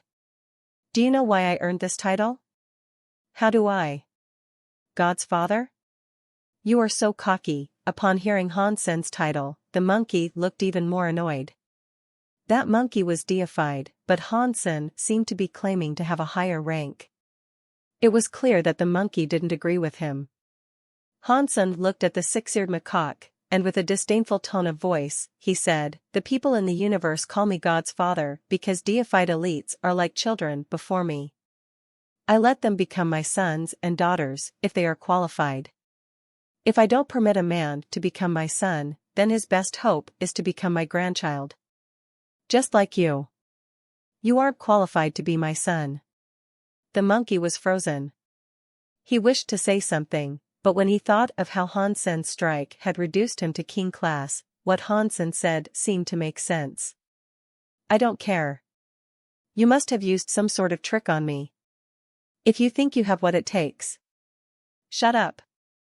Han Sen hissed coldly, cutting the monkey off. He stared icily at the monkey and said, I saw that there is talent in you, and I wanted to keep you alive, but you still didn't appreciate my mercy. Do you really think I won't kill you? The gods, in my eyes, are a bunch of rubbish. I let them live. They live. If I want them dead, they die. I let them be gods. If I am not happy, the gods are mere toys to me. After that, Han Sen's body shone with a godly light. He raised his hand, ready to kill the monkey. The six-eared macaque was very scared already. Now, it was super scared by the might of Han Senator. It shivered violently and shouted with fear, saying, Don't kill me. I'm willing to obey. Don't worry about it. There's no need to push yourself. Han Sen glared at the six-eared macaque. His hands rose, ready to kill the creature. The six-eared macaque quickly said, I'm not pushing myself. I'm really not pushing myself. It would be a glorious thing to follow an elite like you. Can you return me to deified class? That isn't difficult. Come over here. Han Sen looked like a god as he stared down on the six-eared macaque from above. The six-eared macaque looked hesitant and unwilling to come close to Han Sen. If I wanted to kill you, all I would need to do is raise my hand. It wouldn't be that difficult. Han Sen looked at the fiend with disdain. The six-eared macaque forced a smile. No. I'm not suspicious of your intent. The six-eared macaque ran over to Han Senator. Its body was half the average height of a human's, and as it stood before Han Sen, it looked like a little kid.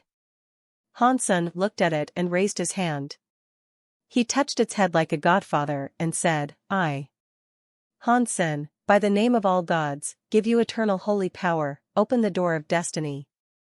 Han Sen made up a bunch of nonsense that worked well to bluff the six-eared macaque. It had no idea that Han Sen was just wasting time and putting on a show. Han Sen just needed to wait until the effects of the Xian Yellow Sutra wore off. Then, the six-eared macaque would be deified again. Han Sen wouldn't even need to use the Blood Pulse Sutra. He just randomly cast a light on the six-eared macaque's head. Han Sen calculated the time and slowly spoke his fabricated blessing. By the time he was done, the Xian Yellow Sutra's power had disintegrated. The body of the six-eared macaque changed again. The six-eared macaque saw Hansen's power inside its body, and it felt its body change. It quickly became deified again, which filled the creature with joy and relief. It was so happy to be deified again. And it was scared of the man before it. He could reduce or raise the monkey's level on a whim. This guy is too scary. It looks like it might be true that he is some sort of father of God. He might be king class, but I am inferior to him in every way. I can't fight him. For a while, at least, I need to stop trying to beat him. The six-eared macaque tried to comfort itself. It was terrified, and it no longer dared to fight Hansen. When the six-eared macaque was back to deified class, it immediately kneeled before Hansen and said, "I'm willing to follow you, now and forever. I hope you let bygones be bygones and are still willing to take me under your wing." While its mouth spoke, in the six-eared macaque's heart, it was saying to itself, "Let me find out your true self. Then, I will find a chance to escape this trap and maybe even kill you." Hansen could discern what the six-eared macaque was thinking, but he didn't confront the beast.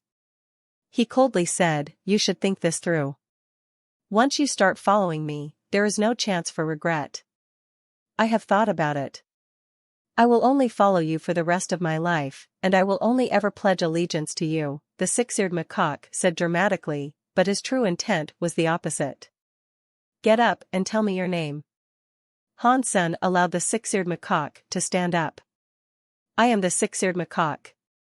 I do not have a name," the creature said. "In that case, I will give you a name." Hansen fell silent for some time and then said, "Since you are a monkey deified xenogeniac and a six-eared macaque, I will call you Little Number 6. The six-eared macaque froze when it heard Hansen's grand pronouncement. Its heart complained, "That is a crap name. He was quiet for so long, and he ended up giving me such a childish name." After Shale and Li Chunqiu teleported away from the star tree, Shale set down the six-eared macaque's body so that they could examine it. As Li Chunqiu looked it over, he realized something was wrong. He swung his fist, throwing a punch at the corpse. When the blow landed, the six-eared macaque's body turned to dust. How could this happen? Shale's face had gone blank with shock. He shook himself, turning to go back to the star tree. Li Chunqiu stopped him and said, "It is too late to go back now. We've been gone for too long, and the creature must have escaped into outer sky and disappeared by now. With Hansen guarding star tree, I don't think it will have been able to run off so easily," Shale said. "If I was unable to detect the real six-eared macaque, I don't think Hansen could have done so, either," Li Chunqiu said emotionlessly. "And even if he did discover it, do you really think he could stop the six-eared macaque from escaping the star tree? It was all my fault. I couldn't distinguish the fake body from the real one," Shale said. Li Chunqiu shook his head. "There is no need to blame yourself. The six-eared macaque's fake body was really good. Not even I was able to detect the real one. This blame doesn't lie on your shoulders." After pausing, Li Chunqiu provided further comfort by saying, "Outer sky has countless xenogeniacs. You'll be able to hunt some more creatures soon, but don't leave just yet. Hansen will visit the good fortune pool soon.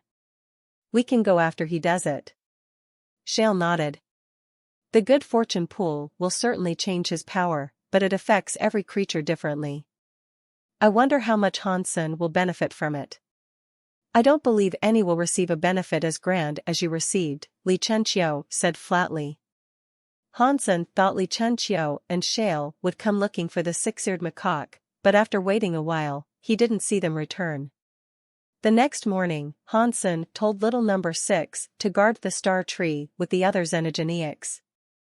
Bauer decided to stay behind as well, and Hansen headed to the good fortune pool by himself.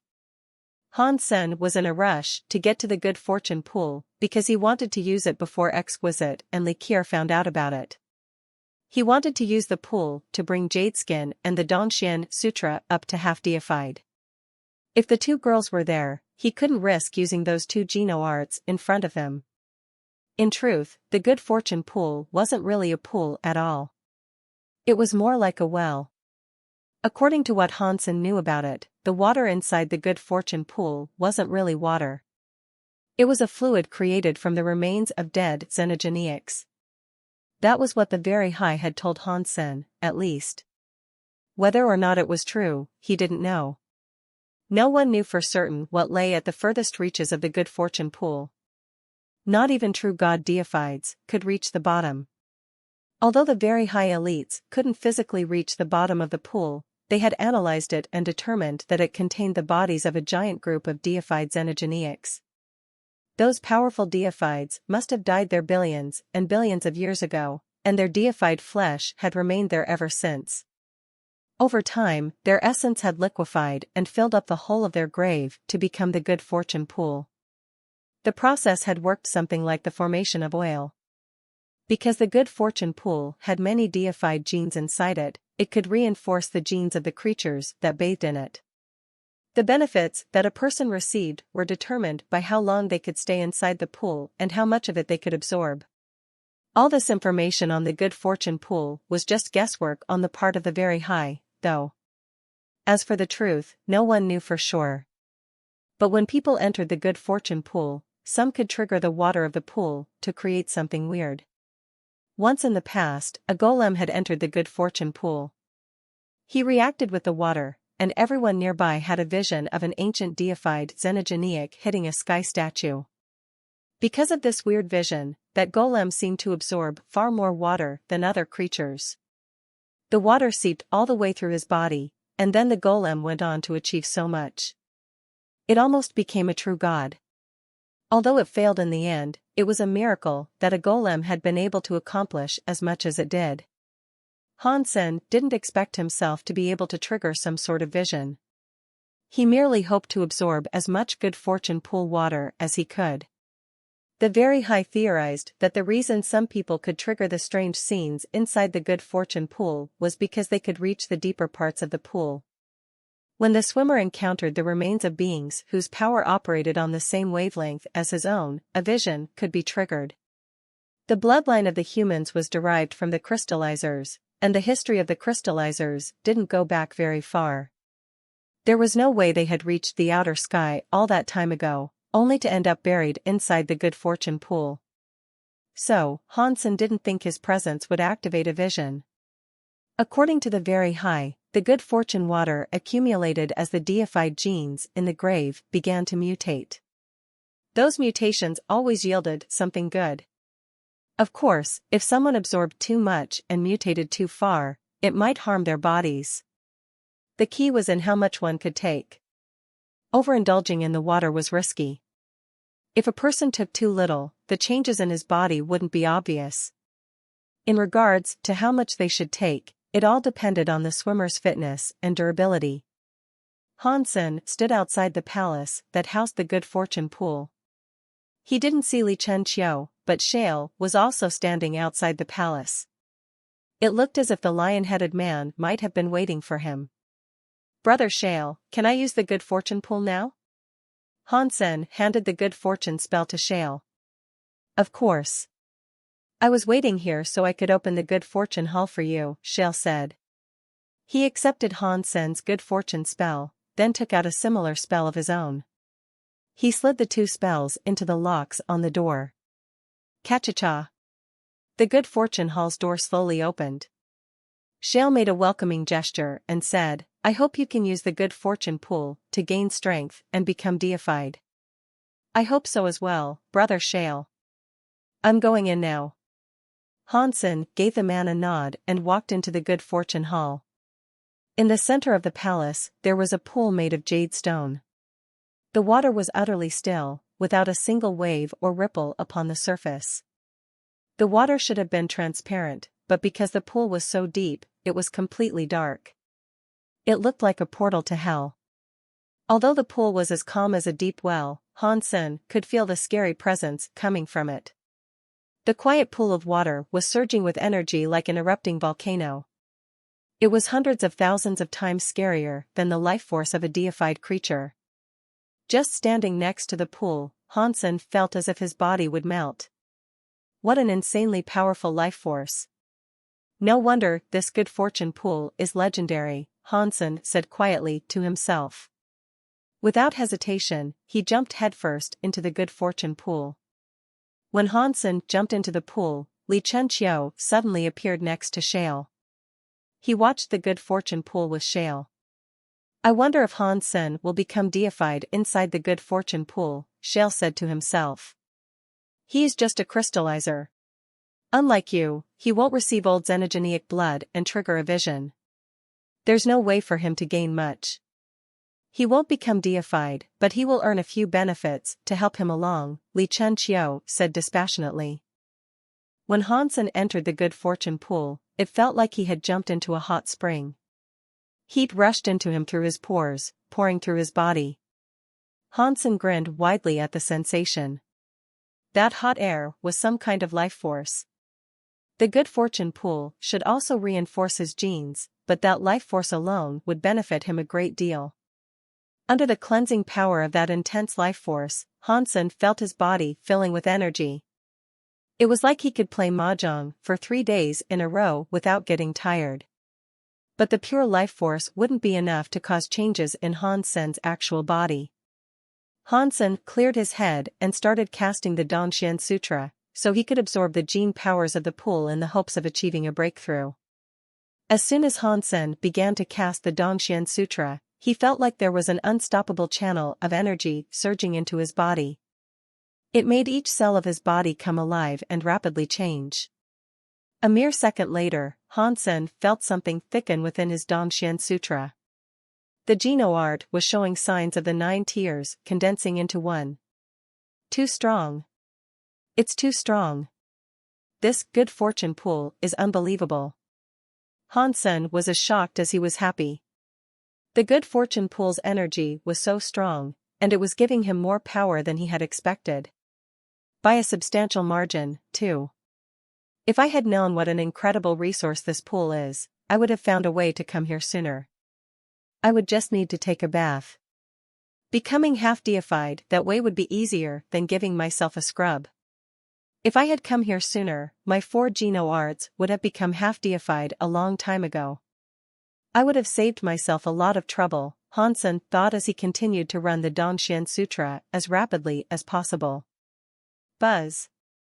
A moment later, Hansen felt like his body was exploding with power.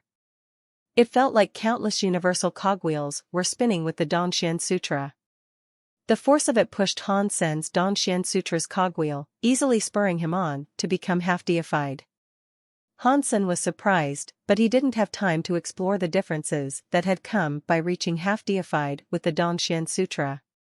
He immediately cast Jade Skin.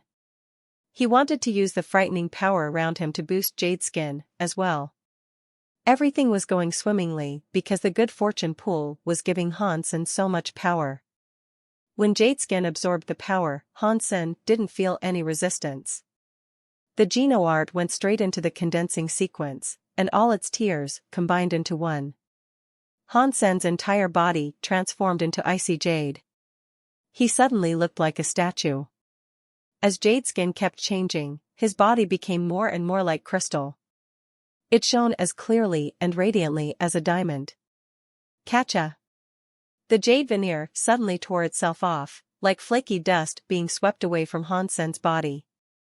Layer after layer, it went, and as it peeled away, the flesh of Hansen's body was reborn. It was like he had gotten rid of his old bones and installed a fresh skeleton. It's leveling up already? Hansen could barely believe this. Elevating the Danshan Sutra and Jade Skin to half-deified had been the simplest thing in the world. And there was even more gene power surging into his body. It was like he had expected rainfall, but now an entire river of water was plunging down on him. It was too much. Hansen could scarcely comprehend it. Something is wrong. Something must be wrong. Hansen continued to absorb the energy, but he couldn't understand what was going on. According to the analysis of the very high, the good fortune pool had been created by different deified xenogeneic genes combining together. It was a mixture. Therefore, the composition of the water was quite complicated. When ordinary creatures entered the good fortune pool, they absorbed a lot of the good fortune pool's water, but they could only refine the gene power of the water that was compatible with their own genes. A lot of the harmful gene power had to be neutralized or expunged. Otherwise, it could seriously damage their bodies. For instance, if a creature that practiced fire powers came to the good fortune pool, it would have to expel all the water element powers that it absorbed. Otherwise, the conflicting element would damage the fire creature. Because most of the gene power in the water wouldn't suit most people, a person couldn't spend too long inside the pool.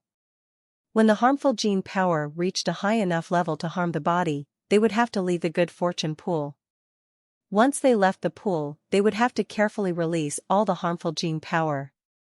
If the person in the pool triggered a vision, then the vision would release other gene powers and attract helpful gene powers for the person to absorb. So, when a vision appeared, the person could absorb vast amounts of gene powers, far more than usual. The harmful gene powers would only be a small part of the mixture. Therefore, the benefits those people received would be far better than those who couldn't trigger a vision, and they could spend much longer inside the good fortune pool. But now, Hansen's situation was a strange one. He had been absorbing the powers of the good fortune genes for a while. A vision had yet to appear, but the gene powers that he was absorbing seemed perfectly compatible with every fiber of his being. None of the gene powers seemed harmful to him, as the theories he had heard suggested they should be. It was like all the good fortune water was the purest type of gene power. Every drop helped him and aided the progress of his geno-arts. There wasn't a speck of harm entering him. Hansen swallowed like a whale and sucked like a mosquito. He absorbed more and more energy. He was taking in so much that he was almost afraid. I'm absorbing so much gene power. Why isn't something stopping my progress? It is like I can keep on sucking down as much as I want to. This is so weird, Hansen thought, slightly disturbed. It felt as if he had gone to a steakhouse buffet. Most people could eat 3 steaks before being full, while Hansen had already eaten a dozen, and he was still going strong. His belly seemed to have endless room for him to keep on munching.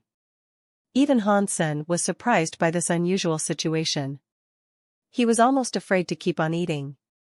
Is it because my body doesn't have any special elements, so I can absorb any elemental gene power? Is that why this weird situation is happening? Hansen thought to himself. Although this explanation seemed a bit unconvincing, the good stuff that was coming into his mouth wasn't something he was going to refuse. This is a lot of energy. If I keep on taking it in, will I become deified straight away? Hansen was both awed and pleased by that thought. If that is true, that would be awesome. Hansen cast the story of genes like crazy. Over the years that he had practiced it, the geno-art had always demanded more sources than he had to give.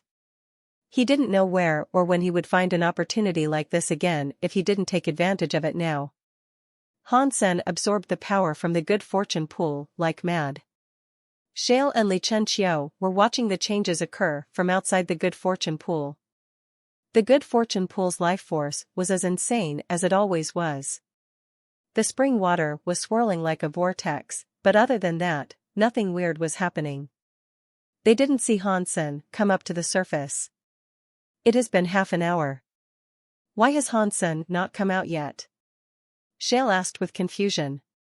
For a king that hadn't triggered a vision, half an hour was usually the longest they could last. Even the best half-deified would end up harming their body after that.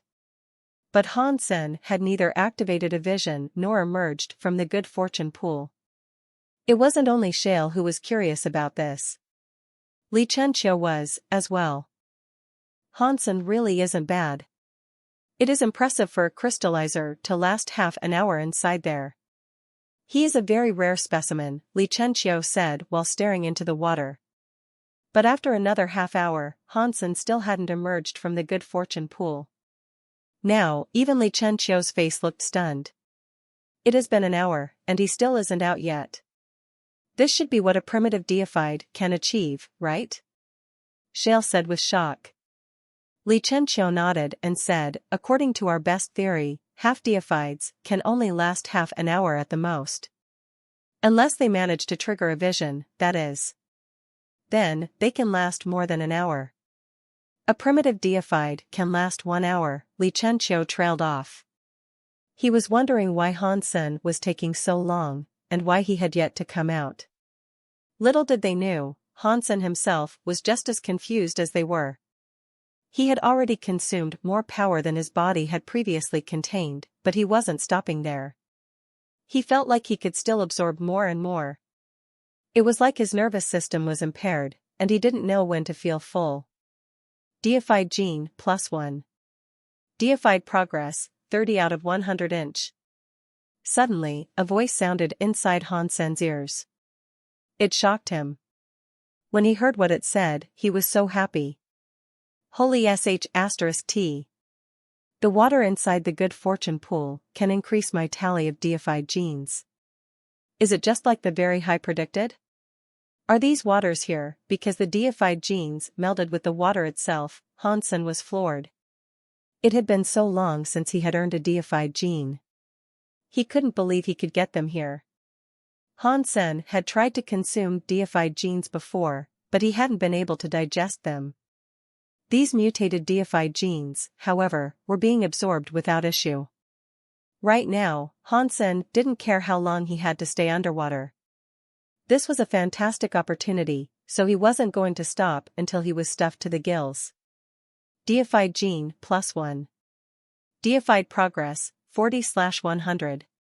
Not long later, Han Sen's brain played a similar announcement. After hearing the announcement again, Han Sen tried even harder to absorb the power of the good fortune water. His body was sinking lower, driving him deeper and deeper into the pool. And the further he went, the stronger the gene power became. Han Sen floated inside the good fortune pool, continuing to absorb what he could. Shale and Li Chenqiu were still on the outside, looking pretty freaked out.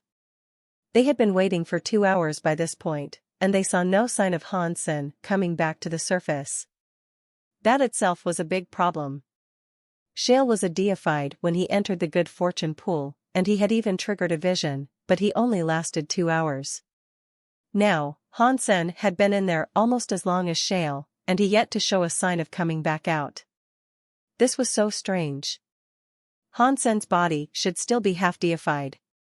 He must have taken in so much gene power. Even if it was all somehow beneficial for him, it should have filled his body to overflowing by now. How can he still be down there? Shale asked in a whisper. Li Chenqiu looked into the water but didn't speak. He was trying to guess what might have happened to Han Senator. He considered many possibilities, but he didn't think any of them made sense. In short, unless Han Sen had become deified, the good fortune pool's gene power should have blown him up by now.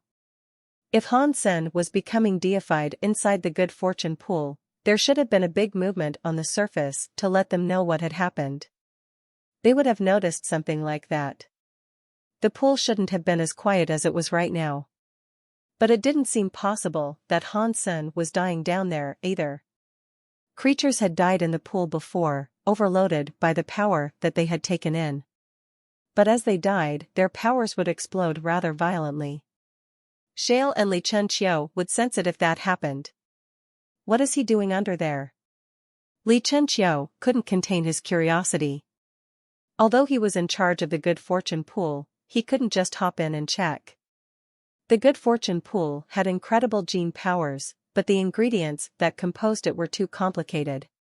Once someone reached the maximum level of harmful gene powers they could tolerate and left the pool, they could begin to slowly purge those destructive powers. However, their core genes would be forever affected. They would live with side effects from then on. These side effects didn't affect one's body and practice, but if that person wanted to enter the good fortune pool again, the rate at which they accumulated harmful gene powers would be greatly increased. Entering the water again could be very dangerous for them. So, ordinary people could only earn benefits the first time they entered the good fortune pool. Entering the good fortune pool again would make these side effects get worse. After a few times, most people couldn't even touch the water anymore. That was the situation that Li Chenqiu found himself in. He wanted to dive into the pool and take a look, but he simply couldn't. Shale had only just entered the good fortune pool, so he couldn't go in again either. The two of them had no choice but to watch from the edge of the pool. They hoped that Han Sen would come back out, so they could learn what he had managed to accomplish down there. Deified Gene, +1. Deified Progress, 56 out of 100 inch. Han Sen was still frantically pulling in the gene powers of the good fortune water. His deified progress was moving steadily forward. Am I going to become deified? Han Sen was so excited. If he could become deified here, then in the eyes of the universe, he would have the basic authority to start his own race. That meant he could represent humans and start a war for a lantern in the Geno Hall. Humans could become a high race. Fighting the Extreme King or a big race like the sky wouldn't be realistic. He would have to find some higher races that only had a couple deifieds, or maybe none at all. If that happened, Han Sen would be confident in his ability to pick on them. Of course, every high race had connections. He couldn't just start a war with whoever he wanted. Just like the rebate. If anyone tried to start a lantern war with them, they would have to think about how Sky Palace would react. Han Sen wasn't worried about it too much, though. He just had to find a high race that was allied with the Extreme King, and then snuff out their lantern. There was no love lost between him and the Extreme King anyway, so battling them was going to happen someday regardless. Deified Gene, +1. Deified Progress, 98 out of 100 inch. As time went by, Han Sen's deified progress went higher and higher. Han Sen could feel the power collecting inside of him. There were changes occurring in his body that felt like they could flip the sky and the earth. These changes weren't connected to any of his 4 Geno arts. It was his body itself that was changing. It was a process that he couldn't have begun to describe. His flesh, his bones, his organs, and every cell in his body was changing. Deified Gene, +1. Deified Progress, 100/100. God Body Evolving. When his deified progress reached 100, Han Sen felt like his body was a flower, and the petals were falling away one by one.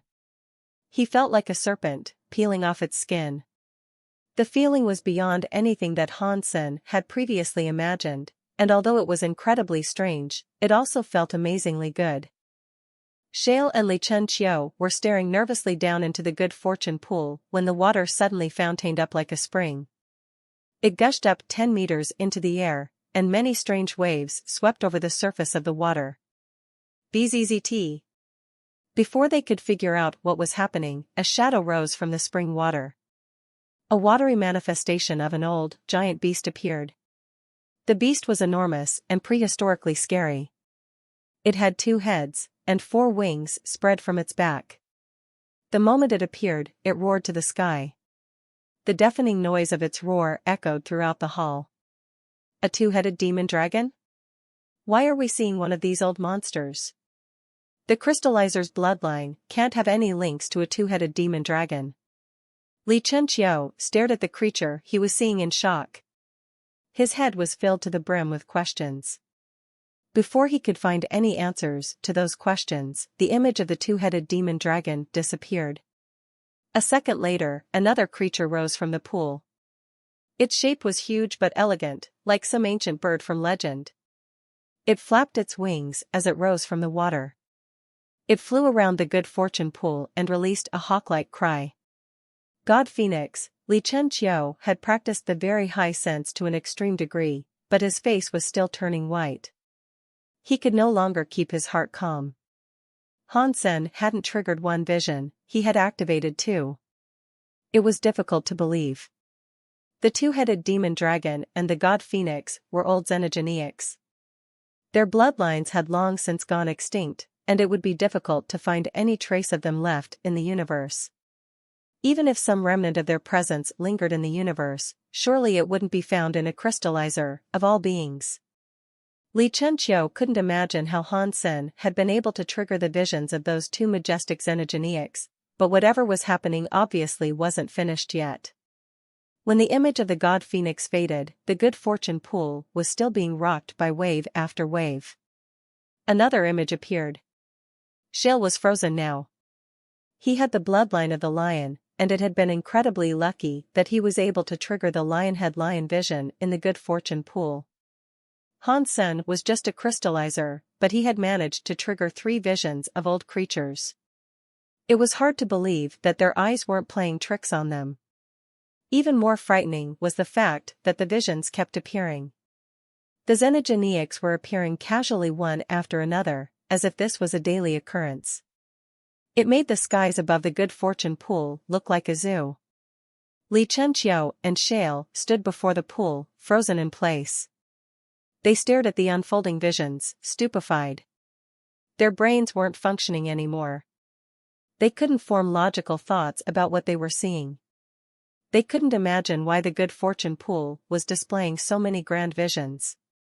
These creatures couldn't have been related to the crystallizer inside the pool. How could they all be showing up because of Han Sen, who was from a weak race? Han Sen didn't have any idea what was going on either. His deified genes had reached 100 now. After his god body evolved, the visions appeared deep in the good fortune pool, then rushed past him and vanished over his head. Each time, Han Sen felt something strange in his body get peeled away. There was a phantom sensation deep within Han Sen, one that he could barely even sense. He felt something peeling away inside him, but it didn't seem to affect him. And when those weird visions appeared, they made the gene powers in his body purer. The changes within him accelerated. Han Sen could only think in his heart, the creatures in the sanctuaries were crafted from the xenogeneic blood of those in the universe, and I ate a lot of creature flesh in my time there. I claimed their genes to make myself stronger. Maybe it's their blood that is being affected on some level. My time in the sanctuaries left some remnants of those creatures' blood genes. When the god body evolves, it triggers those small gene messages. Is that how these weird visions are appearing? Han Sen thought that his guess sounded reasonable, but he didn't know if it was the truth. He didn't have time to confirm the validity of this theory either. As he reached the end of this train of thought, his body had reached the most important moment of evolution. He didn't have time for anything else. Changes began to flow through Han Sen's flesh, flipping his world on its head. It was like every cell within him was being reborn. It made his body become as pure as a newborn baby's. There was nothing about him that wasn't new and clean. But Han Sen didn't hear his god body finish evolving. His body stopped evolving, and the 4 geno-arts inside him started to run. The Blood Pulse Sutra, the Dongxian Sutra, Jade Skin, and the Story of Genes, those 4 geno-arts were running inside Han Sen's body at the same time. His mouth went dry in shock. There were many aspects of these 4 geno-arts that were the same. If they ran simultaneously, there could be a conflict. It might even mess up his chi.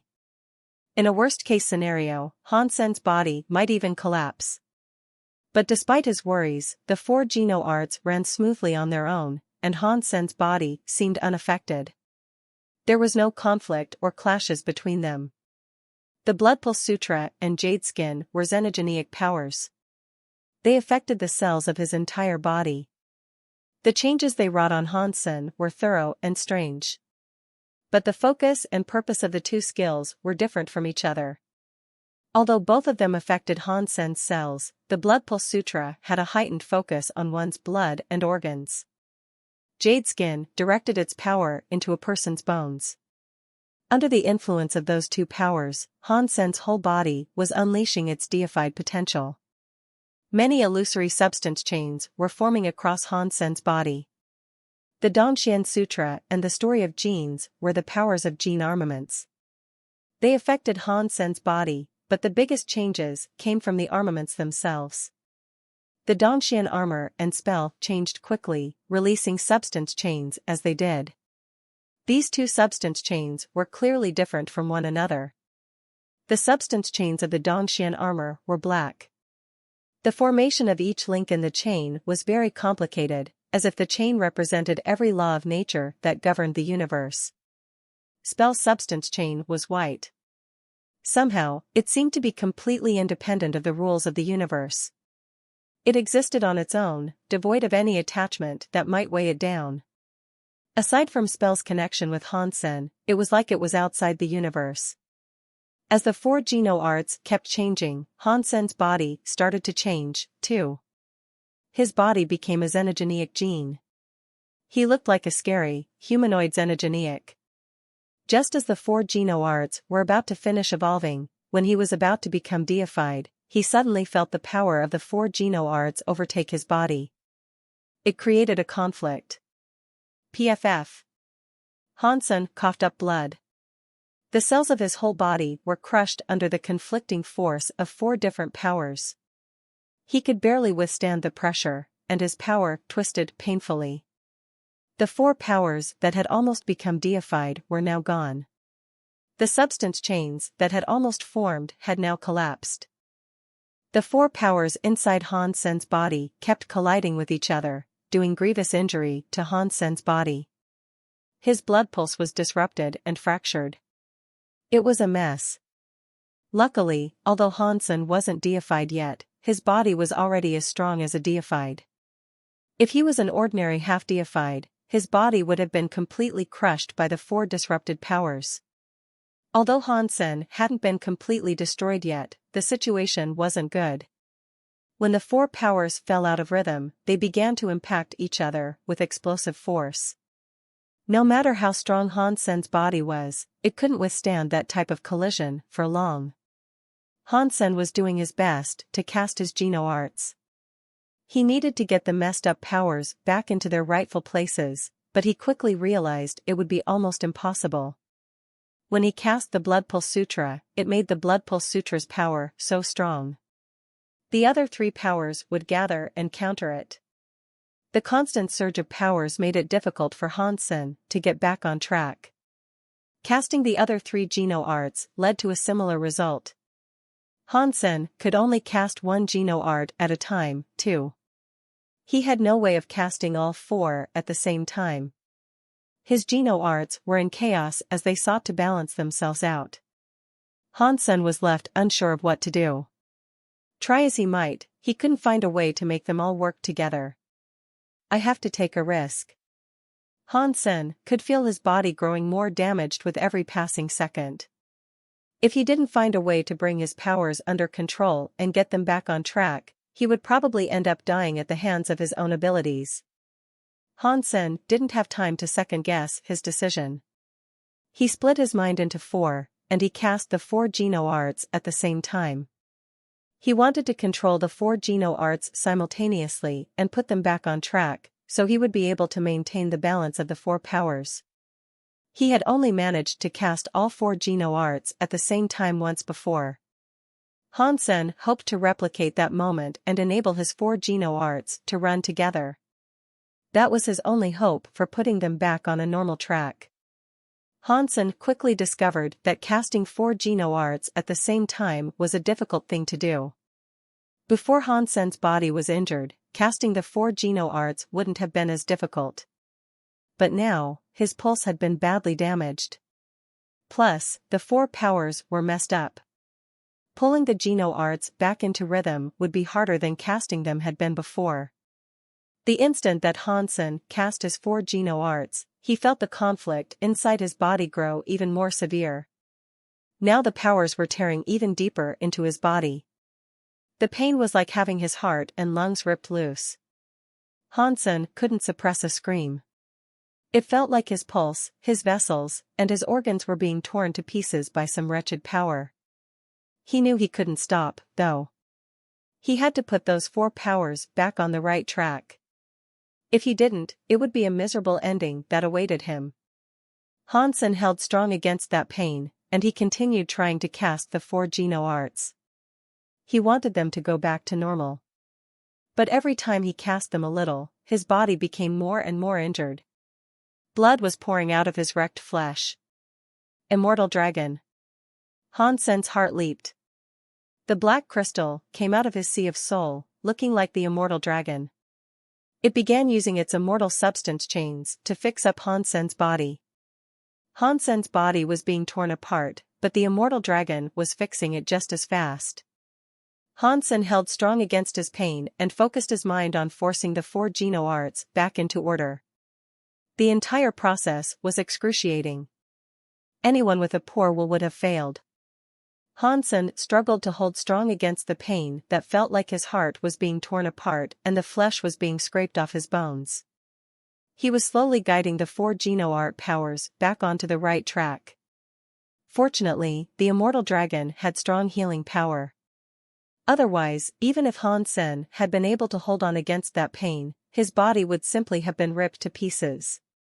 After 1 hour of torture, Hansen finally put the 4 Geno arts back onto the right track. But that wasn't the end of the matter.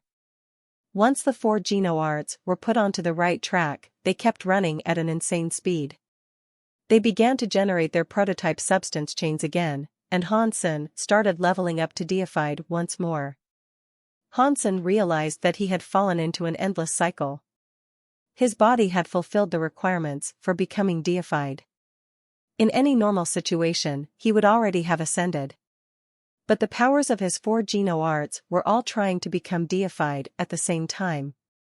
When they leveled up, they each needed his body to support their development. Each power tried to take over his body completely. That was why there was conflict, and that was why he had failed to level up the first time.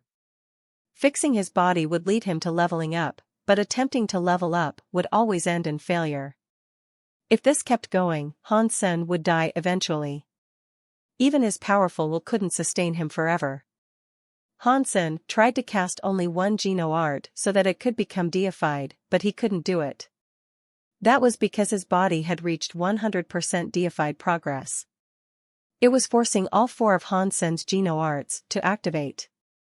His body wanted him to level up completely. It wasn't possible for him to suppress all but 1 Geno art. It was like a baby growing. It was impossible for the baby to only grow 1 arm or 1 leg. A child couldn't let 1 limb develop but forbid another part to grow. Now, Hansen's situation was like that. He was leveling up completely. He couldn't choose a particular part of himself to ascend. If he leveled up, everything about him would become deified. If I can't suppress 3 of my Geno arts, I will have to let all 4 become deified. After Hansen thought about his situation, he realized that he had to take the risk and try. He wasn't going to back out now. But on the final step, as the 4 Geno arts tried to use his body to become deified, the powers conflicted. Hansen failed again. The powers of the Geno arts were thrown into disarray, and the forming substance chains collapsed. Hansen experienced a pain that almost broke his body. No. If this continues, I will not succeed. Hansen held firm against the pain that wanted to tear his body to pieces. Many ideas flew through his head as he considered how he could let the 4 Geno arts run and become deified. Based on what he knew of evolution, there was no possibility of Hansen becoming deified now. That was because the 4 Geno arts couldn't become one, and neither could they evolve individually while using only a portion of Hansenator. They had to take over Hansen's body completely. That was a contradiction that couldn't be solved. Wait a second. According to the theory, Spell itself has a life force. She has a complete body structure and cycle. Maybe that will really work. Hansen's brain flashed with an idea. He used the power of the immortal dragon again. Gritting his teeth through that unbearable pain, he shoved the 4 messed-up Geno art powers back on the right track. The pain he experienced was worse than death. It was like being sliced to the bone a billion times. Hansen didn't know if he could endure it if he had to do it a second time. It must work, Hansen felt his teeth chattering. He sent up a desperate prayer and then summoned Spell. Spell took on her female form and appeared in front of Hansenator in a moment. She had rushed into Hansen's body and combined with him. And then, Hansen's body underwent some amazing changes. After he successfully combined with Spell, Hansen's body restructured dramatically. He wanted to use the changes of his body to redirect the roots of the 4 Geno arts. He hoped that doing so would let him find a way for all 4 Geno arts to coexist at the same time. After spell fused with his body, however, Hansen suddenly noticed that the changes in his body's structure went far deeper than he had imagined. All 4 Geno arts were thrown off the routes they sought, and their powers were disrupted. In this mess, the 4 Geno arts were leaking energy freely. They began searching for new routes to channel their power, and that sudden search created a small and temporary balance. Hansen could barely keep up with what was happening in his own body, though. Lines of power were running everywhere. In such a chaotic situation, Hansen had no other choice. He needed to keep running the powers of the 4 Geno arts. It was his only chance of progressing. To Hansen's surprise, he discovered that after he combined with spell, the compatibility of his powers seemed to have increased. The 4 powers were running together without conflicting. Especially the story of genes. After Hansen combined with spell, the story of genes became very tame inside his body. It was like a placid lake that had always been inside him, and wherever the power flowed, chaos would slowly fade away. Any places in his body that didn't have power were gradually filled up by it. The Dongxian Sutra's power reacted in an even more unique way. It separated itself from Hansen's body, confining most of its energy to the Dongxian armor. Between the Dongxian armor and Hansen, a special cycle was running. The powers of his blood and bones became Hansen's primary strength. While the substance chains were generated, they kept pushing Hansen's body toward deified class. Finally, the 4 Geno arts were able to generate substance chains again, all while Hansen's own body was trying to hit a deified level. Hansen knew he was at a crucial point. If he failed again, he didn't know if he could endure the searing pain another time. The 4 Geno arts suddenly formed a substance chain. 4 different powers combined, melting into Hansen's body. Hansen couldn't control himself. He arched his back and roared to the sky. The cells in his body quickly changed. At that moment, 4 different Geno arts created an amazing rhythm as their structures became one. Their power bloomed like a flame being struck from a match. Their powers weren't truly combined, but they were now like a machine composed of 4 parts. Although they remained individual powers, they were all working together. The black armor was strong and beautiful. Boiling blood, ice, and jade-like flesh. Hansen felt as if he had leveled up. That feeling was indescribable. A flaming, black substance chain rose from Hansen's body, making him look like a scary xenogeneic demon god.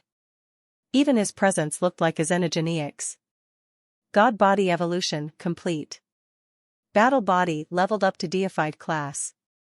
When Hansen heard the notification, informing him he had successfully leveled up, he checked out his information.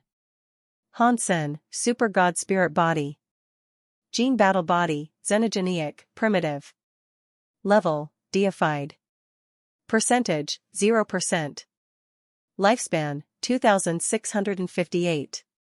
Did these 4 Geno arts combine into one? Hansen saw that his gene battle body was listed as xenogeneic, and the 4 previous battle bodies were gone. Hansen's heart jumped. He tried to pull spell out of his body, and when he did, he felt as if some balance within his body had broken. The Geno powers cracked apart from each other, weakening Hansen's power. Although his power was weaker, he wasn't pulled out of deified class. He still had a substance chain power. Hansen looked at his information, and he noticed his gene battle body was broken into 4 familiar sections again. Mutant blood, primitive, jade skin, primitive, Dongxian Sutra, primitive, spell, primitive. The 4 of these battle bodies were the same. They had all reached primitive class. The reference to the xenogeneic battle body had vanished. Weird. Hansen shook his head at the strangeness of the situation. But before he could figure out exactly what was going on, the small jade figure started to shiver and shake. Liqueur and Exquisite were on their way. Regretfully, Hansen swam toward the surface of the good fortune pool. Hansen breached the surface, and after coming out of the water, he found Likier and Exquisite standing near the hall's door. They were with Shale and Li Chenqiu. All four people were staring at him. You really became deified? Exquisite and Likier looked at Hansen in shock. When they received the news from Li Chenqiu, they hurried over with haste. They had only just arrived there, and they saw Hansen emerge from the good fortune pool. They found powerful substance chains radiating from Hansen's body. He was deified. Li Chenqiu looked upon him very strangely. He had been waiting for Hansen to come out of the good fortune pool for too long. That was why he called Exquisite and Likier. He wanted them to sense Hansen's mind and find out what was going on down there. But who would have known that as soon as Likier and Exquisite arrived, Hansen would come out of the pool? And he emerged as a deified. This was all too strange. Li Chenqiu couldn't even begin to guess how Hansen had done this. A half-deified had remained inside the good fortune pool for 7 hours. He had triggered countless weird visions. And on top of that, he had become deified. That wasn't what Li Chenqiu expected. Hansen, you really became deified? Shale asked Hansen. Hansen laughed and said to Li Chenqiu, thank you for giving me a chance inside the good fortune pool, sir. Had you not done this for me, who knows when I would have leveled up to deified. This is perfect. Now you and I can fight fairly. Shale's eyes were aflame with the idea of the fight. Is it appropriate to do it here? Hansen was eager to flex his new deified powers, but this was the good fortune pool. It wasn't an ideal battleground. Go to the valley, Li Chenqiu said coldly. Then, he teleported away. Exquisite and Likier rounded on Han Senator. They looked at him with anger, saying, you became deified without calling us? I did not expect to become deified inside the good fortune pool. It was all just a happy little accident. Hansen spread his hands innocently. He had hoped to level up the Bloodpool Sutra and Jade Skin to half-deified. He had never expected that he would suddenly become deified. His becoming deified was something of a surprise. Let's go. Let us see how strong you have become now that you are deified. Exquisite walked over to Hansen and put a hand on his shoulder. They teleported into the valley. Hansen was no stranger to the valley. The last time he had been there was during the silkworm bout. Now that he was back in the valley, Shale was his opponent once again. But things were different this time. Hansen had changed a lot since their first fight. He had become deified. Shale wasn't the same person Hansen had fought the first time either. He had learned many more Geno arts in the interim. Although there were still flaws in his execution of certain skills, he was stronger than he had been. Li Chenqiu stood outside the valley, but his eyes never left Hansen. He knew it was even more unlikely that Shale would win this time. He hadn't thought that Hansen would become deified so soon, so Li Chenqiu wasn't expecting Shale to take part in a fight already. He hadn't completed his instruction of Shale. The Geno arts Shale needed to learn took a long time to practice, especially when it came to fixing the issues arising from the simplicity of his previous skills. But this didn't matter, at the end of the day. Real fights were how true fighters grew. Fighting an opponent like Hansen would be beneficial for Shale's development. Li Chenqiu also wanted to know what Hansen was like now that he was deified. In the valley, Shale looked at Hansen and said, I found a way to break your under the sky knife skill. You won't defeat me the same way this time. I wasn't planning on using under the sky, anyway. Hansen smiled and summoned Spell's dual pistols. The dual pistols of Spell had become deified class now. There was even more detail in the engraving that covered the weapons, and the texture of the grips was even comfier. The two pistols were carved with mysterious flower symbols. Let me try how strong Spell has become now that she's deified. Hansen raised one of his hands and pulled the trigger.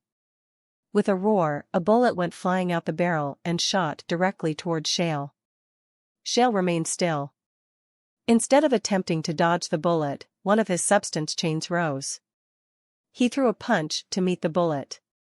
Pang! The fist and the bullet hit each other, creating a scary impact. Shale's body was strong like a lion, but he was hit badly. His legs cleaved 2 long trenches through the earth as he flew back a few hundred meters. Shale's face changed. He turned his hand over to look at it, and he saw the bullet lodged inside one of his fingers. Blood oozed out from the bullet wound. Li Chenqiu frowned. Shale's power was the best out of all primitive deifites. Yet with pure power, the lion-headed warrior was at a disadvantage. It appeared that he was much weaker than Hansen, who had just leveled up. How can Hansen be so strong? Li Chenqiu wondered to himself, turning his gaze back to Hansen.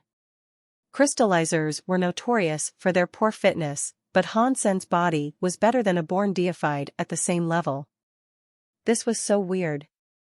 Li Kier and Exquisite, on the other hand, were very happy. Hansen had leveled up to deified, and he was so strong. He was stronger than any very high of the same level. This was very scary. What impressive power. Shale's eyes were on fire while he watched Hansen. His resolve for battle hadn't been lessened. Seeing Hansen's strength had actually stoked a greater fire in his heart. Substance chains danced madly around him. The atmosphere sizzled like an unstoppable volcano that was about to erupt. Clearly, Hansen's gun had triggered Shale's desire for victory even more. This explosion of power wasn't just pure force. It was a special skill. Shale has learned quite a lot of stuff recently. This will be a perfect way for me to gauge the extent of my deified power. Hansen didn't attack. He was waiting for Shale to build up his strength first. Last time, Shale had lost to Hansen because he didn't have a decisive power to beat him. That was why Hansen had a chance to trigger a hidden ability of Under the Sky. After his failure, Shale had spent a lot of time thinking about how he might defeat Hansen. He considered many different potential tactics. With Li Chenqiu's help, Shale settled on 2 different methods.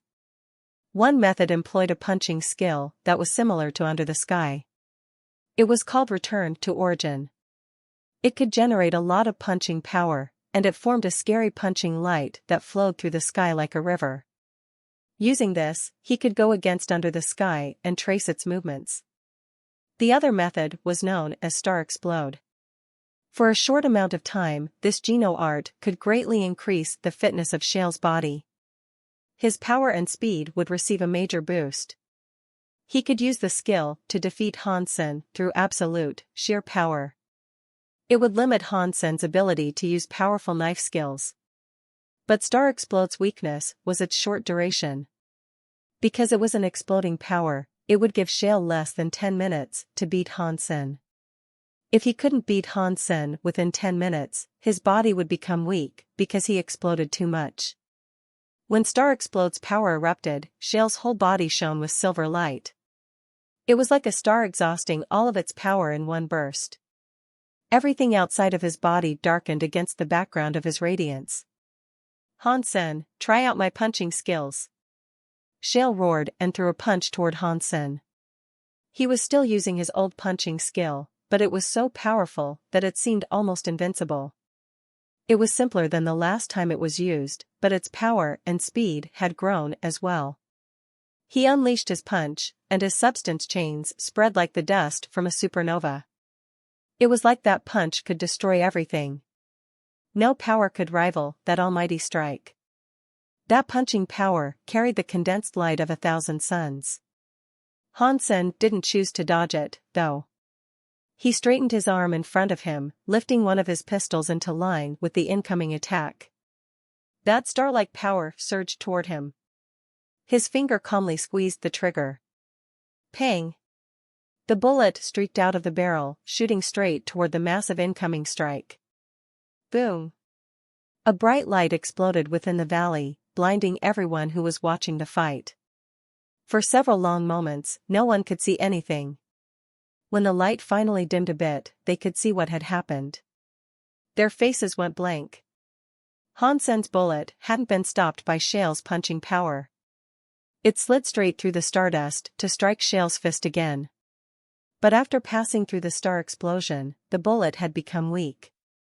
It hit Shale's fist, but it hadn't hurt him as the first bullet had. It simply bounced off and dropped to the ground. Although the bullet hadn't hurt Shale, its performance still left Li Chunqiu, exquisite, and Li Qiu speechless. After Shale used Star Explode, his power had grown by an order of magnitude. One punch should have been able to destroy a deified at the same level. And the bullet that Hansen used had been built from the power of a substance chain. It wasn't even solid. The fact that it could go against Shale's Star Explode without being destroyed was beyond shocking. My solidifying powers have become stronger. It generated a bullet that wasn't damaged by such a powerful explosion. I think it has reached an eternal level now, Hansen complimented in his heart. The desire to win that raged in Shale's heart was almost immeasurable. His scary punching powers came at Hansen like a hailstorm. Hansen kept firing his 2 pistols without reprieve, countering each of Shale's punching powers. No matter how strong Shale's punches were, none of them could come close to touching Hansen. It had taken Li Chunqiu mere moments to confirm that when Shale used Star Explode, his power only equaled Hansen. His expression looked strained, and he thought to himself, if this is Hansen's base power, then that is too scary. Li Qiu and Exquisite were even more stunned, because they knew for sure that they were only seeing Hansen's base power. He wasn't using a power-enhancing Geno art like Shale was. His base power was enough to fight back Shale's Star Explode.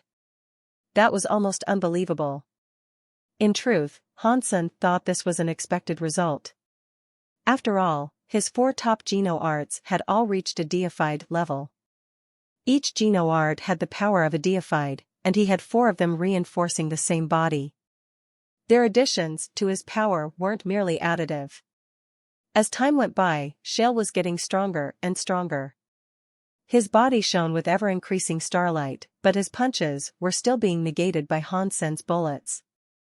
The 10 minutes were flying by, and Shale's skin was starting to crack and bleed. It didn't look like he was going to last long. Hansen, take my punch again! Shale roared. He punched toward Hansen like a raging madman. The next second, Hansen saw the valley before him fill up with an uncountable number of suns. The punching power was like an entire constellation exploding. Return to origin under Star Explode. Even a larva deified elite would have reason to fear that blow, Li Chunqiu thought to himself. Shale's performance was greater than he realized. Beneath Star Explode, he could still perfectly activate a punch using Return to Origin. Shale's power and talent were truly excellent. Hansen saw the punching power washing toward him like a flooded river. He didn't plan on falling back, though. He combined his 2 pistols to form another weapon. It was a rocket launcher. Hansen lifted the launcher in his arms. He took aim and fired a rocket at the Star River-like punching power. A beam of light was emitted from the launcher, and it went soaring into the center of Shale's attack. No matter how strong that rocket is, it cannot go against Return to Origin while it is fueled by Star Explode, Li Chunqiu thought to himself. The next second, he froze. The rocket slammed into the center of that stream of punches that was like a river of stars, and then it detonated like a nuclear bomb. The explosion consumed every bit of Shale's punching power. Boom! The following eruption looked as if it could melt the entire universe. Inside that beautiful example of Star Explode, there was too much light for the observers to look. They couldn't see anything. When the lights of the explosion receded, Li Chunqiu saw Hansen and Shale still in one piece within the valley. But an enormous crater had been torn into the stone of the valley between them. Hansen didn't attack, and Shale didn't attack either. But everyone knew Shale had already lost. His Star Explode time was up. He didn't have the power to fight Hansen anymore. I lose, Shale admitted honestly. But Hansen could tell that the man still wanted to fight. He wasn't going to quit because of a one-time failure. Li Chunqiu didn't say anything. Hansen really had won. Anyone could tell Han Sen had far more power than Shale. It wasn't a victory that Han Sen had pulled off by the skin of his teeth. But Li Chunqiu was confident that if he had more time to raise Shale to the peak of his power, he would have a chance to beat Han Sen. But the very high man had to admit that Han Sen was strong right now. In fact, the crystallizer was stronger than he had imagined. He thought Han Sen was below Shale and Yu Shanxin, but now, Han Sen's battle power was clearly no weaker than theirs. He was possibly stronger. Combat power doesn't mean anything. The most important thing is the ability to become a true god. Shale is a fake 11 armor talent. There is a high chance he can become a true god. That will be the real victory. Li Chunqiu stared at Han Sen, then left the area with Shale. You became deified without informing us. How do you plan on paying us back for this? Li Qiu smiled at Han Sen as she spoke. I will do whatever you want me to, Han Sen said while spreading his hands. I want you to stand facing a wall, Li Qiu said, acting angry. I'm a grown-up, not a 3-year-old. Punish me another way, Han Sen said with a wry smile. Only kids would be punished by having to face a wall. No, you have to face the wall. And you have to face the wall for a whole month, Li Qiu said with a smile. Han Sen frowned in annoyance. He wanted to say something, but Exquisite interrupted, Stop arguing. Little sister said you should face a wall, because after a silkworm becomes deified, they have to go to the ancient wall. That will be good for all of us. I see. Han Sen just realized Li Qiu wasn't really being petulant, she was just teasing him. But you have just become deified. You can go there in a few days. You should visit Bauer and spend some time with her first. You won't see her for a whole month while you're at the ancient wall, Exquisite said. Han Sen nodded, and then Exquisite took him back to the star tree. Because of what happened before, Li Qiu and Exquisite no longer dared to leave Han Sen's side. One of them always remained by Han Sen's side in case something big happened. That made him super depressed. He didn't have any free time anymore. I really can't look like I'm too special. Otherwise, I won't have any freedom at all, Han Sen thought as he sat under the tree and drank a cup of tea. Exquisite could see what he was thinking, but she ignored him and continued reading a book. What are you reading? Han Sen asked, poking his head around next to her. Nothing. Exquisite snapped the book closed before Han Sen could see what it was. She placed it in her pocket and cleared her throat self-consciously. What is this ancient wall placed that I'm going to? Although Han Sen was curious about what Exquisite was reading, if she wasn't going to tell him, then he wasn't going to keep asking. Exquisite quietly said, Ancient wall is a place where one of my ancestors used to draw. Draw? Han Sen was surprised. Seeing Han Sen's surprise, Exquisite smiled and explained, It isn't an ordinary drawing. He was a famous genius of our race. Although he never became a leader, he studied the very high sense to a degree that no one else, aside from our Alpha, has ever been able to match. After pausing, Exquisite looked up at the star fruit above them and said, Before he entered the Geno Hall, that elder sat before the ancient wall for 2 years. 2 years later, when he opened his eyes, the first thing he did was draw a picture on the wall. After he drew it, he flew away and went to the Geno Hall. The drawing has been there ever since. It is a legend, and not even now can people understand what that drawing is about. If no one can understand the meaning behind that drawing, what benefit can be gained from staring at it? Han Sen asked, not understanding. Exquisite smiled and said, Although the figure in the drawing is something no one can understand, the picture has the meaning and power of the elder that drew it. Just taking the time to study it will be beneficial for you. Now, Han Sen was able to understand. Exquisite and Li Qiu wanted to let him experience the true God's art because it would ultimately benefit them. Through him, they could understand it better and learn things from it. The experience would be beneficial to them all, so it wasn't a bad idea. But the ancient wall was a leftover from the very high ancestors. Ordinary outsiders weren't allowed to get close. Han Sen and the silkworms could go there for a whole month after leveling up to become deified, but the rules still forbade Bauer, despite being a family member, from going there. Exquisite and Li Kier would be going to the ancient wall with Han Sen, so they couldn't take care of Bauer. However, Han Sen asked Bauer for her opinion. Bauer was willing to stay at the star tree, and so Han Sen allowed her to remain there. With the xenogenics there, Bauer wouldn't be too bored. When the three of them left, the six-eared macaque started to become excited. The six-eared macaque was a different kind of xenogeniac. It was intelligent enough that it had pretended to obey Han Sen as its master. But in truth, it had just been observing. It wanted to find a way to escape from the star tree. The contract placed upon its body was very rigid, and the six-eared macaque couldn't find any way to remove it. If it escaped without removing the contract, it would still be restricted and oppressed by the forces of the contract. Han Sen could easily take over its mind, even if he was far away from whatever system the monkey had hidden itself in. The monkey would be in agony until it did what it was told. If I want genuine freedom, I must break the contract. The six-eared macaque's eyes glowed, and it watched Bauer intently. The six-eared macaque already knew Bauer was Han Sen's daughter. She was obviously very dear to him.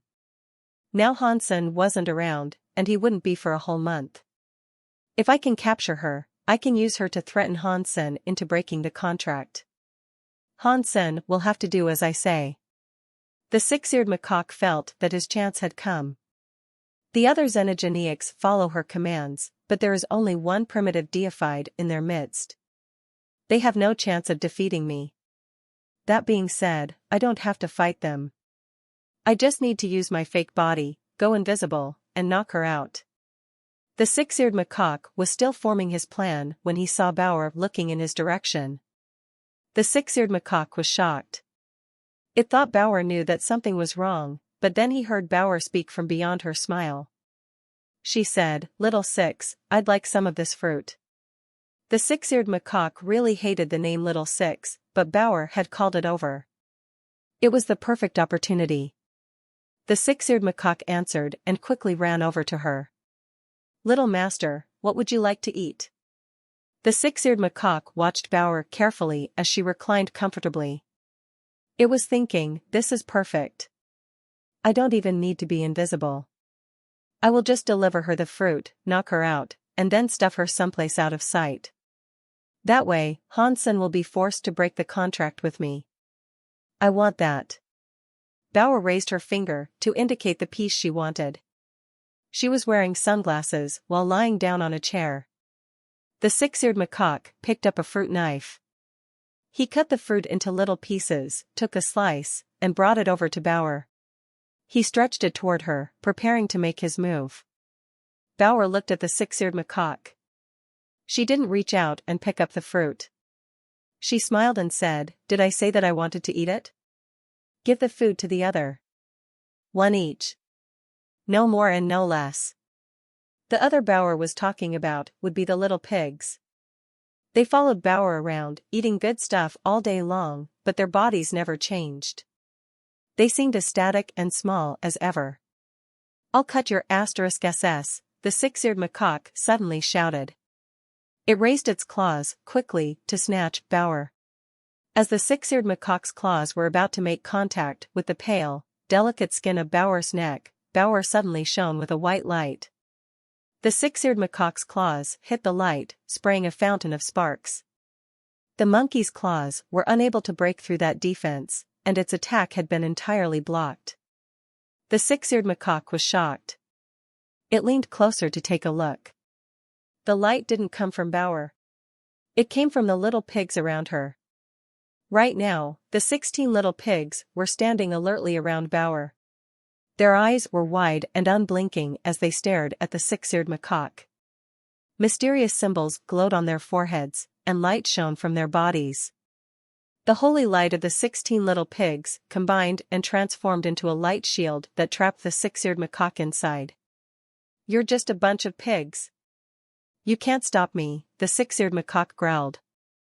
It shone with a golden light of its own, and it slashed the light shield with its now glowing claws. Since it couldn't assassinate its target, the monkey would have to do this the hard way.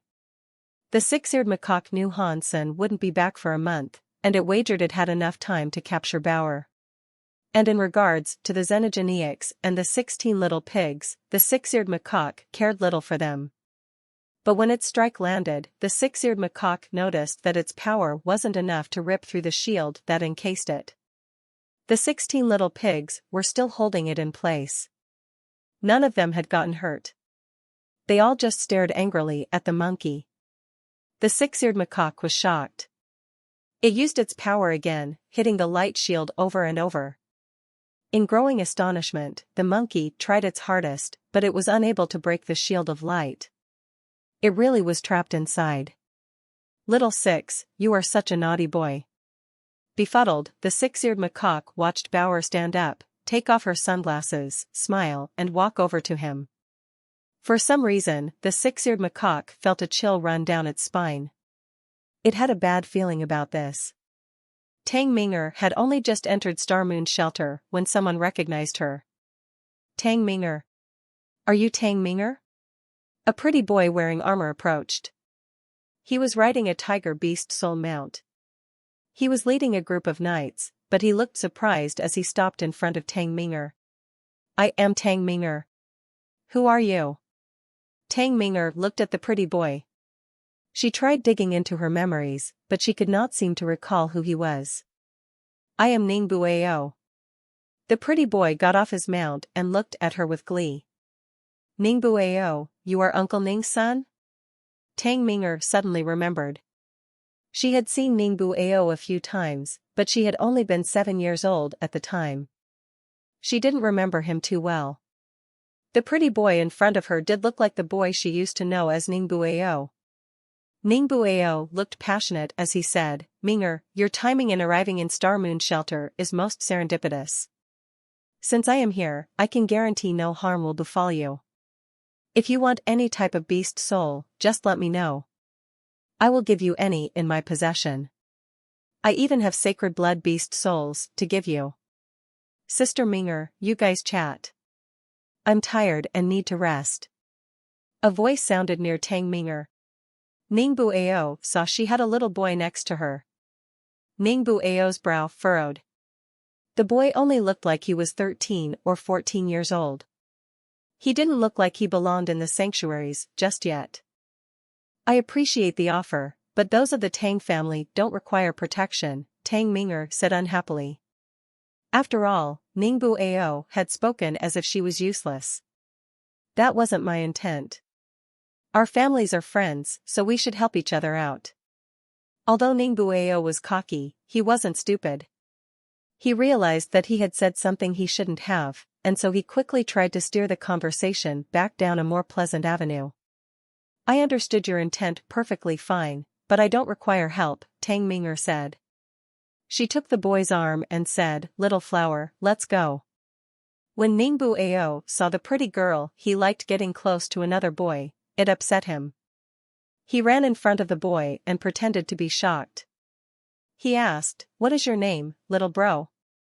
"Han Little Flower," the boy answered while meeting Ning Bueo's gaze. When he heard the surname Han, Ning Bueo felt his heart take a huge leap. He was really afraid of that surname, due to something that had happened to him when he was younger. There was a time on a beach when a little demon girl belonging to the Han family had lobbed him into the briny depths of the sea. Even now, Ning Bueo continued to have nightmares about that terrible incident. It was the most terrifying memory he had. "Han Little Flower," he said. "I don't think such a person belongs to the Han family. Maybe he's a member of some other family with the same surname." Ning Bueo dug into his memories and felt some relief. As long as Little Flower wasn't from that Han family, then he didn't need to worry. As far as Ning Bueo knew, the Han family only had a daughter. She was only a few years old, so there was no chance she had entered the sanctuaries just yet.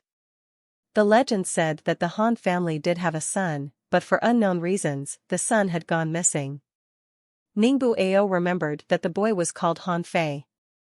He didn't have an old-fashioned and funny name like Little Flower. Little Flower was just his nickname, though. His family members called him Han Little Flower, but ordinary people would only know him as Han Fei. It was no surprise that Ningbu Ao failed to recognize the name. Brother Little Flower, if you need anything, just ask. I, Ningbu Ao, am very talented. It is easy for me to kill xenogeneics. Killing sacred blood creatures is a piece of cake for a guy like me. Ningbu Ao smiled at Han Little Flower as he boasted. Thank you. You seem like a nice guy.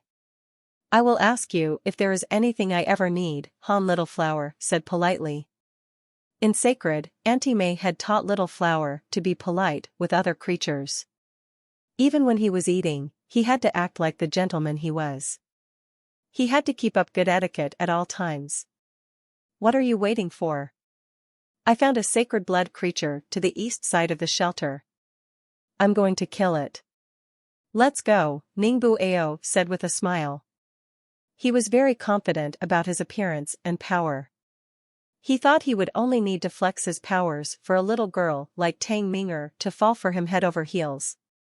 Han Little Flower wasn't interested in killing sacred blood creatures, though. He had only stayed in the first sanctuary because he was having trouble finding more super creatures. If he could find them more reliably, he would be in the second sanctuary already. Little Flower, if Mr. Ning is inviting you, we should go. Tang Ming'er suddenly winked at him. She was a smart girl, so she knew what Ningbu Ao was up to. He obviously had a thing for her. She also knew the Ning family were a very arrogant and self-loving set of people, overall. If she didn't sort out this trouble now, the way Ningbu Ao was annoying her would just snowball. That was why she said they should go, despite secretly harboring another reason for going. Ningbu Ao was happy to hear her agree. He summoned 2 sacred blood beast soul mounts and said, the distance between us and that place is a bit far. I will give you these 2 sacred blood mounts as a gift. He was never hesitant about showing off. Ningbu Ao always thought if he had something decent, he should let other people know. Just talking wasn't enough, so he sometimes gave out gifts to demonstrate his wealth. 2 sacred blood mounts were something excellent. After all, there were many types of beast souls, so sacred blood beast soul mounts were quite rare.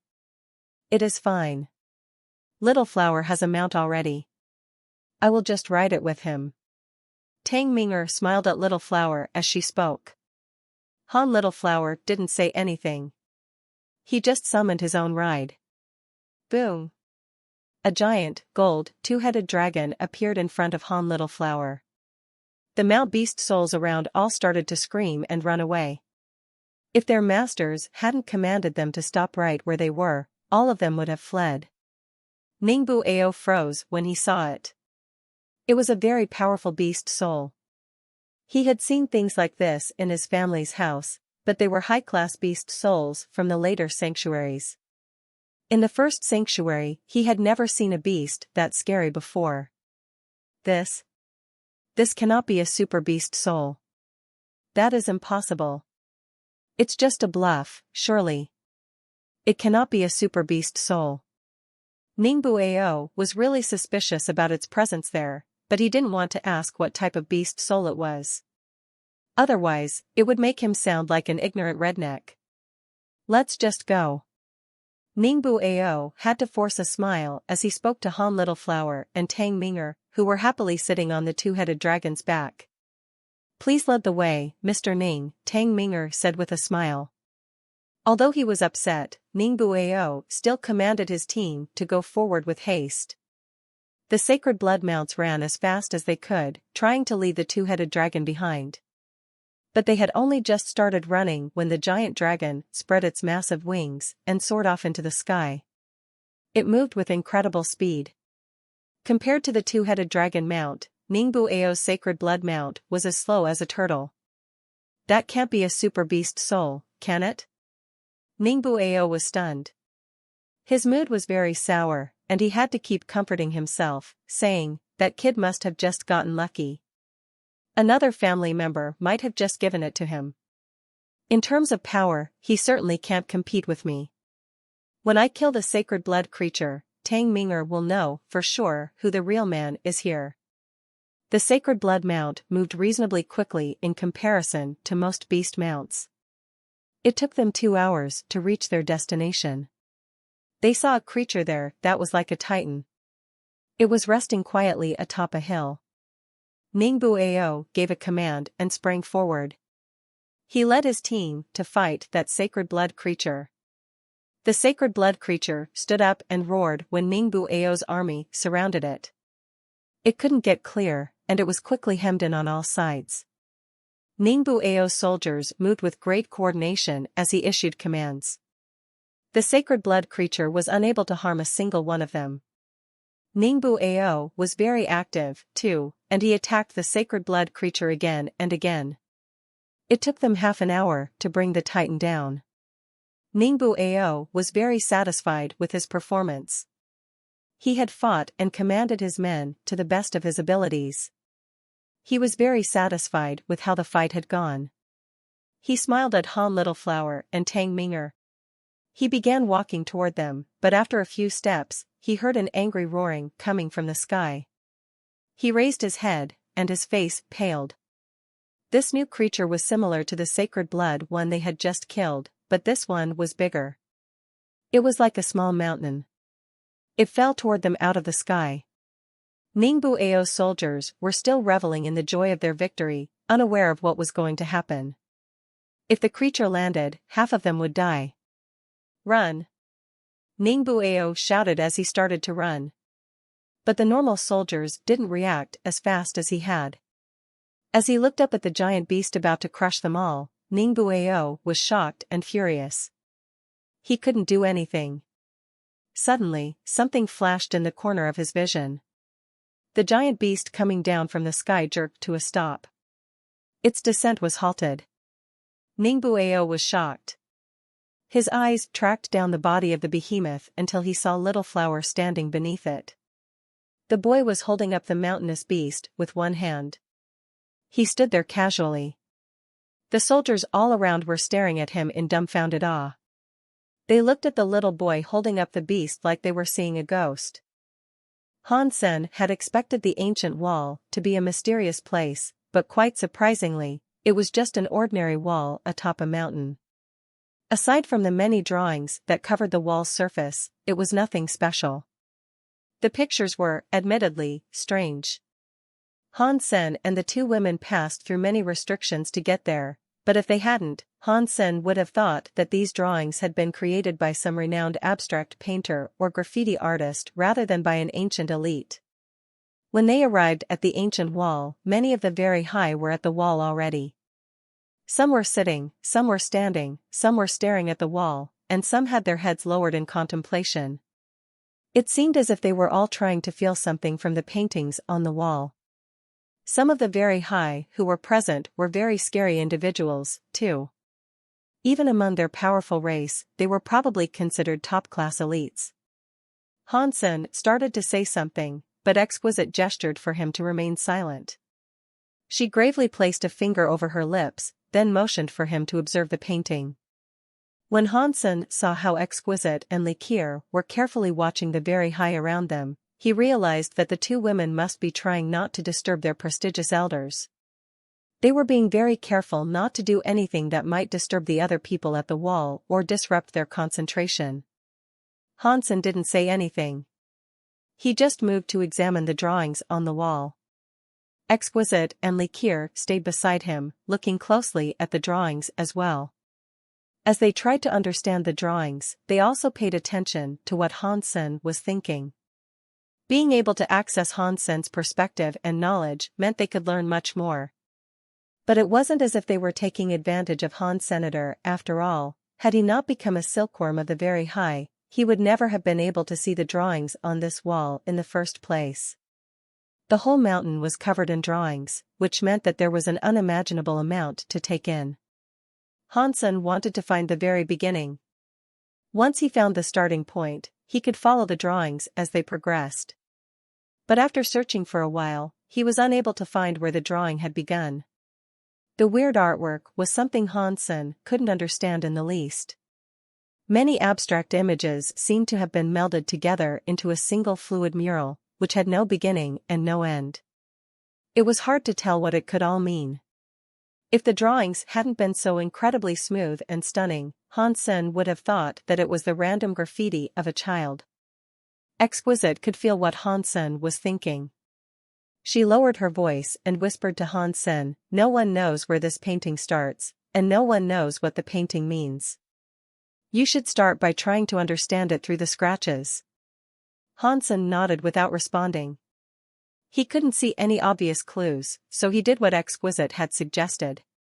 He focused on the scratch marks visible in the stone. Hansen's mind wasn't any worse than that of an ordinary deified elite. After looking over the drawing for a while, Hansen realized that it had been drawn with a person's fingers. The mind that resided inside the scratch marks wasn't hostile either. These weren't the gashes of weaponry, but neither were they elegant like writing done with a pen. It was a very strange thing to see. This should be a finger mind, Hansen guessed. He couldn't be entirely sure, though. Although he wasn't sure what kind of mind this was, it wasn't hard to tell that the person who made the entire drawing had a powerful consciousness. Hansen's mind was powerful in its own right, but compared to the mind that had created these marks, his was simple and low-level. Hansen wasn't in a rush to understand the mind that resided within the marks. He followed a trail across the mountain. First, he wanted to take in the drawing on a larger scale. After that, he would step closer and examine each individual drawing in detail. But no matter how hard he tried to see and understand, he couldn't get the gist of any painting or drawing. He couldn't even glean a clue. He had to start from the scratch marks again. The mind in the carving was left behind by the very high who used his powers to draw. I think that the messages left behind by the drawing and the scratch marks themselves are different.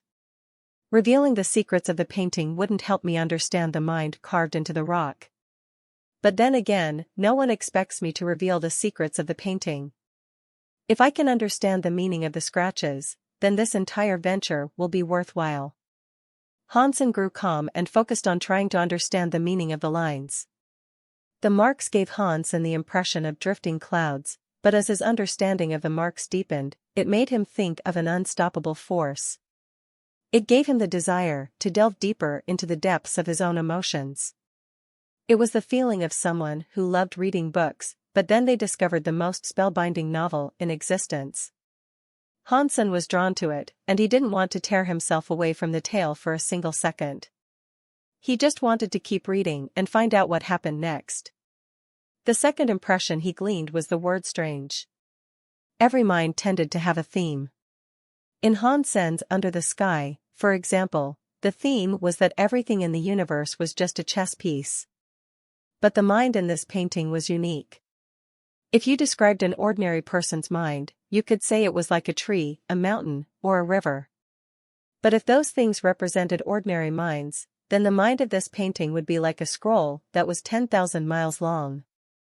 Every line and every curve had a different mind. One section could be a mountain or a body of water. Another part might be a cloud or a speck of soil or a pavilion or a building. A single curve of the drawing could be a flower, a bird, a bug, or a fish. The changing of the minds drew the observer in further and further, leaving them unable to stop.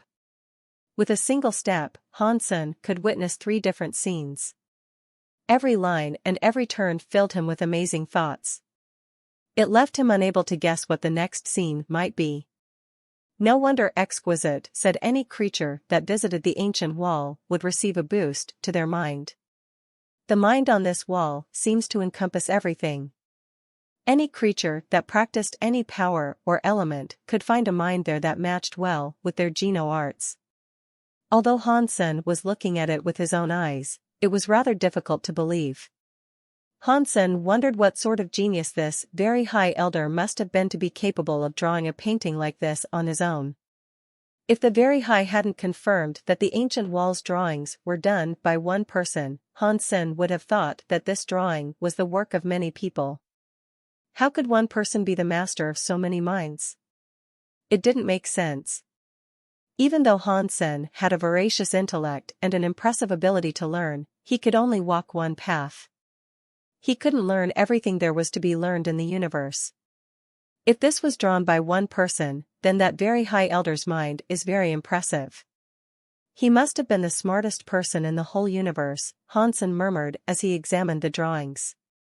Hansen continued working his way through the drawings, one by one. Although he couldn't learn all of it, just feeling all those kinds of minds was good for expanding his own knowledge. It was helping him develop new perspectives. Hansen was continuing his observations when he was delivered a shock. Goosebumps flared across his skin at the sensation. This mind was simply too twisted and weird. As he explored, Hansen had felt too much of the mind and realized that it was too complicated. He was sinking into it, which shook his faith to the core. It was like a university student who had just graduated. Countless large companies sent invitations to the graduate. One of them said, "Come to my company and be a lawyer. Being a lawyer has all sorts of benefits. You will earn a lot of money." Another company said, "Come to be a doctor in my company.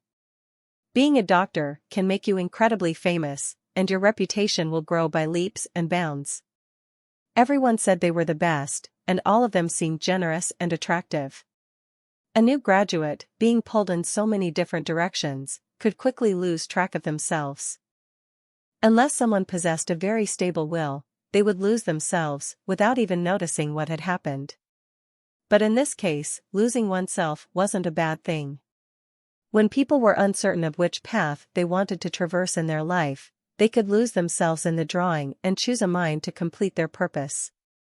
For people who were still establishing their own identity, finding a mind within the drawing that they could claim as their own could help them in the future. Hansen was different. He already had a path to walk, and if he allowed himself to be influenced by the mind of the drawing, the core of who he was would be destroyed. Hansen forced himself to close his eyes and escape the grasp of that mind, but all sorts of minds rose against him, trying to keep his vision fixed on the drawing. Fortunately, Hansen had a very stable will. He was able to tear his gaze away from the wall. He slowly soothed his mind. Having the ability to turn away from the ancient wall with a single try proves that your mind isn't bad, said a voice beside Hansen. Hansen opened his eyes and turned to the speaker. There, he saw a middle-aged man sitting on a stone. The man was looking in Hansen's direction. This middle-aged man's appearance and clothing were fairly unremarkable, but there was something about his presence that captured Hansen's attention. It made him a difficult person to ignore. "Are you talking to me?" Hansen was confused, not knowing who the man was. Hansen had been so engrossed in the drawing that he had walked quite a distance. Exquisite and Liquier were still a ways behind him, so there was no one else around that the man could have been addressing. Exquisite and Liquier had been drawn into the mind on the ancient wall. They were too absorbed to pay attention to anything else, so they hadn't noticed when the man addressed Hans Senator. They were totally drowned in the mind of the ancient wall. The middle-aged man laughed and said, "Aside from you, I don't think anyone else has made it all the way here on their first try." "Right. After all, geniuses like me are difficult to come by," Hansen said, quirking a smile as he touched his nose. The middle-aged man looked surprised, but then his grin widened. He stepped down from the stone he had been sitting on. He stood next to Hansen, facing the ancient wall. The very high can feel everything. Even though this universe can be incredibly complex and intricate in nature, we can feel the core of every object. However, the ancient wall has been here for billions of years, and no one has been able to understand its secretive nature. Do you know why? I don't know why, Hansen answered quickly. If he didn't know, there was no point in pretending that he did. The middle-aged man's question had been rhetorical. He nodded when he heard Hansen's answer, and he looked at the ancient wall. He pointed to one spot in particular and said, "The reason no one can understand its secrets is because of this." Hansen looked at where the middle-aged man was pointing, following the man's finger to a single symbol hidden among the rest. There was a horizontal eye in the center of the symbol, but the pupil of the eye looked like the yin-yang Tai Chi fish. "Is this the very high eye?" Hansen asked with shock. The middle-aged man nodded and said, "This entire painting is so weird. No one can tell what it is trying to depict. This spot is the only place where the painting is clear." "And what does it show?" "The very high eye. Everyone can understand this aspect, but no one can tell why there is a very high drawn here. And no one knows what its connection is with the rest of the drawing. You can use this as the beginning, but no one understands what it truly means." Hansen looked at the very high eye and the rest of the painting around it. He did think the drawing was very weird, and he couldn't imagine what it was supposed to be. But no one could tell what the connection between the very high eye and the rest of the drawing was, anyway. The middle-aged glanced away from the ancient wall and let his gaze fall on Hans Sr. Although no one can understand the secrets behind this drawing, that doesn't mean you cannot learn anything. The very high eye in this painting is very unique. Its meaning is completely different from the other marks. If you look closely, you might learn a thing or two about it. "What do you mean when you say that it is different?" Hansen didn't understand what the middle-aged man meant, because the mind of the painting kept shifting. Every line and curve in this entire, enormous drawing was unique. How could you look at any one particular part of the painting and claim that it was special? The middle-aged man fell silent, then said, "This elder was a genius who stood just below the leader. He practiced the very high sense to the max. He could sense everything in this world within his own chest. That was how he could draw a painting that included everything. Although the mind inside this painting seems capable of endless variation, it was produced using the very high sense. This mind came from the talents known as very high forget love, big love, and loveless. This mind is powerful and nuanced, but it doesn't include the elder's own emotions. Only this very high eye drawing is different. It was made using emotions that came directly from the elder." "What kind of feeling does it possess?" Hansen asked with curiosity. If he had developed the very high sense to a true god level, the very high elder must have almost reached sky and men combined together. He must have come close to uniting with the universe. Even Exquisite was nearly emotionless, and this man had practiced the very high sense that was far beyond Exquisite's abilities. It was hard for Hansen to imagine what kind of emotions such a man would have been capable of feeling. He might have been completely emotionless. If the man had somehow retained the ability to feel, that would shock Hansen a lot. "I cannot tell you. If you wish to know, you should look into it yourself," the middle-aged man said with a laugh. Hansen's curiosity was piqued. He wanted to examine the mind of this very high mark. Suddenly, Hansen thought of something. He turned around and asked the middle-aged man, "I wonder what your name is." Hansen assumed that this man hadn't practiced the very high sense, but even if that were true, the very high had many elites like that. After all, the very high could practice any Geno art to a higher level of skill than the other races of the universe. They would approach each new Geno art with no less aptitude than they applied to the very high sense. "Lizzie," the middle-aged man answered casually. The question didn't seem to bother him. "Thank you for the tip." Hansen bowed and returned his attention to the very high eye. Now that he looked at it, Hansen could feel the strong pull of the mark's mind. Just like Lizzie had said, the mind in this little part of the drawing was different from the minds that could be found elsewhere in the drawing. Once Hansen was looking at it, he wondered how he had failed to notice it before. There was a stark contrast between the meaning of the eye and that of every other part of the drawing. Hansen stared at the very high mark, his body completely unmoving. He was so still that he looked like a piece of the landscape. He didn't even blink.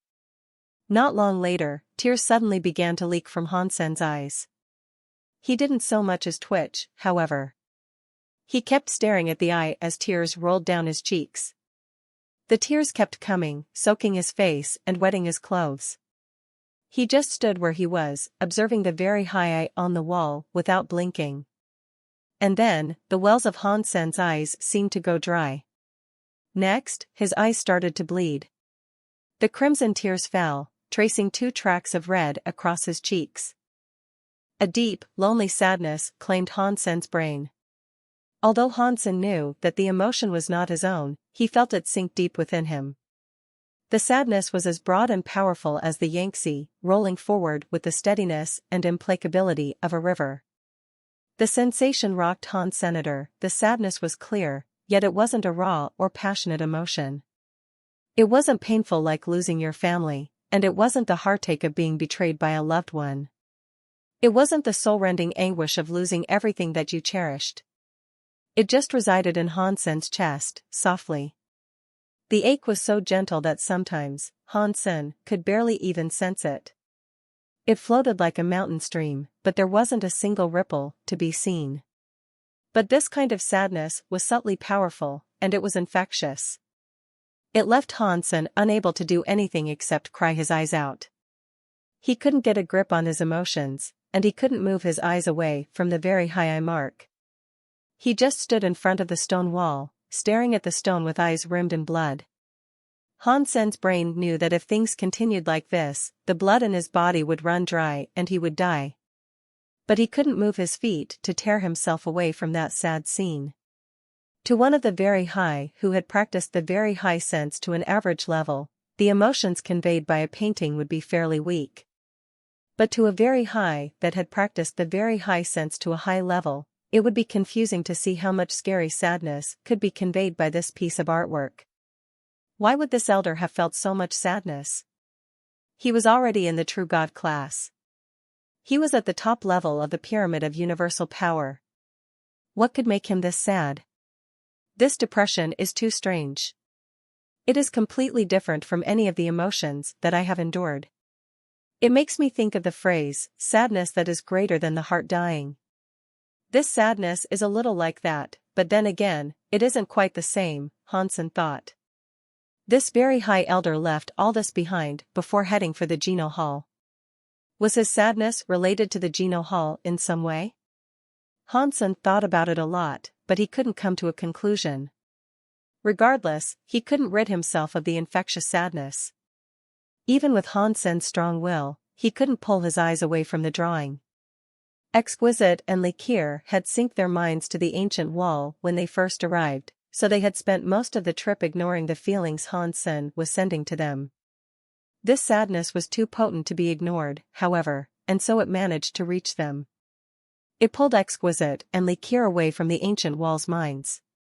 They were also infected by the sadness, and they soon found tears leaking down their cheeks. What is going on?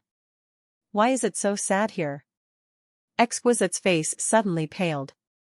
She felt the sadness, but at the same time, she understood. Oh, no. Han Sen has seen the ancient wall's very high eye mark. Likir also realized what had happened. Her face looked haggard, and bloody tears fell from her eyes as she said, "How was he able to trigger the eye mind? I thought only the very high who had practiced the very high sense could activate it." Although Han Sen hasn't practiced the very high sense, his under-the-sky knife skills seem to emulate sky and man combined together. It is similar to the very high sense. Maybe that is why he was able to trigger the very high eye mind. But now isn't the time to discuss this. We must quickly find a way to pull Han Sen away from that mind. If we don't, he won't be the only one who is damaged by that mind. Exquisite's eyes were full of blood, and it was on the verge of spilling down across her face. How do we pull him away? The eye of the ancient wall is no joke. Even if we move his body away so that he can't physically see the mark, we can't stop the mind from dealing damage to him. And if we move him away, he might even get consumed by the mind. Don't you remember the stories? Likir said. Exquisite didn't respond. She knew what Likir meant. Anyone who triggered the very high eye mind had to make it through themselves. If they made it through, their proficiency with the very high sense would increase. But if they failed to endure it, their will would be destroyed by the sadness. It wouldn't be easy for them to recover. They might even end up crippled, unable to level up ever again. Some people had even died at the ancient wall, and no one had been able to save them. Stories were one thing, but facing the threat in real life was something else. If they didn't think of a way to break Hansen free from the very high mind, both of their minds might be damaged by the overflow of what Hansen was experiencing. They might not die from it, but they would be heavily damaged. Countless very high elders, who were all gifted and intelligent, had ended up ruined by the very high mind. The two women didn't think they were any better than the aforementioned very high seniors. And in addition, they weren't even deified. The two of them tried to walk over to Hansen, but as they came nearer, they were completely entranced by the emotions of the wall. They stood there with their eyes bleeding. They couldn't drag their minds away from the drawings on the wall. Their strange situation quickly drew the attention of the other very high around the wall. Weird. They seemed to have been infected by the sad mind of the very high eye. What is going on? I didn't think they were close enough to trigger the eye. Didn't their masters teach them that after practicing the very high sense, they couldn't look at the eye on the ancient wall? No. They didn't see it. They must have been affected because their silkworm saw the eye. How is that possible? He hasn't practiced the very high sense. He shouldn't have felt anything if he looked at the eye's mark. A dozen of the very high were in front of the ancient wall, and they all stared at Hans Senator. They understood the situation Hansen was in, and they registered that he was the one who had triggered the very high eye's mind. That had led to Likir and Exquisite being dragged into the crippling emotions with him. This is weird. How could an outsider who hasn't practiced the very high sense activate the very high eye mark's mind? This isn't the time for a research question. We have to find a way to pull him out of the mind. The eye mark is dangerous for anyone, but for Exquisite and Likir, it will be life-threatening. What can we do, though? You know how powerful this mind is. Even if we move the silkworm elsewhere, we won't be able to stop the mind from consuming his consciousness. And if we move him, we might even disrupt his will and accelerate the process. The only way we can do anything is if the silkworm escapes the bonds of that mind on his own. How would that be possible? We are deified elites of the very high, and few of us can escape the power of the very high mind. This guy is just an outsider. That's the silkworm's only hope, though. He has to do it himself. Even if Exquisite and Likir fight back the power of the mind, it would be useless. As long as he remains trapped, the sad mind will keep overflowing onto Exquisite and Likir. It's like we're seeing a ghost. How can something so strange happen? How can an outsider trigger the very high mind? There is nothing we can do to stop the eye mind. If we want to intervene, our only choice is to break the silkworm's stupid contract with Likir and Exquisite. Their bodies might be injured when we sever the link by force, but at least their minds won't be destroyed by that horrible mind. It looks like there is only one solution. A dozen of the very high spent half a day talking, but they could only come up with one solution. This solution would only save Exquisite and Likir, though. It offered no help to Hansen. There's no reason to hesitate. Let's get this done now, one of the very high said. He readied himself to destroy the contract binding Likir and Exquisite to Hansen. Stop it, Uncle Nine. Exquisite said suddenly. Her will was drowning in the sea of sadness coming from the eye mind, but the feelings were being filtered through Hans Senator. Her experience of the eye mind was a little diluted, so it wasn't as strong as if she was the one peering into the eye. Since Hansen's will was still holding off some of the eye mind's power, she wouldn't lose herself to the sadness easily. Her mind was still aware. Exquisite, speak quickly. The ninth uncle was afraid Exquisite's mind would be conquered in a matter of seconds, so he told her to speak as swiftly as she could. Uncle Nine, please do not incinerate the contract we share with Hansen, Exquisite said. Why? The ninth uncle asked, looking at Exquisite. The very high were all in shock. I believe he can stop the invasion of the very high eye mind, Exquisite said as she gritted her teeth. She was in the middle of the sad mind, and just speaking those few words cost her a lot of strength. After hearing Exquisite's answer, the very high who hadn't practiced the very high sense were in shock. Exquisite, you think too highly of him.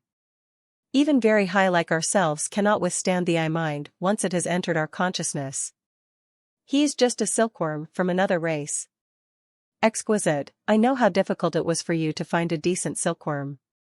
But right now, you have to make a hard decision. A strong man breaking his wrists is a challenge that requires courage. Uncle Nine, please. Exquisite pleaded, summoning the last dregs of her energy to speak. She paid no attention to the other very high around them. As she spoke to the ninth uncle, the minor distraction allowed the emotions to encroach on her mind even more. She could no longer spare enough attention to listen to what was happening around her. Uncle Nine, you cannot listen to her. This will kill her. Yeah. An outsider that hasn't practiced the very high sense cannot block the very high mind. It will only end up hurting the girls. The very high did their best to convince him, but the ninth uncle frowned. Making this decision is Exquisite's right, and she has made up her mind. Some of the others who were present disagreed with the ninth uncle, but they didn't dare say anything. They merely shook their heads and sighed. If Exquisite isn't willing to cancel the contract, then we can at least break Likir's contract, someone suggested. The ninth uncle looked at Likir. Likir wasn't as strong as Exquisite, so fighting off the sad mind left her with no additional energy to pay attention to the world around her. She couldn't talk. Let's wait a bit longer. If that stupid silkworm can't hold the mind back, then we can get involved, Uncle Nine said coldly. The very high could only watch and wait as Hansen, Likir, and Exquisite battled the sad mind.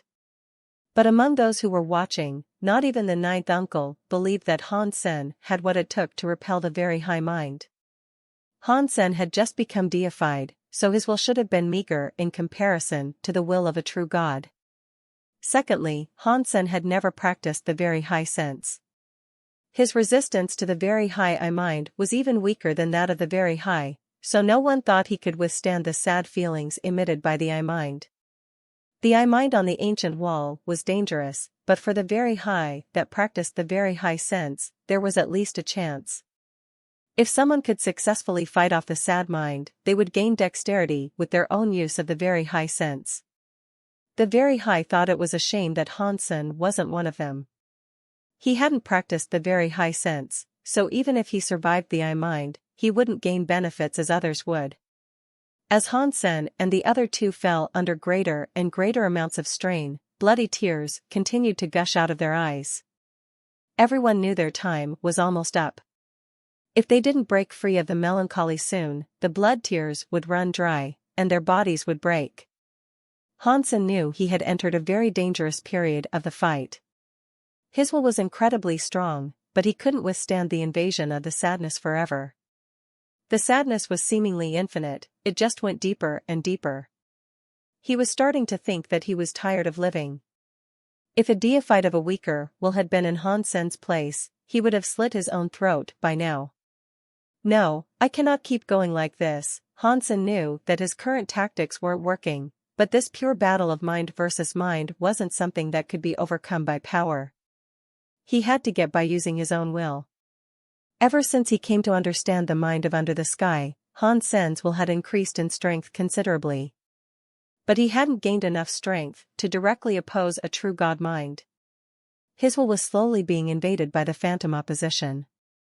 It chipped away at his resolve, which began to falter and crumble.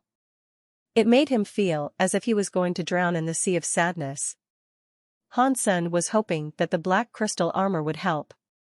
He had expected it to intervene a long time ago, but the black crystal armor hadn't moved a single inch. Therefore, Hansen had to stand strong and fight his way through the pain with white knuckles. You can't get good help these days. I'll have to depend on myself once more. Something will appear. Hansen was the type of man who grew calmer the more danger there was. Now, his heart was completely unperturbed.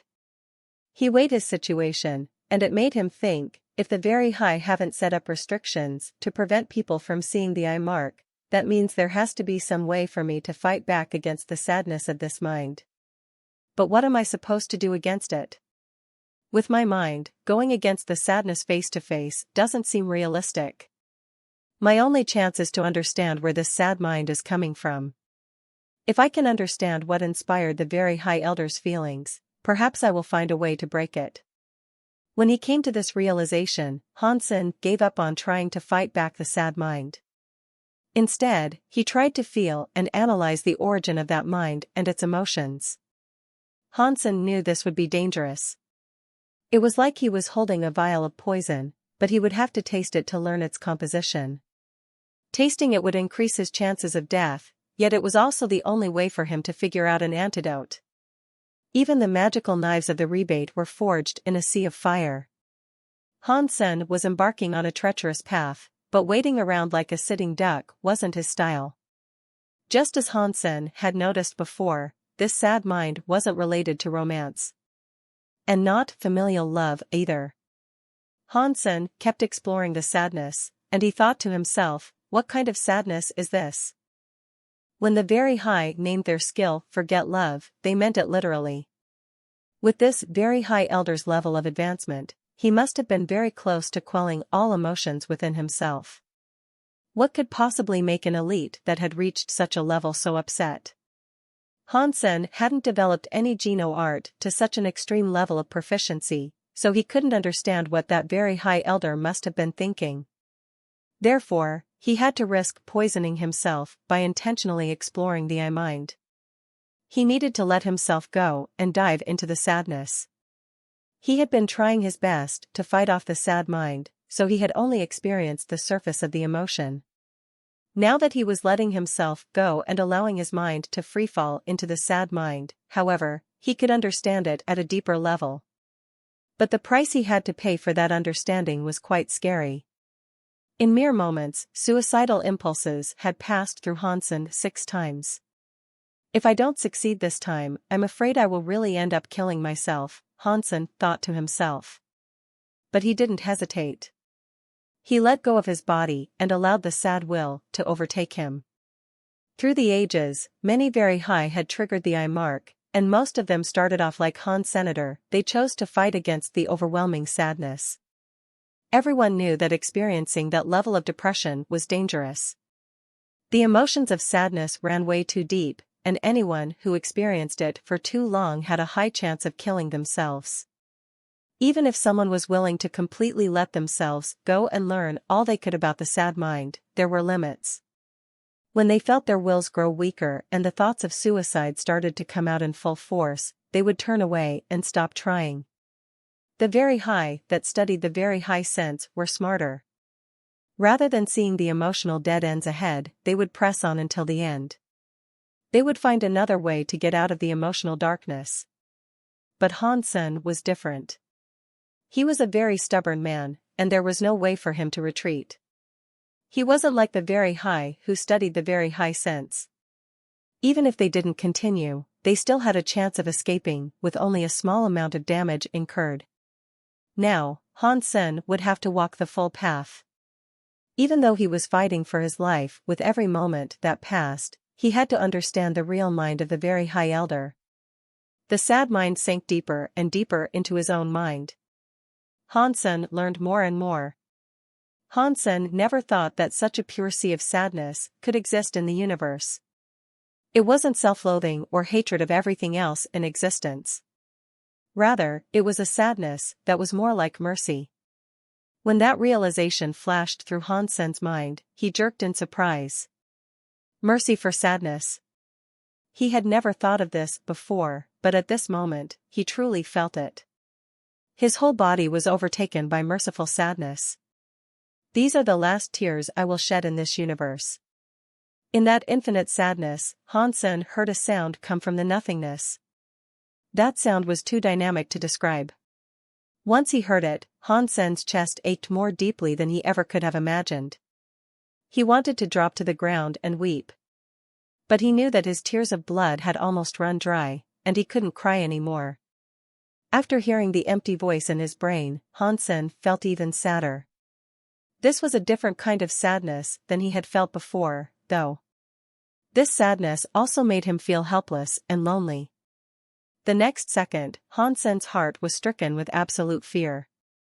That was because he discovered that his sadness wasn't coming from the very high mark. It came from himself.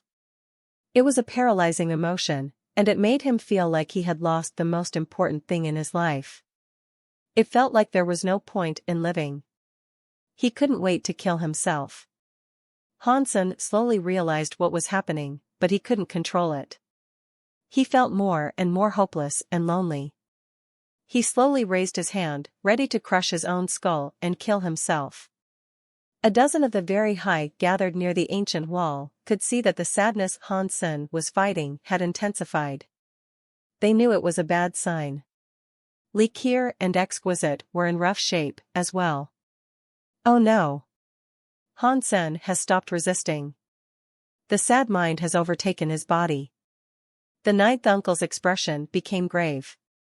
There was no need for him to say that, though. The others could tell what was going on. I can't believe Exquisite believed in him so much. He's going to give up so soon, a very high said angrily. You must consider that he is only an outsider, after all, someone said with a sigh. The very high who practiced the very high sense quietly looked at Hansen and Exquisite. They were waiting for the moment to arrive. The ninth uncle was prepared. When that moment came, he would sever Likir and Exquisite's contract with Han Senator. He would rather they be injured than killed. Indeed, not long after, what everyone expected finally happened. Hansen raised his hands and moved them close to his head. Everyone could tell he wanted to kill himself due to the influence of the sad mind. Almost at the same time, Likir and Exquisite raised their hands, just like Hansen had. They touched their foreheads, their faces utterly devoid of hope. The ninth uncle shook his head. He knew they had reached a point of no return. There was no reason to wait any longer. Hansen was going to die, and Likir and Exquisite had to be saved. The very high didn't have a large population. There were only a few hundred of them. They couldn't afford to lose two people. The ninth uncle raised his hands and summoned the power he would need to forcefully remove the contract binding Likir and Exquisite to Han Senator. Then he cocked his head to the side and looked at Hansen. Everyone was waiting expectantly for the ninth uncle to save Exquisite and Likir. They were all looking at him, and they immediately noticed his strange expression. When they followed his gaze, they quickly realized that the ninth uncle was staring at Hansen, and that Hansen seemed a little different than he had been before. Hansen had raised his hand to kill himself, and his face had been full of the emotions of death. Now, his features showed that he was locked in an internal struggle. His hands were stopped halfway. He hadn't struck himself. There was something deeply disturbing about his expression. Exquisite and Likir were affected by Hansen's emotions. Their hands had also stopped in midair. They were all frozen in place with faces full of conflict. Still struggling, the ninth uncle murmured to himself. Uncle Nine, stop hesitating. No matter how much that silkworm struggles, he cannot withstand the strength of that sad mind. He is going to die, no matter what. Hurry up and disconnect the contract binding him, Likir and Exquisite. Yes. His death is inevitable. Hurry up and bring all this to an end. If Exquisite and Likir experience his suicide through their connection, it will be very traumatic for them. It will deal a lot of damage to their minds. As everyone discussed this, something weird suddenly happened to Hansen. All signs of struggle disappeared from Hansen's face, only to be replaced by total calm and serenity. His threatening hand was lowered. The most unusual thing about his calmness was his scary presence. When the very high felt that presence, a chill passed through their hearts. Almost at the same time, Exquisite and Likir's faces relaxed, too. Their bodies replicated Hansen's movements, lowering their hands from their previously threatening posture. Why does this seem so familiar? This presence, one of the very high mumbled with a far-off look. It isn't just familiar. This presence feels like the very high sense. Why is Han Sen's body exuding the very high sense? Another very high asked, stumbling as he spoke. It isn't the very high sense. The ninth uncle was giving Han Sen an inscrutable stare. Although the presence is similar, it isn't really the very high sense. It must be a Geno art that is a branch of the very high sense. A Geno art that is an offshoot of the very high sense? A bunch of the very high looked at the ninth uncle. They weren't shocked, just confused. Many Geno arts had been derived from the very high sense, including the textless Book of the Sky. There was nothing too strange about the concept of an offshoot Geno art. The strange thing was that despite all their collective knowledge and experience, they didn't know which of those Geno arts the ninth uncle was talking about. The ninth uncle's face looked conflicted. He stared at Han Sen for a while and went on to say, if my guess is correct, this presence is Sit and Forget Sutra. It was created by our Alpha. When everyone heard this, jaws fell open all through the gathering. Even those who practiced the very high sense couldn't keep their hearts calm. The Alpha that the ninth uncle spoke about was the very high elder who had left the painting behind on the ancient wall. His most famous Geno art was the Sit and Forget Sutra, which was derived from very high sense. The Alpha Sit and Forget Sutra was lost, wasn't it? How can Han Sen have the Sit and Forget Sutra's presence? Is he, one of the very high started to say. It was like he had thought of something too ludicrous to continue. He looked at the drawing on the ancient wall and said, was the Sit and Forget Sutra hidden here in the ancient wall all this time? This suggestion was met with resounding skepticism. After all, Han Sen was merely an outsider. He had never studied the very high sense before. And so many very high geniuses had failed to discern anything special about the ancient wall. Many of the very high were simply unable to accept that Han Sen, who was just an outsider, could learn the Sit and Forget Sutra through the ancient wall. Despite that, the truth of the matter was directly in front of them. They had to believe it. Han Sen's body was clearly exuding a presence that felt like the very high sense.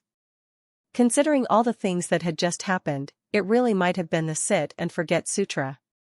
It wasn't just Han Sen either. Even Exquisite and Li Qier were giving off the same presence. Clearly, they could feel through what Han Sen felt. They had earned the knowledge he had earned, receiving the mysterious Sit and Forget Sutra through him. Sit and Forget Sutra was made by the very high elder, but it hadn't been passed down through the generations like an ordinary Geno art. No one in the very high knew what kind of Geno art it was. After the Alpha created the Sit and Forget Sutra, he had spoken about it at length, but no one had ever seen him use it. Then the Alpha had gone straight to the Geno Hall. He didn't record anything about the Sit and Forget Sutra for the very high to study. Therefore, no one had practiced the Sit and Forget Sutra before. But after he created the Sit and Forget Sutra, the Alpha's presence had been different from the presence of the very high who practiced the very high sense. This was recorded in the historical records of the very high. The ninth uncle was very familiar with those records, and he came to his theory based on what he sensed from Han Senator. That was how he identified the power before him as belonging to the Sit and Forget Sutra. The ninth uncle's judgment was correct. Han Sen's presence was the Sit and Forget Sutra, because extreme yang begets yin. When things reach an extreme, they tend to blow back. When the sad mind was pushed to its limit, Han Sen almost fell into a morbid realm of death. But he never lost his faith. He clung to a bit of his will, balancing himself through the loneliness and fighting back the death that sought him. Han Sen suddenly felt the sad will rumble with change. The changes were something not even he could understand. The sadness seemed to melt, and what replaced it was a calm sense of serenity not unlike water. Once that mind changed, Han Sen's will was no longer affected by the very high I. Control of his own body returned. He looked away from the very high I mark and looked across the ancient wall near him. Now, Han Sen saw the abstract symbols for what they were. they no longer seemed abstract or surreal. It was like he could see a white-haired, very high man sitting cross-legged, releasing a weird presence. The eye symbol was the origin point.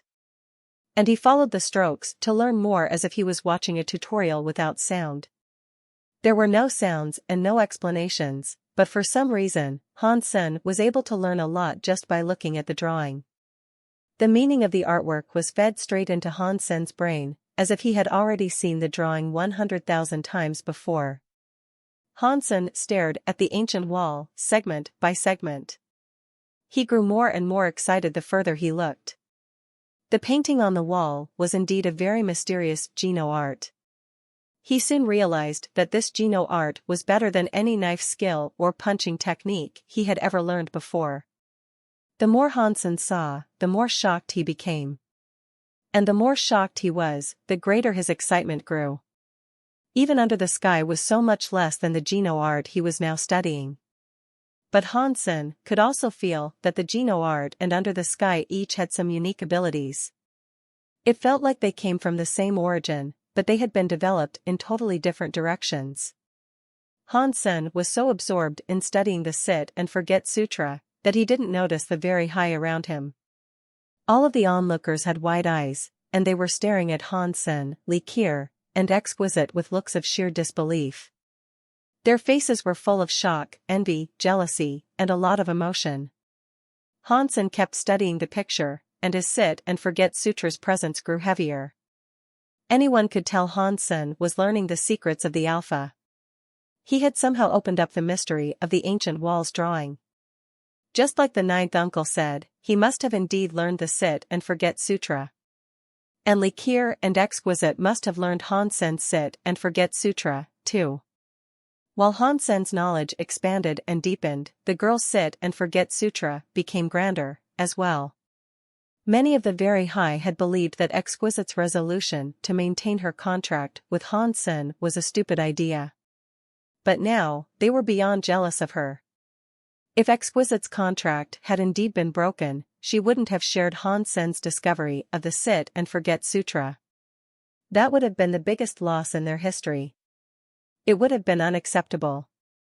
Although Exquisite and Likir had both earned the Sit and Forget Sutra, the very high elites still found themselves staring at Han Senator, and outsider Silkworm had learned one of the greatest secrets of the very high. And it was a secret their own people had failed countless times to uncover. And on top of that, the secret was related to the very high sense. The emotions they felt as they looked at Han-sen would have been very difficult to describe. Every aspect of the drawing flashed through Han-sen's brain with crystal clarity, helping him understand more and more about the Sit and Forget Sutra. It was different from Under the Sky. Sit and Forget Sutra was a completely unique path. Even to Han-sen, who had studied many different Geno arts, this skill was incredibly fresh and amazing. It was like opening the door to a new world. Exquisite and Likir were both stunned and deliriously happy.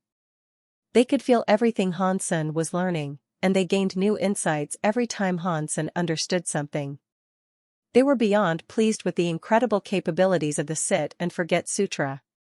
They both practiced the very high sense, so they knew how precious the Sit and Forget Sutra was. At the same time, they knew how hard it would be to truly learn the Sit and Forget Sutra. This was especially true for the very high who had practiced the very high sense. For them, learning the Sit and Forget Sutra would be pretty much impossible. Throughout the years, many gifted very high would have been incapable of learning this Geno art, even if it was right in front of them. The Alpha had his reasons for not recording the Sit and Forget Sutra in the historical records of the very high. If those who had studied the very high sense practiced the Sit and Forget Sutra, the results would be disastrous for most of them. Unless they had already surpassed the larva rank and become deified butterflies, learning the Sit and Forget Sutra might damage them instead of helping them. So, the Alpha didn't leave his new creation behind. He drew it on the ancient wall, hoping that someday, a very high would fulfill the requirements to learn it. Although the Sit and Forget Sutra was derived from the very high sense, it was far more extreme than its Geno art progenitor.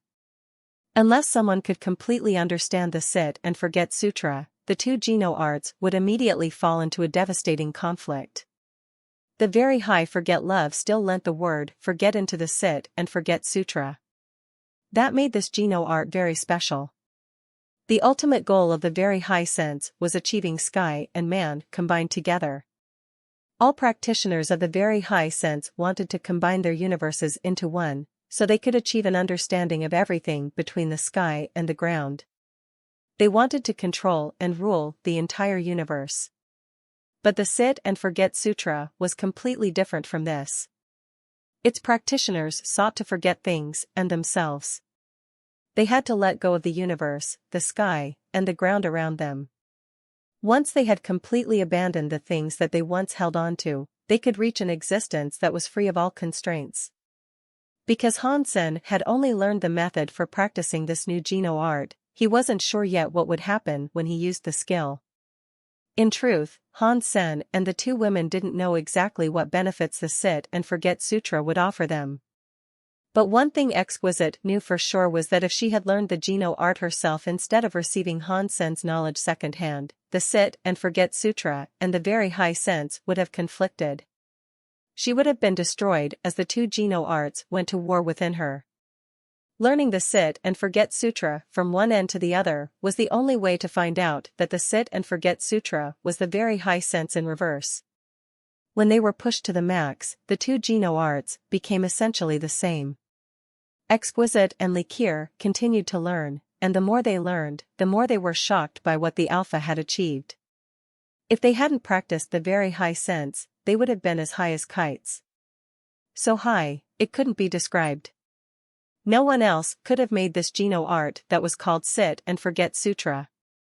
BZZT. Hansen looked at the final picture. And after he did, he felt as if his entire body had leveled up. Everything in the universe now looked different in his eyes. Nice things, evil things, love, hatred. Everything suddenly lost all of its importance.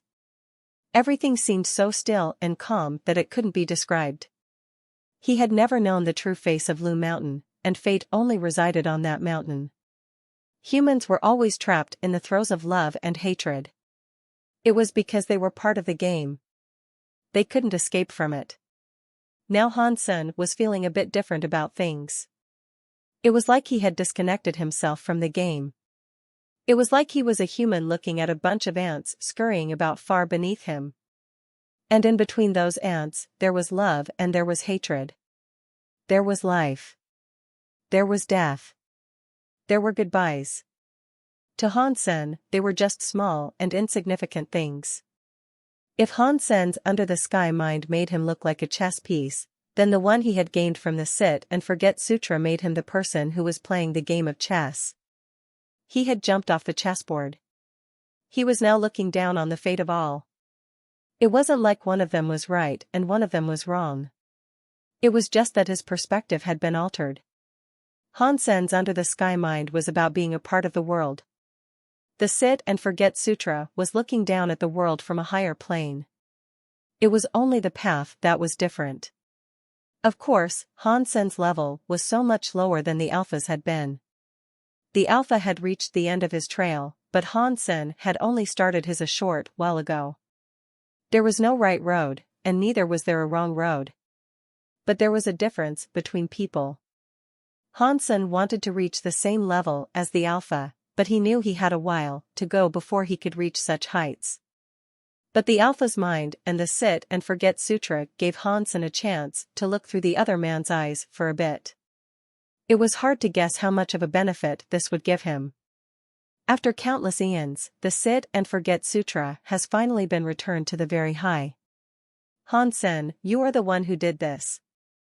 And I assure you, you will be handsomely rewarded. When Hansen looked back, he saw an old man of the very high. The lanky, bony old man stood in front of Hansen, looking so happy as he spoke. Exquisite and Likir saw the pair standing there, and they were frozen. They quickly turned to Hansen and said, "Hurry up and thank the ninth uncle." "Thank you, elder." Hansen bowed. He didn't think that the elder's praise was something to be happy about. At that moment, he didn't have any particular feelings about anything in the world. The ninth uncle wasn't concerned about Hansen's attitude. The very high that practiced the very high sense cared little for manners in their world. The ninth uncle was a butterfly elite, so he wasn't bothered by such petty concerns. The rebirth of the Sit and Forget Sutra shocked the whole of the very high. Many very high studied the Sit and Forget Sutra. Likir and Exquisite taught it to any who wanted to learn, but most students were disappointed in the results of their studies. The Sit and Forget Sutra's conflict with the very high sense was too much. Unless their minds reached an alpha level, they couldn't practice the two Geno arts together. The alpha called himself the highest very high beneath the leader. When he had been alive, he had looked through the whole of the very high race and failed to find one person with a mind that was the same as his. So, no one dared to practice the Sit and Forget Sutra. When they failed to learn from Likir and Exquisite, a few of the very high tried to replicate Hansen's method by studying the feelings of the ancient wall. However, when they peered into the very high eye mark, they couldn't trigger the mind inside. Aside from Hansen, Exquisite, and Likir, no one in the very high could effectively practice the Sit and Forget Sutra. That made many of the very high feel sad. But Exquisite and Likir could practice the Sit and Forget Sutra, at least, and that was very good for the very high on the whole. They were happy.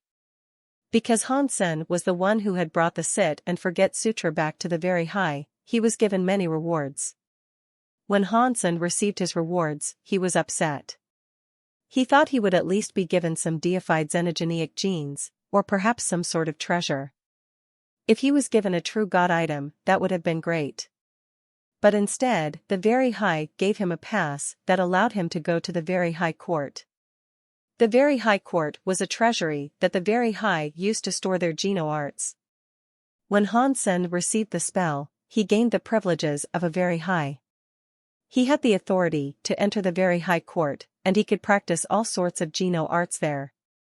But to Hansen, this reward was worse than Geno treasures and xenogeneic genes.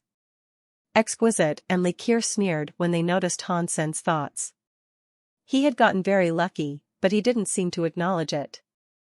Now that they had the Sit and Forget Sutra, Likir and Exquisite had no more time to follow Hansen around. The two of them had to relinquish all their other duties and focus on practicing.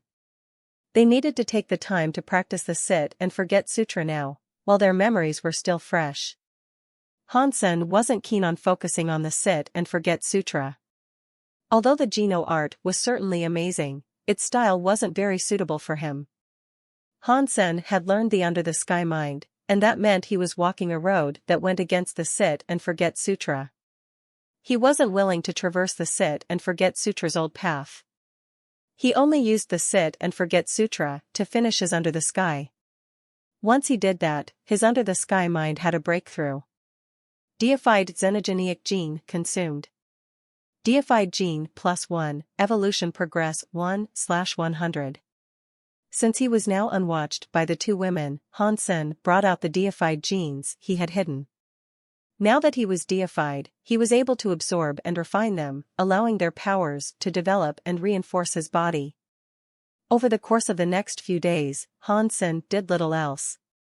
Hansen consumed all of the deified genes that he had saved up. By the end, he had eaten 23 deified genes. Every deified gene boosted the fitness of Hansen's body. He was now even stronger than he had been before. It looks like the deified rank works the same as the others. If I get 100 deified genes, I can make my body evolve. Luckily, the body of one deified xenogeneic can provide up to 10 deified genes. It shouldn't be difficult to get 100. Outer Sky has many deified xenogeneics roaming about. At this point, why should I wait? Hansen thought, realizing that there was nothing to stop him from killing deified xenogeneics. He brought out his map of Outer Sky. He researched the deified xenogeneics that were in the vicinity and where he might find them. When he was done, he made the decision to head to the buried Dragon Sea to hunt xenogeneics. Legends claimed that a true god-class dragon had once fallen into the sea. Whether or not that was true was up for debate, but high-class deified xenogeneics rarely appeared near the buried dragon sea. That was the main reason that Hansen decided to go to the buried dragon sea. Not many deified xenogeneics were born there, so it would be a safer place than most for Hansen to hunt. Hansen had expected to have a difficult time convincing Bauer to stay behind, but he only had to speak one sentence before Bauer was agreeing. To Hansen's utter astonishment, she didn't insist on going to buried dragon sea with him. It caught Hansen completely off guard. He looked at the six-eared macaque. Its face looked terrible. Its neck was buried between raised shoulders, and it seemed to be trying to hide from everything in sight. Hansen finally understood Bauer had found herself a new toy. Hansen allowed Bauer to look after the star tree while he was gone.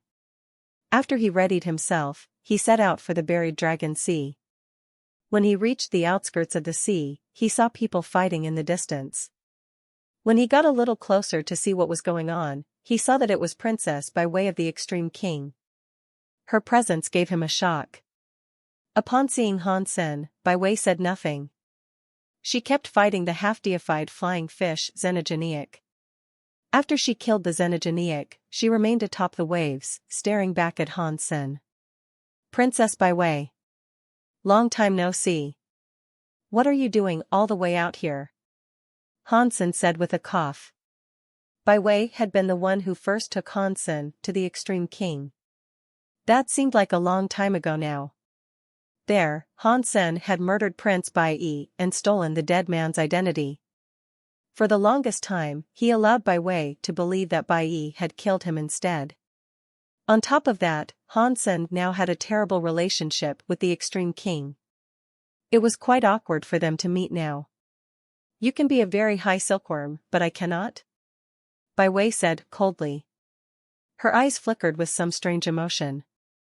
Hansen suddenly understood. After the last silkworm bout, a few of the silkworms had probably been cast away. Bai Wei must have been one of the replacement silkworms. Hansen realized that he had no idea what to say. His relationship with Bai Wei was too strange for him to formulate a sentence. They were once allies, but he killed Bai Wei's older brother and went on to start a very unpleasant feud with the Extreme King. He didn't know where they were supposed to go from here. You are here to kill xenogeneics in the buried dragon sea? Bai Wei asked. She seemed to be feeling generous. Yes. Hansen nodded. If you aren't planning to cause me trouble, then let's go, Bai Wei said. Hansen was shocked. He hadn't expected Bai Wei to suggest that they go out and kill xenogeneics together. If that's inconvenient for you, then don't worry about it, Bai Wei said when Hansen didn't respond or make a move. She was ready to move on without him. Why would it not be convenient? Killing xenogeneics with a fair queen would be an absolute pleasure, Hansen said quickly. Bai Wei had once tried to save Bauer. She had been willing to make great sacrifices to someone she believed to be Bai Yi. Therefore, Hansen felt as if he owed her one. Call me Bai Wei said. She looked around and said, there aren't many xenogeneics here in the shallow sea. The few that you can find tend to be low level. If you want to kill deified xenogeneics, you are going to have to venture into the deeper recesses of the sea to find them. Let us go to the deep sea, then. Hansen wasn't a very eloquent man, nor was he skilled at small talk. This situation was especially difficult for him since he felt guilty about what he had put Bai Wei through. He wasn't sure how to relate to her or what the connection between them was supposed to mean, so they didn't speak as they dove into the deep sea together. The atmosphere was awkward. They encountered some xenogeneics in the sea, and Bai Wei was able to kill them with ease. She had improved a lot. Although she wasn't yet deified, she was half-deified. Her performance of the Extreme King's shocking sky punch wasn't bad. After Bai Wei took down a half-deified jellyfish with one punch, Hansen couldn't help but compliment her. I can't believe I haven't seen you in so long. You have grown so much. Bai Wei gave Hansen an expressionless glance and said, you were lower level than me, and now you are deified. I'm still just half deified. Do you really think that means I've been developing quickly? Hansen touched his nose and didn't say anything. The two of them continued to dive deeper. Not long after, they reached the seabed and found a weird sea creature that was 10 meters long floating above the sand. The creature's body was flat and colored blue. Its tail was akin to a lobster's tail, and pincers curled from the front of its body like a scorpion. 6 claws of various lengths hung from its belly. The xenogeniac looked like a shrimp or a crab. It kind of looked like a scorpion. It was an incredibly strange being, but blue substance chains rose from its body. It was clearly a deified xenogeniac. Without exquisite or liqueur around, Hansen merrily activated his Dongxian Sutra. He could detect that the xenogeniac was a primitive deified, so he moved calmly toward it. Before Hansen and Baiwei got close, though, the xenogeniac noticed them. It raised its pincers, and its blue substance chains suddenly exploded. A large portion of the sea was painted dark blue, which somehow clouded Hansen and Baiwei's 7 senses. They could no longer tell where the xenogeniac was. Hansen frowned. He was about to use his Dongxian area, but he suddenly saw Baiwei's body shake. The power that protected her vanished, and she fell down through the water. Hansen put out his hand and used his power to pull Baiwei toward him. He picked up her body and saw that her skin looked a bit blue. It was transparent like jade. She'd been hit. A substance chain of the poison element? Hansen looked down at Baiwei and frowned. Her skin had become transparent and blue, and it seemed as fragile as silk. She looked incredibly weird. The water around Hansen became dark blue, and the color started to drift straight through the substance chains that protected Hansen's body. The color was about to touch down on Hansen's body like a plume of blue smoke. Hansen's eyes hardened, and his body transformed into icy jade.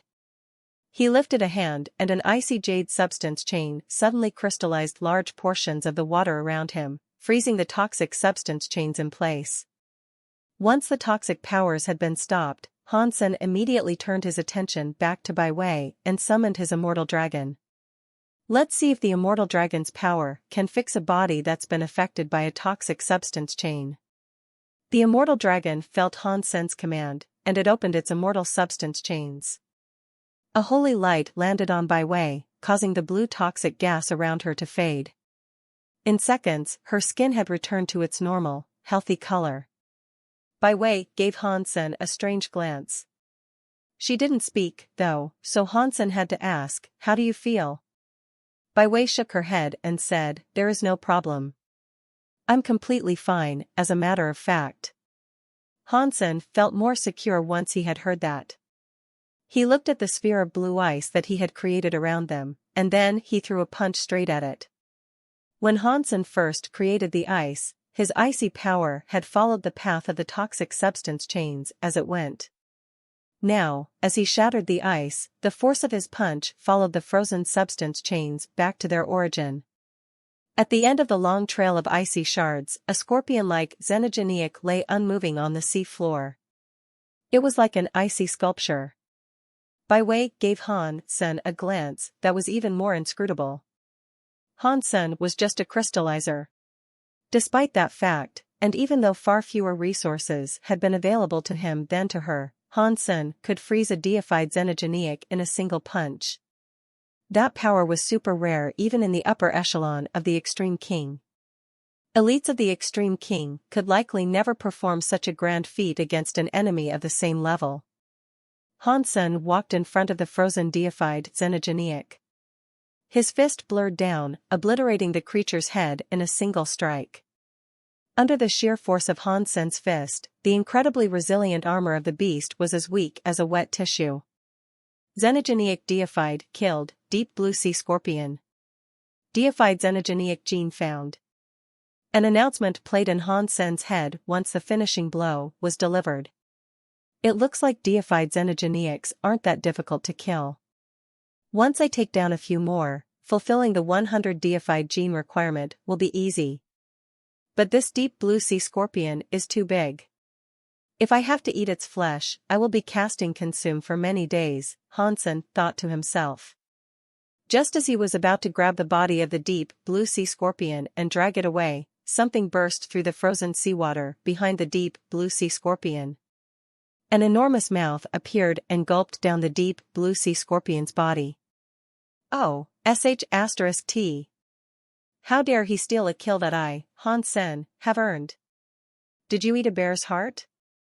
Hansen was so angry.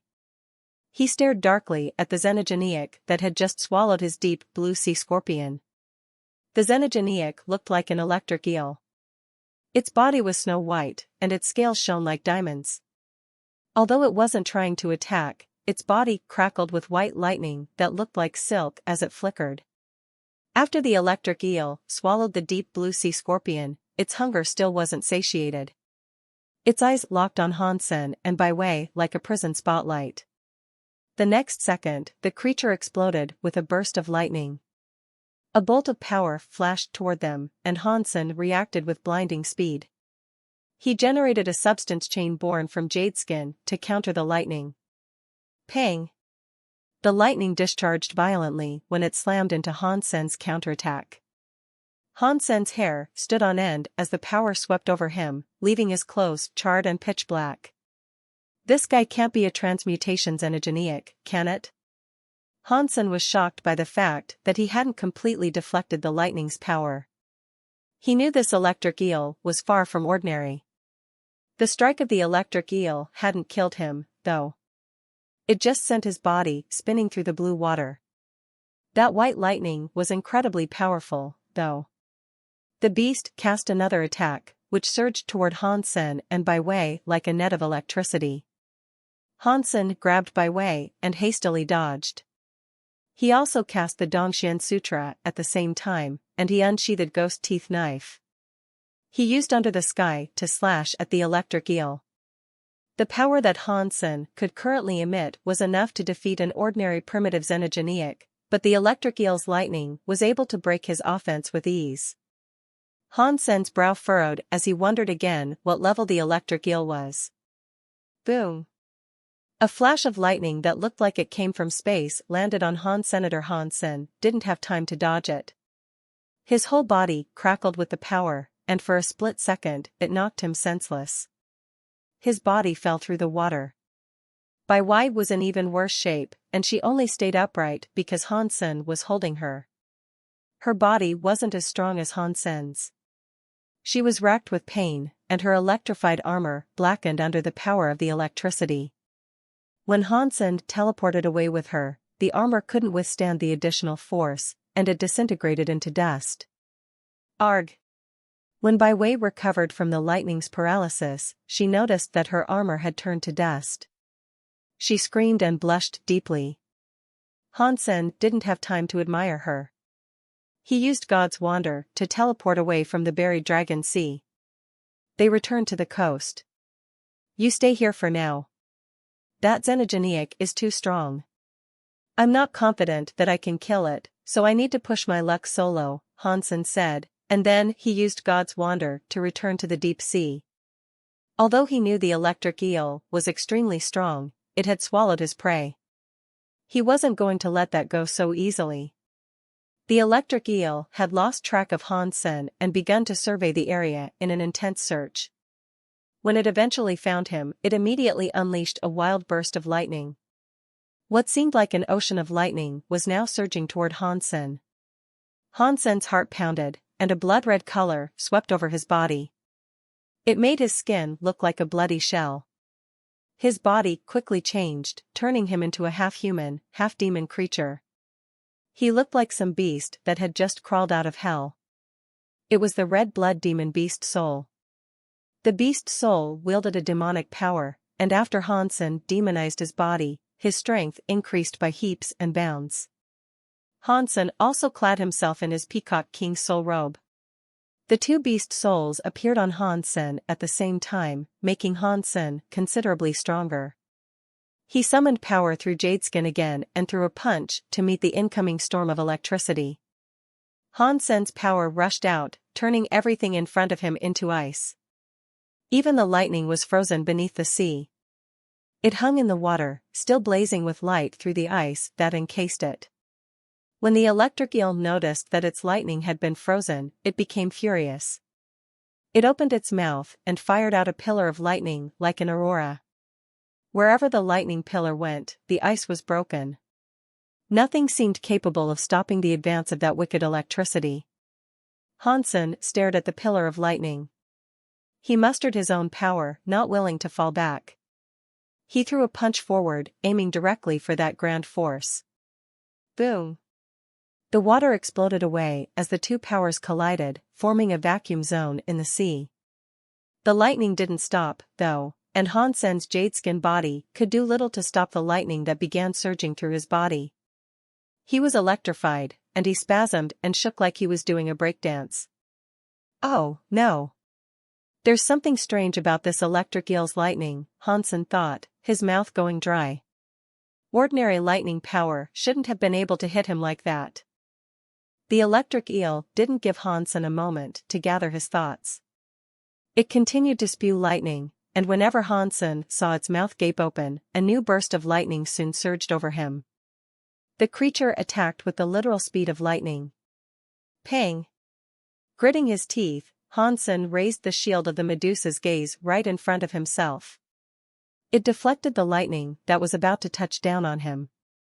But Hansen had underestimated how scary that lightning truly was. The lightning couldn't harm the shield, but when the lightning exploded, it cast a net of electricity that reached behind and ensnared Hansen, who was hiding behind the shield. If Hansen was able to activate the power within the shield, he could enable its true protection, which would provide 360 degrees of cover. But right now, Hansen could only use the shield like an ordinary piece of metal. He couldn't activate its power. He could only shield himself from the power that was coming for him from the front.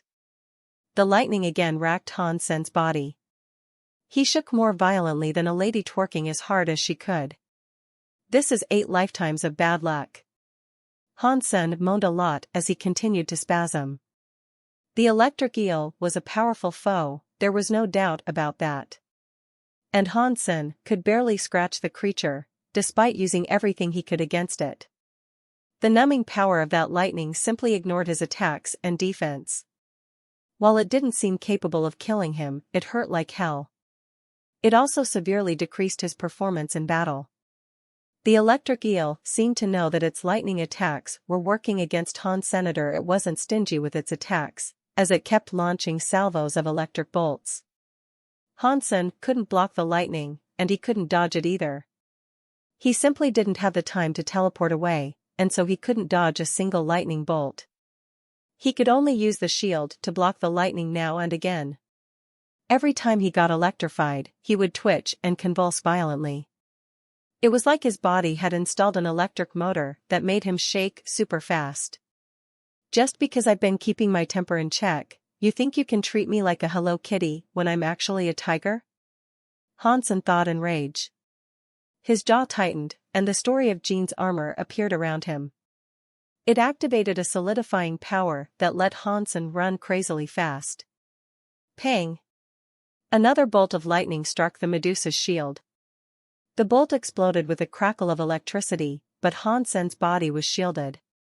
This time, the lightning was unable to reach Hansen's vulnerable flesh. Hansen's forever solid power made the spell armor and his body invulnerable to change. Electricity couldn't spread through his armor and flesh, so no paralytic effect would linger on him.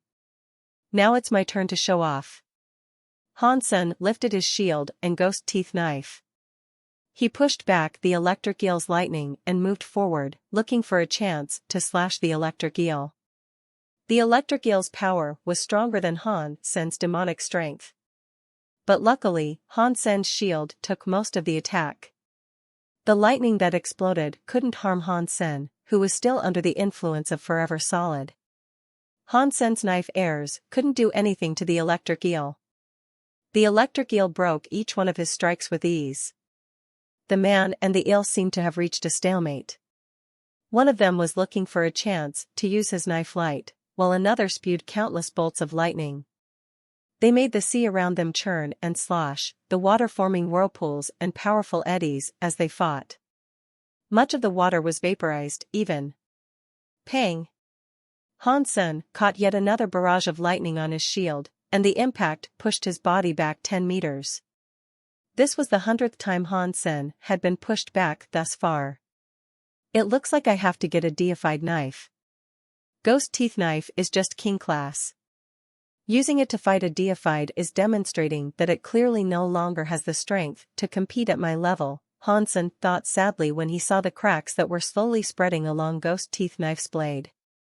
Hansen had been using that knife for a long time, so it was sad to see it get broken like this. Arg! Hansen shouted. He thrust forward with Ghost Teeth Knife, unleashing a knife light that seemed to encompass all of space. The raging knife lights converged into a scary knife stream that was headed for the electric eel. The electric eel's electric substance chains exploded out from its body in a writhing cloud. The endless stream of knife lights was like a flood. After fighting for a while, the knife lights finally broke through the electric net. Hansen's attack went forward to strike the scales of the villain. Hansen's hailstorm of attacks slammed into the eel, each impact giving off a metallic shriek. A few thousand knife lights tested their might against the hard scales of the electric eel. They finally drew blood, which seeped out from the wound in a steady stream. The electric eel squealed in pain, and it swung its tail. It became a flash of lightning as it escaped. Hansen didn't even move for a split second, he was too stunned by the creature's speed. Not even his Apollo wings would be enough to catch up with the eel. You want to run? Escaping me won't be so easy. You ate my prey, and you're going to have to cough up a lot of interest when you pay that debt. Hansen cast teleport and quickly followed it. The electric eel's lightning was so powerful that Hansen's teleportation abilities almost weren't enough to follow it. He wasn't going to be able to close the gap between them. Let us see how long you can keep this up for, Hansen angrily muttered. He summoned his Dongxian armor to replace the spell armor he had been wearing. The Dongxian armor connected with the entire universe, allowing him to continually pull power from the universe itself. That meant that Hansen's energy reserves were essentially infinite. He never had to worry about how much energy things and activity of technique would cost. He could keep using teleportation techniques without the fear of exhaustion. Teleporting generally a lot of energy, but it wouldn't tire him out now. After the Dongxian Sutra became deified, it heightened his connection with the universe and provided him with even more power. As long as he wore the Dongxian armor, his body was practically a generator with an infinite amount of gas. He didn't have to worry about how much power he used. Even high-level deified elites that were deadlier than Hansen would lose if things boiled down to a comparison of energy reserves. The electric eel didn't know how strong Hansen was, so it kept trying to use its electricity to swim away as fast as possible. Its electric skills were Geno arts that cost a lot of energy, and after Hansen chased the beast for half the day, he could sense that it was starting to slow. Run. You keep on running. If you compare your endurance with mine, you are sure to lose. Even if I let you run for 3 days, I can still keep up. This isn't the first time that I've chased the blood trail of weakening prey, Hansen said, feeling rather cocky. While he was thinking, he saw a bolt of lightning in front of him. The electric eel headed into an underwater coral forest and disappeared. The coral forest was stately and beautiful. All of the coral was 10 meters high, and it glowed softly, like some ancient, mystic shrine. You think I will be unable to find you if you're hiding? Hansen curled his lips in a disdainful sneer. He used his Dongxian area to search the entirety of the coral forest. After his Dongxian area became deified, the radius had expanded. He could now spread his senses over tens of thousands of miles of the blood coral forest. With such a wide search range, Hansen was confident he could discover even tiny minnows, let alone a giant electric eel. When Hansen's Dongxian area covered the whole blood coral forest, he was given a shock. His senses didn't seem capable of penetrating the blood coral forest. Weird. What is so special about all of this blood coral? It is stopping me from using the Dongxian area to search for the eel.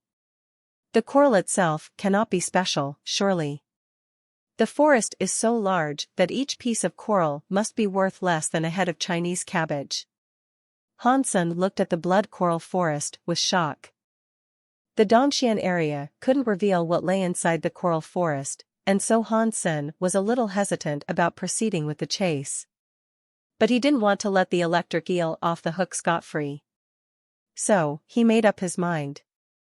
He ventured down into the forest. If that electric eel can survive in there, can't I do the same? Hansen made his mind up. He was going to kill that electric eel and dine on its xenogeneic gene, no matter what it took. Steeling himself, Hansen began to move through the coral forest. After he entered it, the effectiveness of his Dongxian area fell dramatically. He couldn't see beyond the blood coral all around him. The blood coral was like a signal disruptor. It prohibited Hansen's power from penetrating the red pillars that surrounded him. Hansen kept traveling through the sea, and he observed the blood coral carefully as he went by. The blood coral looked like ordinary coral, but for some reason, the power of Hansen's Dongxian area couldn't get close to it. That being said, it didn't seem as if the blood coral was a living creature. If it was like normal coral, then swarms of small sea creatures should have been making their homes among it. But strangely, Hansen had been inside the blood coral forest for a while now, and he hadn't seen another living creature. Not a single fish swam through the red trunks, and not even one crab scurried around the sandy floor of the coral forest. This place is really weird. I can't find a single xenogeneic. Is this the electric eel's nest? Is it designed like this, to prohibit any other creatures from daring to get close?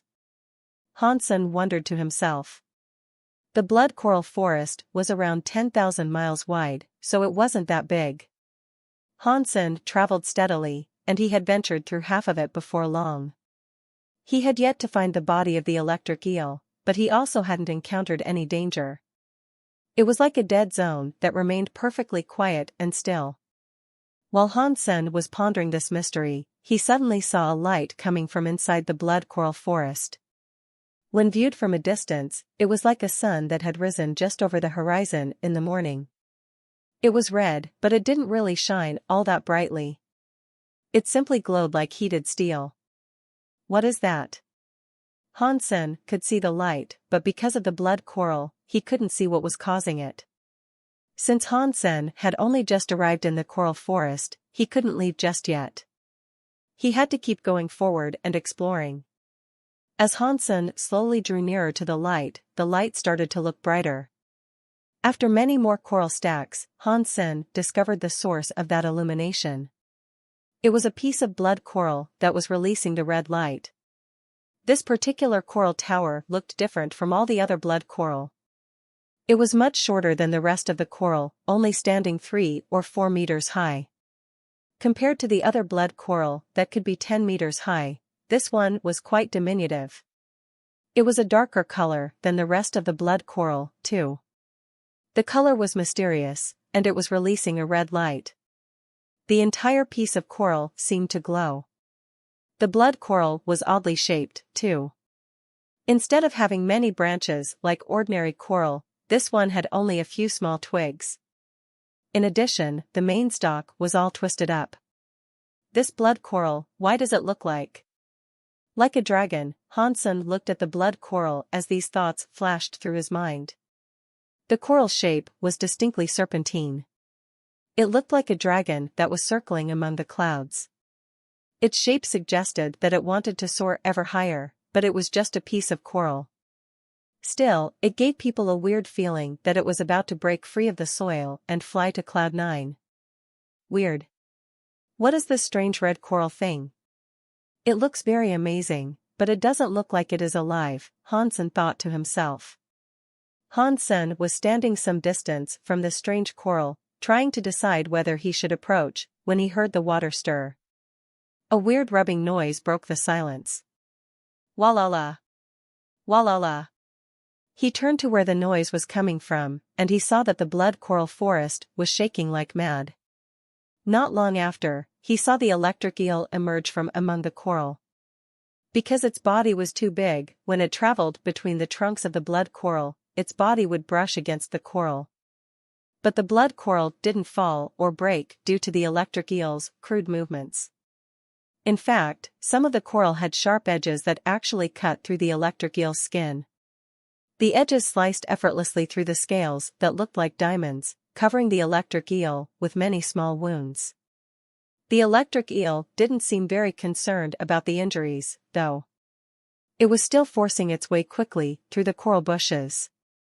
In seconds, it reached the twisted coral tree that looked like a blood dragon.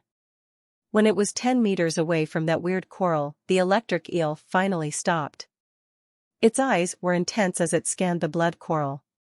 It didn't move for some time. It looks like the electric eel's sensing powers have also been dampened by the coral forest. Otherwise, it would definitely have realized that I am so close to it. Hansen had hidden behind a large stack of coral. He had leaned around the coral to get a better look at what the electric eel was doing.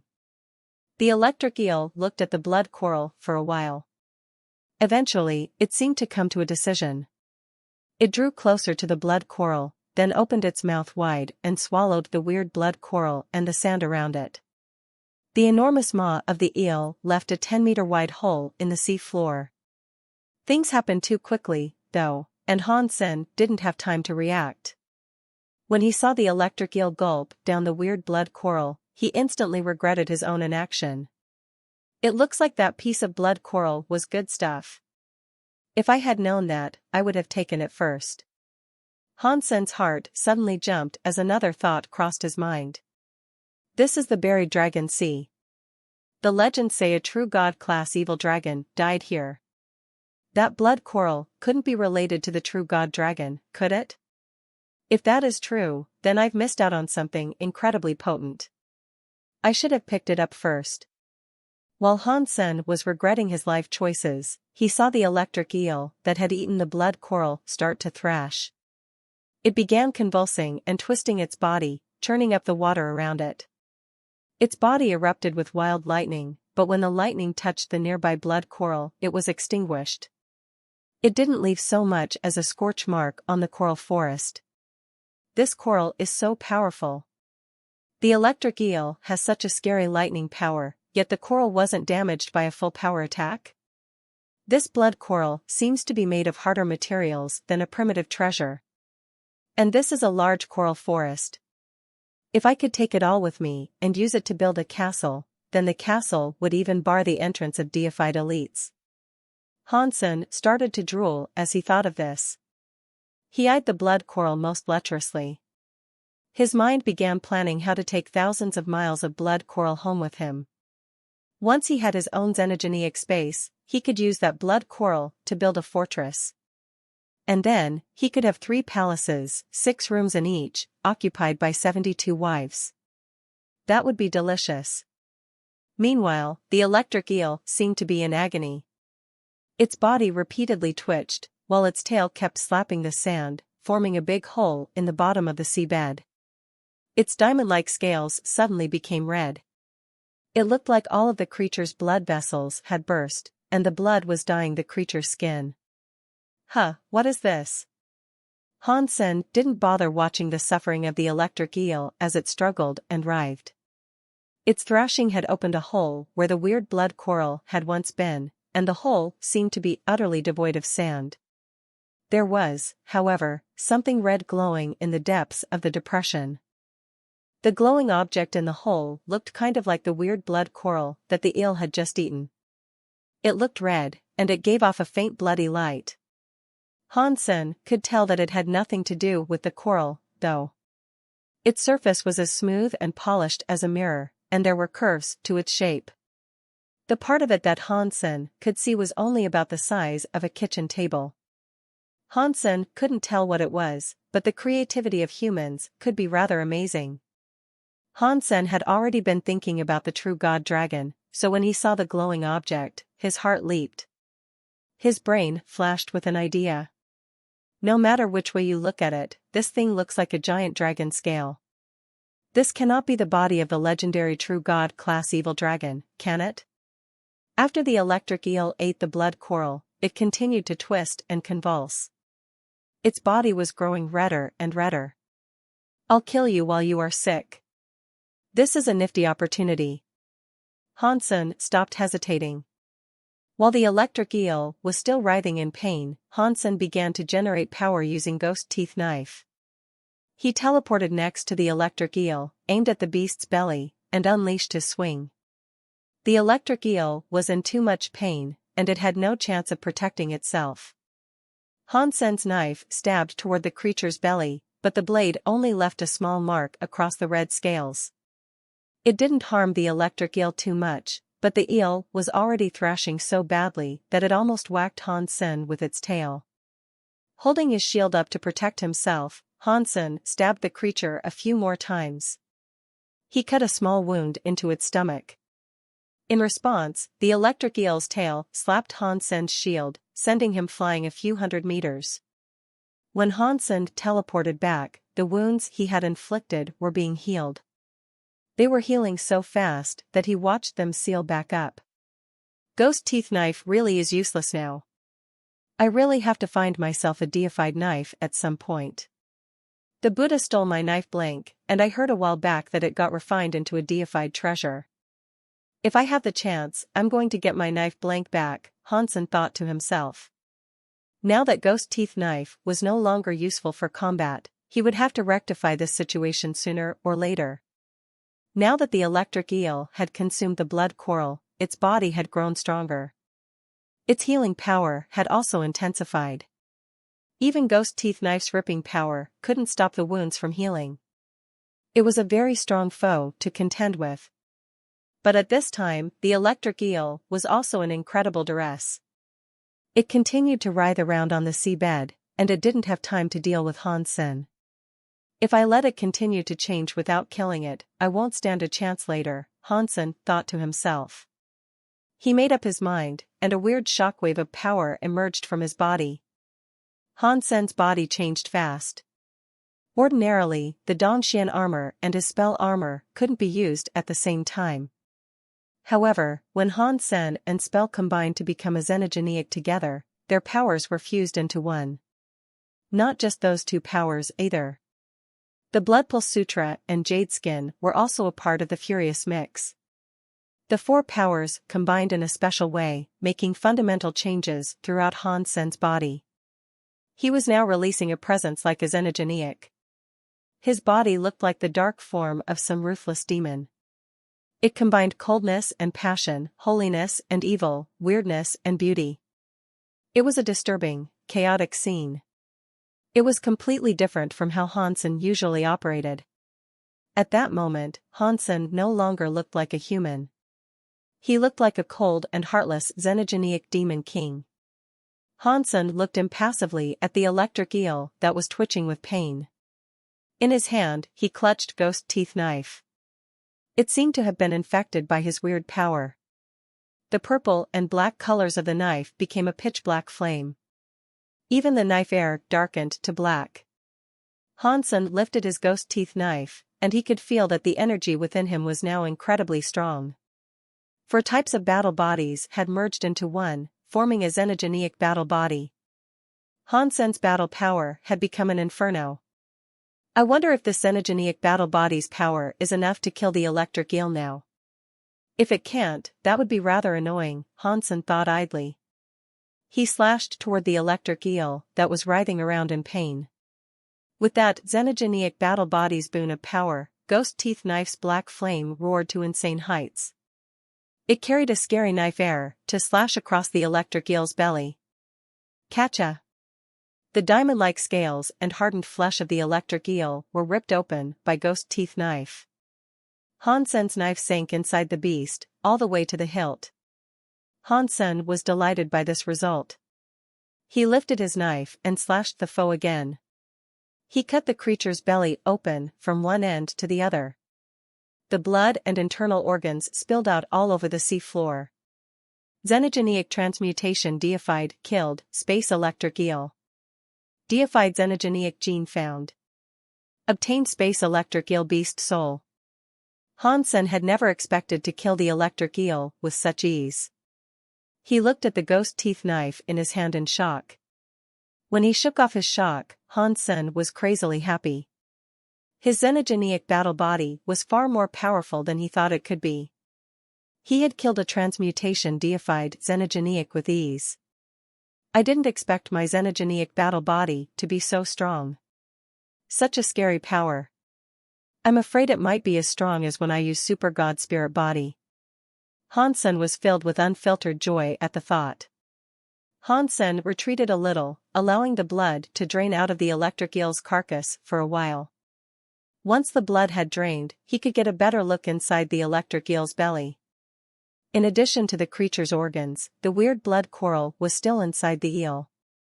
Hansen's mind might have been playing tricks on him, but the weird blood coral now looked even more like a dragon. The details were more defined than they had been. As he examined, Hansen halfway expected the thing to open its eyes and fly away. Patterns were etched across the coral now, although Hansen had no idea how they had gotten there.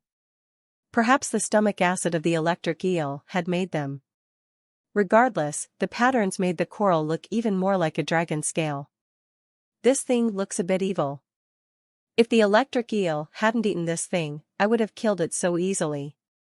As Hansen examined the blood coral, he started to feel that something was wrong. The blood of a deified creature wouldn't blend into the sea water. It should sink to the bottom and pool there. However, Hansen saw no blood pooling on the sea floor around him.